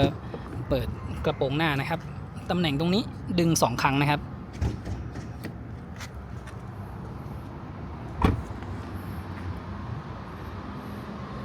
แล้วก็ยกขึ้นได้เลยนะครับเขามีช็อคอัพซ้ายขวาด้านหน้าเนี่ยจะมีที่เก็บของเล็กๆอยู่บริเวณตรงนี้นะครับที่เก็บไว้ตอนนี้ก็เป็นพวกอุปกรณ์ปะยางฉุกเฉินนะครับพื้นที่เก็บของเนี่ยก็ไม่ได้ใหญ่มากนะแค่ประมาณนี้เองนะครับและที่ตำแหน่งตรงนี้นะครับเขามีบอกด้วยนะครับว่าแบตเตอรี่400โวลต์เนี่ยอยู่ด้านล่างแล้วก็ตัว12โวลต์นะครับอยู่ที่ตำแหน่งเบอร์2ตรงนี้มีบอกไว้ที่ตรงนี้นะครับทางด้านขวานี้จะเป็นที่เติมน้ำล้างกระจกนะครับที่ตำแหน่งตรงนี้แล้วก็เราสามารถปิดลงมาได้เลยนะครับอันนี้เรียบร้อยนะครับสำหรับการปิดกระโปรงด้านหน้าทีนี้พอร์ตชาร์จเนี่ยอยู่ทางด้านซ้ายของตัวรถนะครับจุดสำหรับปลดล็อกหัวชาร์จฉุกเฉินเนี่ยมันก็จะอยู่ใกล้ๆกับพอร์ตชาร์จนะครับก็จะอยู่ด้านในรถบางคันเนี่ยถ้าอยู่ด้านหน้าก็จะต้องเปิดกระโปรงหน้าขึ้นมานะครับด้านท้ายแล้วก็บรรทุกน้ำหนักมาเต็มที่นะครับอันนี้ผมเปิดออกไว้แล้วนะครับจริงๆแล้วจะเป็นฝาตัวเนี้ยกดล็อกไว้ที่ตรงนี้นะครับมันจะเป็นกิฟล็อกแบบนี้นะครับเมื่อเปิดออกมาแล้วเนี่ยจะเจอตรงนี้นะครับที่เป็นห่วงอยู่ตรงนี้เอาไว้ดึงเพื่อปลดล็อกหัวชาร์จนะครับเผื่อว่าทำทุกวิธีแล้วไม่สามารถปลดล็อกหัวชาร์จได้นะครับเราจะต้องมาดึงที่ตำแหน่งตรงนี้นะครับเพื่อให้ปลดล็อกหัวชาร์จได้ตอนที่ดึงออกมาเนี่ยจะต้องดึงแรงๆหน่อยนะครับส่วนวิธีปิดกลับเข้าไปเนี่ยก็กดมันก็จะเข้าล็อกของมันนะครับเข้าล็อกเรียบร้อยสังเกตที่ด้านใต้ตรงนี้นะครับเราสามารถเอามือช้อนเข้าไปแบบนี้ได้แล้วก็ดึงออกมาแรงๆหน่อยนะครับผมบรรทุกหนักมา200กิโลกรัมเนี่ยอยู่ด้านท้ายหมดเลยแต่พอเป็นช่วงล่างถุงลมนะครับเขาจะปรับให้ระดับรถเนี่ยมันเท่ากันนะด้านท้ายเนี่ยมันจะไม่ต่ำลงไปกว่าด้านหน้านะครับอันนี้จะเป็นปกติของรถที่เป็นช่วงล่างถุงลมเลยนะครับพอเราโหลดน้ำหนักขึ้นไปสักพักพอเซ็นเซอร์เขาจับได้หากมันด้านท้ายเนี่ยมันต่ำลงไปเขาก็จะเพิ่มลมเข้าไปให้มันสูงขึ้นมาเสมอกันทั้งหน้าและหลังนะครับเดี๋ยววันนี้ช่วงขับออกจากเชียงใหม่นะครับจะลองให้เชงเนี่ยเป็นคนขับดูบ้างแล้วผมก็จะได้ไปลองนั่งข้างหลังบ้างนะครับตอนนี้เนี่ยชาร์จแบตเตอรี่เต็ม 100% นะครับแล้วก็ผมจะให้ดูที่ทริปตรงนี้ก่อนพอดีว่าเมื่อเช้าเนี่ยขับออกไปใกล้ๆโรงแรมมานะครับ 4.7 กิโลเมตรกลับมาแล้วก็ชาร์จให้มันเต็ม 100% แล้วแต่ทริปตั้งแต่ชาร์จเนี่ยมันไม่รีเซ็ตใหม่นะครับผมถ่ายเพื่อแจ้งตรงนี้ไว้ก่อนวันนี้จะลองขับดูนะว่าจะทำระยะทางได้เยอะกว่าขามาหรือเปล่านะครับที่ขับ526กิโลเมตรแล้วแบตเหลือ 13% นะครับเลยรีเซ็ตทริป1เป็น0ไว้แล้วนะครับตอนนี้แล้วก็ตอนนี้เชงทำการปรับที่นั่งเรียบร้อยแล้วนะครับเป็นไงบ้างสำหรับตำแหน่งในการนั่งคันนี้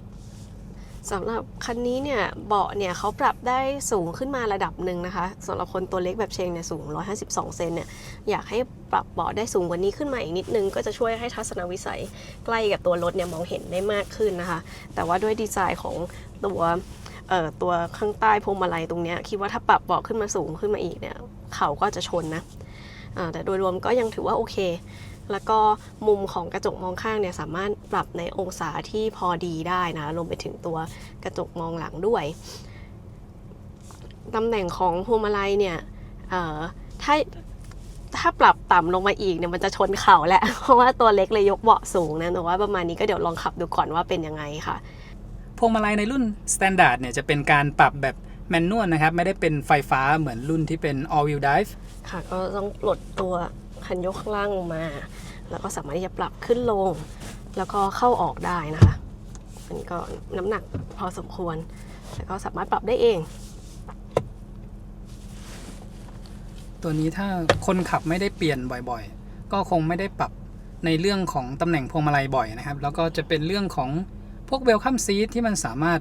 ขยับหลบได้แต่ผมที่ใช้เองนะรถผมเองก็มีแต่ผมก็ชอบปิดระบบไว้นะไม่ให้มันขยับไปมา โอเคแล้วก็พอมานั่งที่นั่งคนขับแล้วเนี่ยอีกหนึ่งจุดเด่นของดีไซน์ที่เห็นเลยเนี่ยคือโลโก้ของ Yamaha นะคือดีไซน์ลำโพงอ่ะเขาก็ทำออกมาเป็นสี่เหลี่ยมคางหมูสวยดี แล้วก็นูนขึ้นมานิดนึงพร้อมกับโลโก้ที่แบบเห็นได้ชัดเจนเลยโอเคค่ะตอนนี้พร้อมออกเดินทางแล้วเดี๋ยวเราไปกันเลยสำหรับใครที่ใช้งานรถไฟฟ้านะครับถ้ามาที่ Moose Hotel นี่ก็สะดวกดีเลยนะครับมาถึงเสียบชาร์จตื่นเช้ามาเนี่ยเราขับออกไปเที่ยวได้เลยนะครับและตอนนี้ก็เป็นมุมมองจากผู้โดยสารแถวที่2นะครับฝั่งซ้ายที่เป็นที่นั่ง Business Class ปรับนั่งแบบแทบจะนอนนะครับตอนนี้สำหรับเก้าอี้ฝั่งผู้โดยสารด้านหน้าตอนนี้มันก็จะเอนไปด้านหน้านะครับแต่ไม่ได้บังตำแหน่งกระจกข้างฝั่งซ้ายของคนขับเลยนะครับ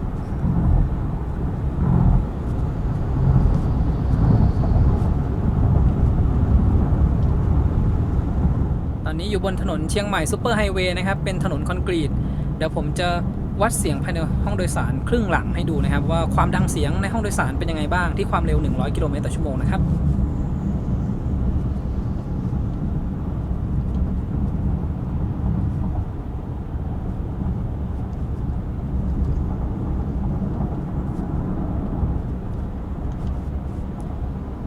การเก็บเสียงทำได้ดีเลยนะครับถ้าเป็นช่วง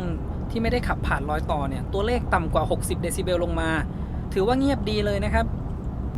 เราออกจากโรงแรมตอนเที่ยงพอดีนะครับเดี๋ยวจะแวะกินข้าวที่ปั๊มปตท.ตรงสารพีก่อนนะครับแล้วก็ค่อยขับยาวๆที่จุดนี้เนี่ยมีร้านอาหารเพิ่งมาเปิดใหม่นะครับอร่อยดีราคาก็ไม่ได้แพงด้วยร้านก๋วยเตี๋ยวคำหวานร้านก๋วยเตี๋ยวคำหวานนะครับแล้วก็ที่นี่มีจุดชาร์จของ EV Station อยู่ด้วยนะครับก่อนถึงเนี่ยก็มีของ Elex by EGAT ตรงนู้นนะครับทางด้านขวามือร้านก๋วยเตี๋ยวคำหวานตรงนี้ผมซูมให้ดูเป็นห้องแอร์ด้วยนะครับที่นั่งก็เยอะเย็นสบายอาหารอร่อยครับกินข้าวเสร็จนะครับเริ่มออกเดินทางกันต่อบ่ายโมง13 นาทีตอนนี้ขับมาได้17 กิโลเมตรนะครับแบตเตอรี่เหลืออยู่ 97%เปอร์เซ็นต์หนึ่งนี้ก็ขับได้ประมาณ6 กิโลเมตรนะครับลองดูเสียงจากห้องโดยสารด้านหน้าบ้างนะครับที่ความเร็ว100 กิโลเมตรต่อชั่วโมง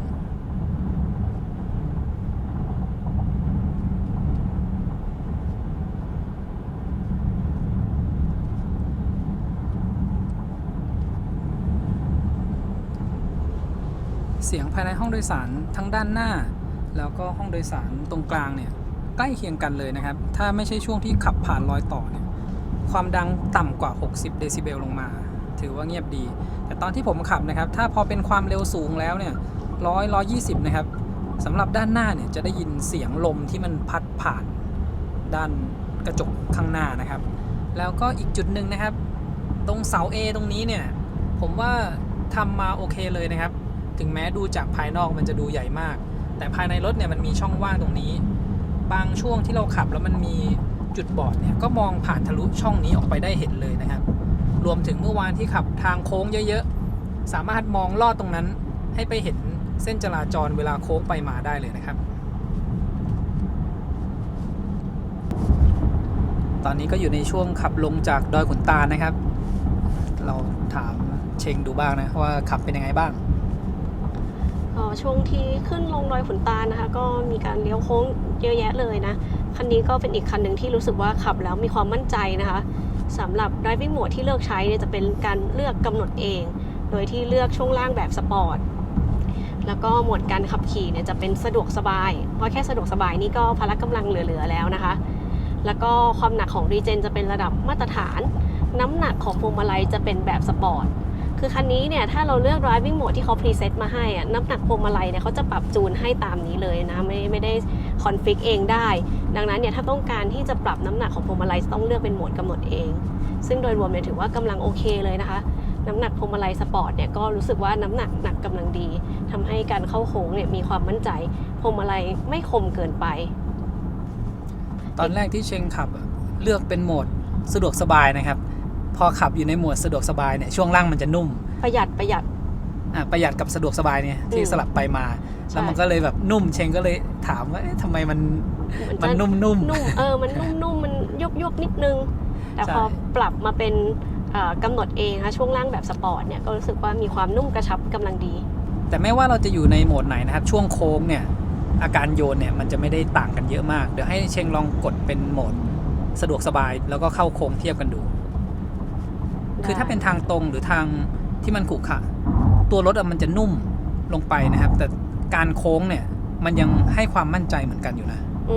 ใช่ไหมไม่ค่อยต่างใช่เพราะว่าช่วงล่างถุงลมนะครับระบบของช่วงล่างเนี่ยเขาจะปรับให้เวลาที่เราเข้าโค้งพอเซ็นเซอร์จับได้ว่ารถมีอาการโค้งตัวนิดนึงเขาก็จะไม่ให้รถมันยวบเกินไปนะแบบว่าไม่ใช่ว่ายวบโค้งเคงแบบนั้นจะไม่ใช่นะครับกับรถที่เป็นช่วงล่างถุงลมอีกจุดหนึ่งที่ชอบก็คือเรื่องของตัวแป้นคันเร่งนะคะซึ่งลักษณะของแป้นเนี่ยเขาทำมาเป็นแบบแป้นแบบยาวแล้วก็เริ่มต้นตรงปลายแป้นเนี่ยติดกับพื้นเลยเนาะทำให้เราสามารถวางฝ่าเท้าเนี่ยได้เต็มพื้นที่ของแป้นเบรกทำให้เราสามารถวางฝ่าเท้าเนี่ยได้เต็มพื้นที่ของแป้นคันเร่งก็ทำให้การลงน้ำหนักของแป้นคันเร่งเนี่ยทำได้ง่ายแล้วก็สะดวก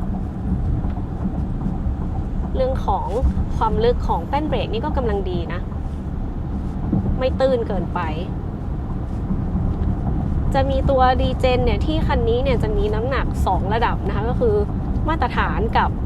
เข้มข้นนะครับเขาจะแปลเป็นภาษาไทยว่ามาตรฐานกับเข้มข้นก็คือเบากับหนักนั่นเองแต่ว่าคันนี้เนี่ยการรีเจนออกไปทางหนักนะครับแม้ว่าจะตั้งไว้เป็นมาตรฐานเนี่ยก็รู้สึกว่ารีเจนแรงแต่มันจะไม่รู้สึกว่าหน้าทิ่มนะใช่เพราะฉะนั้นตอนลงเขานี่ก็เลยไม่ได้เลือกเป็นแบบเข้มข้นนะคะเพราะว่ามาตรฐานเนี่ยก็ถือว่าช่วยชะลอความเร็วกำลังดีแล้วดูตรงโค้งตรงนี้เนี่ยเป็นไงบ้างโค้งเนี้ยเป็นโค้งที่มันมักจะเหวี่ยงได้ง่ายนะใช่มันจะรู้สึกเหมือนรถถูกเหวี่ยงออกเพราะว่าลงเขามานะครับแล้วก็เข้าโค้งทันทีโค้งนี้ต้องคอยบอกเชงนะเพราะว่ารถแต่ละคันถ้าเพิ่งได้มาขับครั้งแรกมันจะไม่เหมือนกันนี่ผมลองให้เข้าโค้งอยู่ในโหมดสะดวกสบายเลยนะเมื่อกี้เป็นไงอ่ะเมื่อกี้ก็รู้สึกว่าควบคุมรถได้อยู่นะไม่ได้รู้สึกว่าเสียการควบคุมหรือตกใจก็ถือว่าดีไซน์เรื่องของช่วงล่างในการเข้าโค้งมาได้ค่อนข้างดีเลยใช่ครับเวลาเข้าโค้งแต่ละโหมดเนี่ยใกล้เคียงกันเลยต่างกันที่ความนุ่มในทางตรงแบบนี้นะครับแต่ถ้าขับทางไกลเนี่ยเซตเป็นสปอร์ตไว้กำลังดีผู้โดยสารด้านหลังเนี่ยมันจะไม่ยุบจนเกินไปนะเหมาะกับการขับช่วงในเมืองนะครับแบบนุ่มๆแล้วก็ดูรูปรถนะครับที่รูปรถตอนนี้ภาพกราฟิกในหน้าจอเดี๋ยวมันเป็นรูปรถเหมือนเราโหลดต่ำไว้สุดเลยนะแต่ตอนนี้เราแค่เซตไว้ในระดับต่ำนะครับที่ความเร็วประมาณ90เนี่ยเราสามารถปรับได้2ระดับนะครับเป็นต่ำแล้วก็มาตรฐานแล้วคนนั่งเป็นยังไงบ้างช่วงดอยขุนตาลก็โอเคนะไม่นั่งคันนี้แล้วก็ไม่เมานะถ้าเทียบกันกับตัว X เผิง X9 ก็อันนั้นก็แปลกเหมือนกันพอนั่งแล้วเนี่ยผมต้องดันเบาะขึ้นมาให้ติดกับด้านหน้านะครับถ้าแบบเยื้องไปทางด้านหลังเนี่ยเมาได้ง่ายแต่คันนี้เนี่ยตอนมาขับครั้งแรกก็รู้สึกว่าเฮ้ยช่วงล่างออกแนวนุ่มๆสงสัยจะมีเมาเหมือนกันแน่ๆปรากฏว่าผิดคาดนะครับคันนี้นั่งหลังแล้วไม่เมานะใช่ไหมนอนก็ไม่เมาใช่ไหมใช่ใช่โอ้มีวัวกับมีวัว2ตัวมีวัวนี่ครับกระจกด้านข้างยาวเลยนะครับมองวิวทิวทัศน์เวลาเดินทางไกลได้เต็มตาเลยมานั่งเบาะแถวที่3ดูนะครับผมว่ามันพอดีตัวเลยนะครับกับไซส์160แบบผมแบบนี้นะเนี่ยพอดีเบาะแอร์ก็เป่ามาโดนตัวพอดีนะครับแล้วก็มีที่วางแขนสำหรับผู้โดยสารแถวที่3ด้วยนะครับตรงนี้เนี่ยก็มีม่านให้มาด้วยนี่นะครับช่วงเข้าโค้งนะอาการก็ประมาณนี้แต่โอเคเลยตรงที่ว่านั่งแล้วอ่ะมันไม่รู้สึกเมารถนะครับเซ็ตช่วงล่างตอนนี้เป็นแบบสปอร์ตอยู่นะครับโดยรวมเนี่ยเบาะแถวที่3โอเคเลยนะครับสำหรับคันนี้พนักพิงเนี่ยสามารถเอียงได้เยอะกว่านี้นะครับแต่ว่ามันติดกระเป๋าที่เราใส่ไว้ด้านหลังแล้วก็อันนี้มันก็ปรับเอียงลงไปได้อีกผมปรับตั้งไว้เฉยๆนะครับใครกำลังสนใจอยู่แนะนำให้ไปลองนั่งดูนะครับผมนั่งดูแล้วก็รู้สึกว่าโอเคเลยสำหรับแถวที่3ของคันนี้นะครับกลับมาเป็นคนขับเหมือนเดิมแล้วนะครับตอนนี้ขับมาได้86กิโลเมตร แบตเตอรี่ยังเหลืออีก 87% นะครับเพิ่งใช้ไป 13%แล้วก็ผมจะลองขับแบบใช้ความเร็วไม่เกิน 100 กิโลเมตรต่อชั่วโมงนะครับดูว่าจะทำระยะทางได้สักขนาดไหนสำหรับรถที่ช่วงล่างนุ่มนั่งสบายขับสบายแบบนี้นะครับแล้วก็มีลำโพงที่เสียงดีเนี่ยเราขับทางไกลยาวๆเปิดเพลงฟังไปได้นานๆเลยนะครับเหมาะกับการทำระยะไกลๆแบบนี้ตอนนี้ขับมาถึงที่ศพปราบนะครับระยะทาง143กิโลเมตรแบตเตอรี่เหลืออยู่ 80% นะครับเฉลี่ยออกมาแล้วเนี่ยแบตเตอรี่ 1% ขับได้ระยะทาง7กิโลเมตรและช่วงหลังนะครับจากลำปางมาถึงศพปราบเนี่ยความเร็วที่ใช้จะอยู่ในช่วง 80-90 กิโลเมตรต่อชั่วโมงนะครับคือผมดูจากระยะทางแล้วก็แบตเตอรี่ที่ใช้ไปเนี่ยดูแล้วมันค่อนข้างประหยัดถ้าขับอยู่ในช่วง 80-90 ก็เลยลองขับแบบนี้ไปก่อนนะครับดูว่าจะทำระยะทางได้เป็นยังไงบ้างขนาดว่าช่วงแรกนะครับจากเชียงใหม่มาลำปางเนี่ยที่มีผ่านดอยขุนตาลช่วงนั้นจะใช้ความเร็วสัก 80-100 นะครับก็ยังค่าเฉลี่ยออกมาเนี่ยระยะทางยังได้ 7 กิโลเมตรต่อ 1% ก็ช่วงนี้ก็จะเป็นการขับ 80-90 ไปเรื่อยๆก่อนนะครับมาถึงที่เถิดแล้วนะครับระยะทาง180 กิโลเมตรค่าเฉลี่ยการใช้พลังงานอยู่ที่ 16.7 กิโลวัตต์เอาร์ต่อ 100 กิโลเมตรแบตเตอรี่เหลืออยู่ 76% นะครับใช้ไปแล้ว 24% ตอนนี้เนี่ย 1% สามารถวิ่งได้ระยะทางประมาณ 7.5 กิโลเมตรนะครับถือว่าทำได้ดีเลยนะครับความเร็วที่ใช้เนี่ยพักหลังๆจากศพปราบมาถึงเถิดนี้นะครับผมเซต Adaptive Cruise ไว้ที่ความเร็ว 85 กิโลเมตรต่อชั่วโมงค่าเฉลี่ยทำได้ดีเลยนะการใช้พลังงานเนี่ยดูดีเลยนะครับนี่ยังเป็นช่วงขึ้นลงเขาอยู่เรื่อยๆนะต้องดูช่วงหลังจากตากอีกครั้งหนึ่งนะครับพอพ้นตากไปแล้วเนี่ยมันจะไม่ค่อยมีเขาละดูว่าความเร็ว 85 เนี่ยจะทำระยะได้สักขนาดไหนนะครับอุณหภูมิภายนอกวันนี้อยู่ที่34องศาแรงดันลมยางตอนนี้ขึ้นมาอยู่ที่43ถึง44 psi นะครับถ้าเป็นช่วงตอนเช้าๆลมเย็นเนี่ยแรงดันลมยางก็จะอยู่ประมาณ40ถึง41ขับมาถึงที่จังหวัดตากแล้วนะครับแบตเตอรี่เหลืออยู่ 64% ขับมาได้ระยะทาง273กิโลเมตรค่าเฉลี่ยการใช้พลังงานลดลงมาเหลือ 16.2 กิโลวัตต์เอาร์ต่อ 100 กิโลเมตรนะครับความเร็วที่ใช้เนี่ยตั้งแต่ศพปราบมาจนถึงจังหวัดตากเซต Adaptive Cruise ไว้ที่ความเร็ว 85 กิโลเมตรต่อชั่วโมงตลอดทางเลยนะครับมาดูที่การจัดการพลังงานแล้วก็ทริปตรงนี้นะครับใช้ไฟไปแล้วทั้งหมด 45.5 กิโลวัตต์เอาร์แล้วก็พลังงานไดนามิกนะครับ 44.3 เป็นพลังงานคงที่ 1.2 กิโลวัตต์เอาร์นะครับถ้าเราเอาตัวเลขตรงนี้หารกับตรงนี้เนี่ยค่าเฉลี่ยการใช้พลังงานก็จะสูงขึ้นกว่าหน้าจออีกนิดนึงนะครับที่อยู่ 16.2 เพราะว่ามันจะเอาค่าตัวนี้รวมเข้าไปส่วนบนหน้าจอเนี่ยคิดแค่ค่าตรงนี้หารกับตรงนี้นะครับแบตเตอรี่เหลือ 60% นะครับขับออกจากตากมาได้ 24 กิโลเมตรอีกประมาณ 40 กิโลเนี่ยจะถึงที่จังหวัดกำแพงเพชรนะครับตัวเลขแบตเตอรี่ที่เหลือตอนนี้กำลังดูดีเลยนะครับ 60% ที่เหลือกับระยะทางที่จะต้องขับไปอีก 398 กิโลเมตรถ้าเป็นช่วงทางราบนะครับแบตเตอรี่ 1% ที่ความเร็ว 85 กิโลเมตรต่อชั่วโมงเนี่ยก็วิ่งได้ระยะเกือบ 8 กิโลเมตรเลยนะครับที่ลอง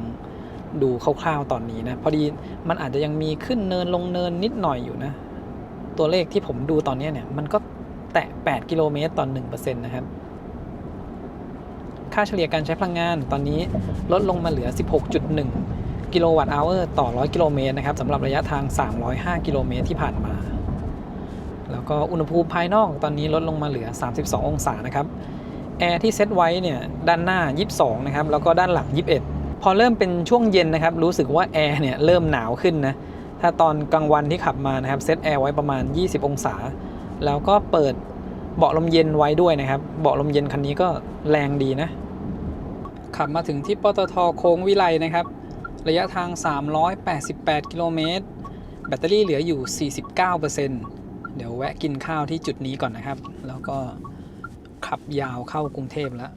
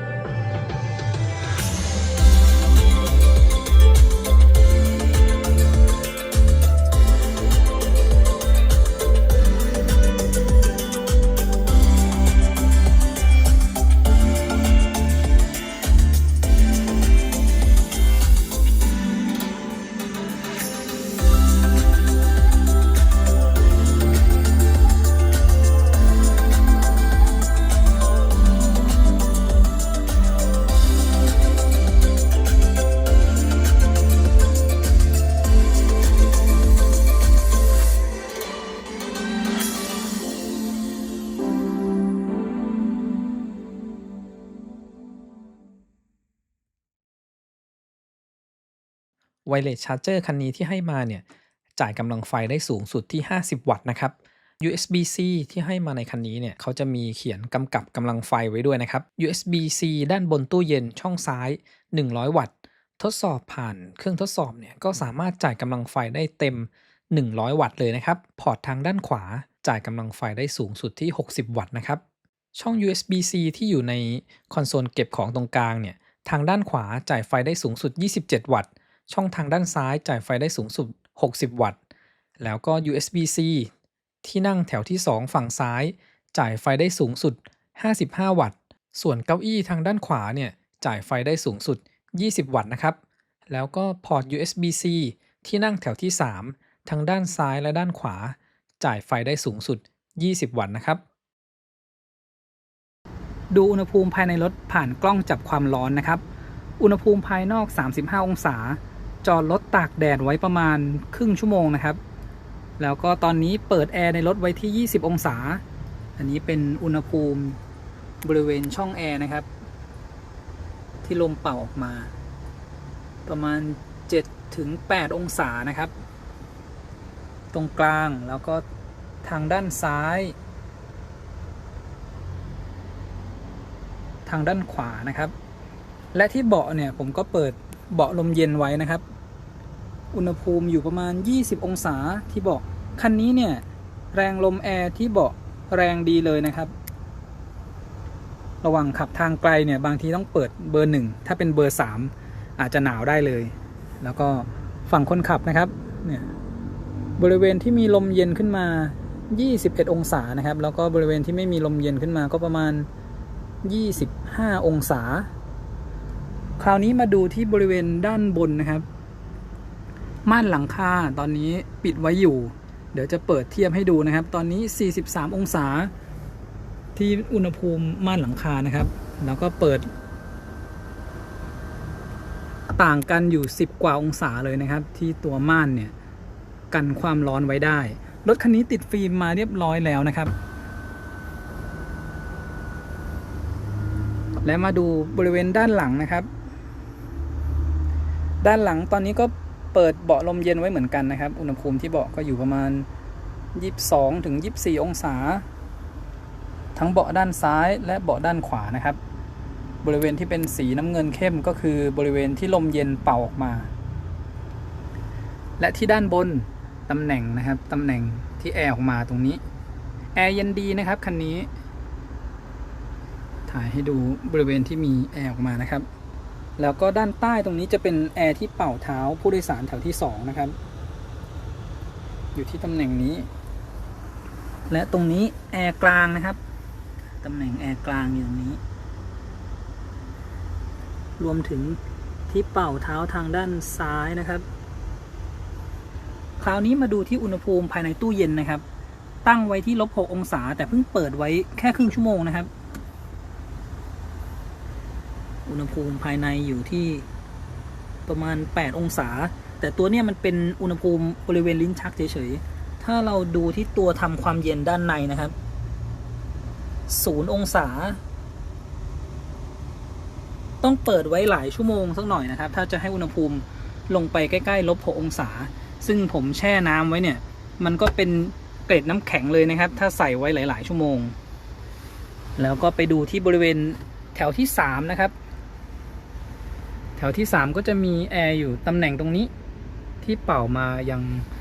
ผู้โดยสารแถวที่3นะครับโดยรวมแอร์ก็เย็นดีนะครับแล้วก็เป่าโดนตัวได้ดีเลยเราสามารถกดปุ่มปรับนะครับที่อยู่บริเวณด้านหลังเนี่ยให้แอร์มันส่ายไปมาได้นะครับและตำแหน่งตรงนี้ก็จะมีช่องลมแอร์เหมือนกันนะครับที่ออกมาบริเวณเท้าผู้โดยสารแถวที่3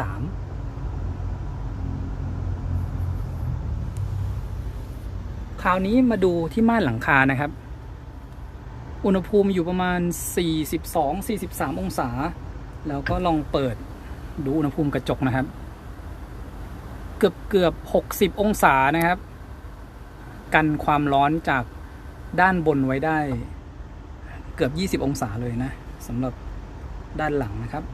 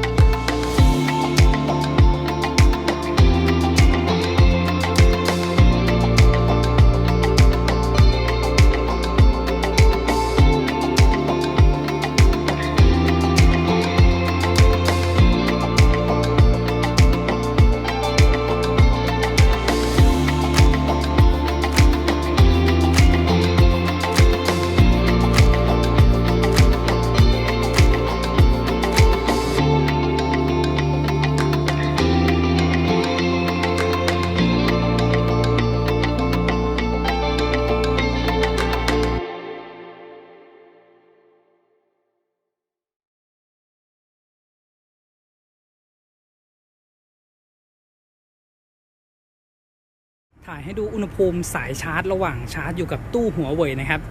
ดึงกำลังไฟเต็มที่200กิโลวัตต์500แอมป์ตั้งแต่ประมาณ10กว่าเปอร์เซ็นต์เลยนะครับและตอนนี้ชาร์จมาได้13นาทีนะครับแบตเตอรี่เพิ่มขึ้นมาเป็น 46% กำลังไฟยังอยู่195กิโลวัตต์กระแสไฟ463แอมป์นะครับผมจะถ่ายให้ดูอุณหภูมิที่สายนะครับ49ถึง53องศาเลยนะครับสายไฟนี่ถ้ากำไว้นานๆเนี่ยร้อนเลยนะครับถ้าระดับ53องศาดูนะครับ55องศาตอนนี้เนี่ยที่กำลังไฟดรอปลงเหลือประมาณ196กิโลวัตต์ผมไม่แน่ใจนะเป็นเพราะว่าสายเนี่ยมันเริ่มร้อนเลยต้องดรอปกำลังไฟหรือว่าเป็นที่ตัวรถนะครับแต่ว่าการรับกำลังไฟเนี่ยยังคงอยู่ประมาณ190กว่ากิโลวัตต์เลยนะครับตอนนี้ค่อยๆเพิ่มขึ้นมา196กิโลวัตต์ที่แบตเตอรี่ 48% นะครับพอเป็นรถ400โวลต์นะครับดึงกำลังไฟ200กิโลวัตต์เนี่ยต้องใช้ถึงเกือบ500แอมป์เลยนะครับเรียกว่าใช้กระแสไฟเยอะนะถ้าเทียบกับ800โวลต์นะครับถ้า800โวลต์เจอกับ500แอมป์เนี่ยมันขึ้นไปแถว400กิโลวัตต์แล้วนะครับ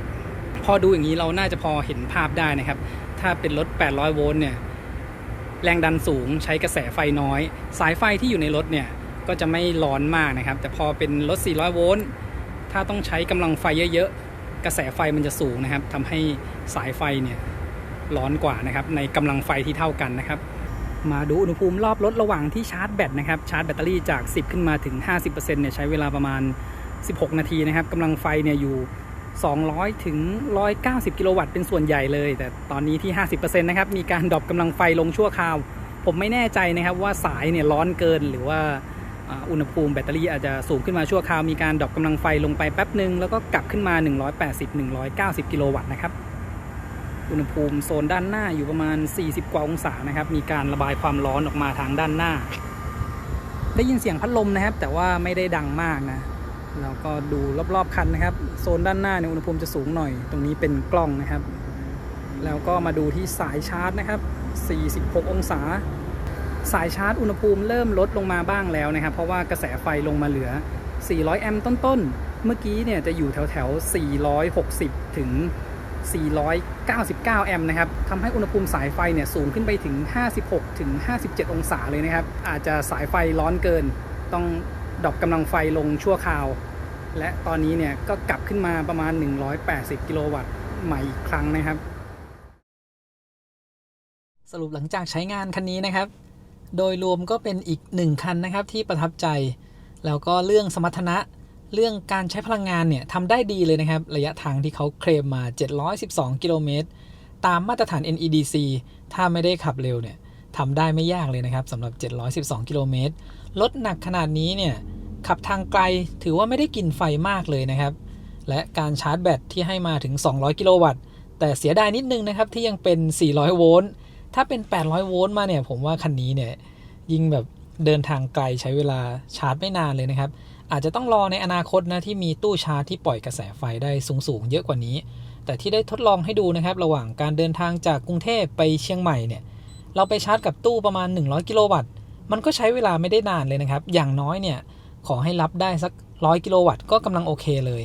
เราเดินทางเส้นกรุงเทพเชียงใหม่นะครับ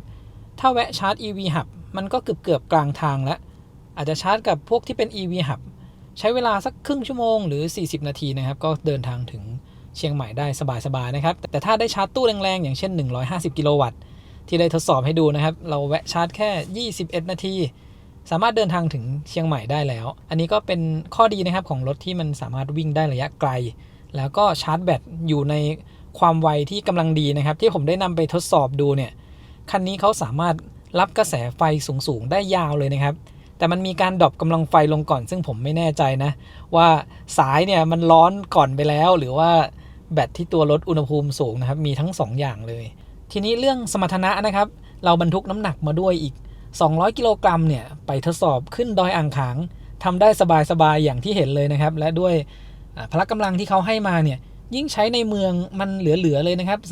335แรงม้าเนี่ยขับทางไกลที่ไม่ใช่ทางขึ้นเขาอัตราเร่งแซงเนี่ยทำได้สบายเลยนะครับและที่ผมชอบเลยนะครับก็คือช่วงล่างของเขาที่เป็นถุงลมให้ความนุ่มนวลกำลังดีแล้วก็เราสามารถปรับเป็นสปอร์ต ให้มีความเฟิร์มขึ้นได้อีกนิดนึงด้วยนะครับขับเส้นทางโค้งเยอะๆเช่นเชียงใหม่ไปอ่างขางเนี่ยมันไม่เมารถด้วยนะอันนี้โอเคเลยนะครับคือในตำแหน่งคนขับมันไม่เมาโอเคอยู่แล้วแหละแต่ว่าในตำแหน่งผู้โดยสารนะครับเชงเขาก็บอกว่าไม่เมานะแล้วผมได้ลองนั่งช่วงกลับจากเชียงใหม่นะครับผ่านดอยขุนตาลเนี่ยคันนี้โอเคเลยนะครับหากเทียบกันกับXpeng X9 นะครับคันนั้นผมเมารถนะแต่ใน2รุ่นเนี่ยก็มีคนถามกันเข้ามาเยอะนะครับว่าจะเลือกเป็นคันไหนดีคือต้องบอกอย่างนี้นะครับถ้าต้องการพื้นที่เยอะๆเนี่ย Xpeng X9 จะตอบโจทย์กว่าเพราะว่าเบาะด้านหลังเขาสามารถพับราบได้แล้วมันจะขนของได้เยอะคันนี้เนี่ยเบาะไม่สามารถพับให้มันราบได้นะครับแต่จุดเด่นก็ต่างกันไปนะครับขึ้นอยู่กับรูปแบบการใช้งานถ้าเน้น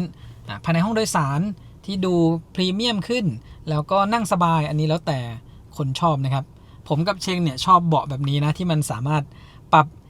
เอนนอนได้แบบเกือบราบนะครับแต่ของ X9 เนี่ยอาจจะเป็นสไตล์แบบ Zero Gravity อันนี้ก็แล้วแต่คนชอบนะอาจจะชอบไม่เหมือนกันก็ได้นะครับก็ต้องไปลองดูกันนะครับทีนี้ให้เช่งได้พูดในส่วนของเบาะแถว2หน่อยนะครับที่ได้นั่งแบบระดับ1,000 กิโลเลยนะกับรถคันนี้สำหรับคันนี้เนี่ยส่วนใหญ่ก็จะปรับเบาะให้เป็นเอนนอนนะคะเพราะว่าพอเป็นเอนนอนแล้วเนี่ยรู้สึกว่าสบายเลยนะคะช่วงที่วิ่งเข้าโค้งต่างๆเนี่ยก็ไม่ได้มีอาการมึนแล้วก็ช่วงที่ถนนขรุขระเป็นคลื่นหรือว่ารอยต่อของสะพานเนี่ยคันนี้เนี่ยก็ถือว่ามีความนุ่มนวลดีนะคะดังนั้นก็ชอบตอนที่ปรับเอนนอนแล้วก็ถ้าปรับตั้งขึ้นมาแบบในภาพตอนนี้เนี่ยส่วนตัวเนี่ยเนื่องจากตัวเล็กนะสูง152เซนติเมตรเนี่ยตัวเท้าเนี่ยส้นเท้าจะลอยออกจากพื้นนิดนึงนะเพราะฉะนั้นนั่งทางไกลเนี่ยอาจจะปวดบริเวณเข่าแบบปวดเมื่อยได้ง่ายแต่ว่าก็มีทางแก้อย่างที่บอกไปนะคะพอปรับเป็นเบาะเอนเนี่ยสบายเลยนะคะแล้วก็ตัวเบาะลมเย็นเองเนี่ยก็เย็นสบายดีเลยแรงลมดีนะครับทั้ง4เบาะเลยนะครับทั้งเบาะคู่หน้าแล้วก็เบาะแถวที่2แอร์เนี่ยก็เย็นดีนะขับทางไกลยิ่งพอช่วงค่ำๆเนี่ยหมดแดดนะครับต้องปรับอุณหภูมิแอร์ขึ้นไปแบบสัก23 องศาที่จะไม่หนาวนะครับแล้วก็ในเบาะแถวที่3ที่ผมไปลองนั่งดูนะมันนั่งสบายดีนะครับอันนี้สำหรับความสูงประมาณผมนะ160 เซนนะครับไปนั่งแล้วก็ตำแหน่งของแอร์ที่โอเคดีรวมถึงช่อง USB-C ที่ให้มาทั้งหมด8 ช่องเลยให้มาเยอะมากมีตู้เย็นให้มาพร้อมด้วยนะครับรวมถึงจอด้านหลังและที่ผมชอบคันนี้คือเสียงลำโพงของ Yamaha ดังดีนะครับอันนี้ถูกใจผมนะก็บอกว่าในหมู่รถตู้ MPV ที่ได้ลองมาเนี่ยก็ชอบลำโพงของคันนี้มากที่สุดนะคะนอกเหนือจากนี้ตัวไฟ Ambient Light เองเนี่ยก็เป็นดีไซน์ที่รู้สึกว่ามีความเรียบหรูแล้วก็สวยงามดีเลยนะคะเรื่องของช่อง USB-C ที่ให้มาเนี่ยให้มาเยอะถึง8 ช่องแถมมีช่องที่ให้กำลังวัตต์สูงมากนะ60 วัตต์กับ100 วัตต์มาด้วยอันนี้ก็ถือว่าจัดเต็มให้มาเลยนะแล้วก็ใช้งานได้จริงสำหรับการชาร์จโน้ตบุ๊กอะไรอย่างเงี้ยที่จะต้องใช้กำลังไฟที่สูงก็คือทำได้ออกแบบมาให้สามารถที่จะใช้ได้หลากหลายสถานการณ์ดีนะคะนอกเหนือจากการเดินทางห้องนี้ก็ใช้เป็นห้องที่นั่งทำงานหรือเปิด Zoom Meeting เลยก็ได้นะมีกล้อง built-in มาให้แล้วด้วยและในส่วนของการขับขี่นะครับได้ขับทั้งในกรุงเทพเดินทางไกลกรุงเทพเชียงใหม่รวมถึงเส้นทางโค้งนอกจากที่ผมบอกว่ามันคันนี้เนี่ยนุ่มแต่ว่าไม่ได้เมาง่ายนะครับการขับขี่ทำได้ดีนะครับถึงแม้ช่วงขับทางตรงขับในเมืองให้ความรู้สึกแบบว่านุ่มนวลนะแต่การเข้าโค้งเนี่ยก็ทำได้ดีนะครับมันไม่ได้รู้สึกว่าโยนมากเกินไปนะถ้าเทียบกับสไตล์ของรถนะครับเทียบกับ X9 ก็ได้ก็ใกล้เคียงกันนะครับช่วงล่างถุงลมเหมือนกัน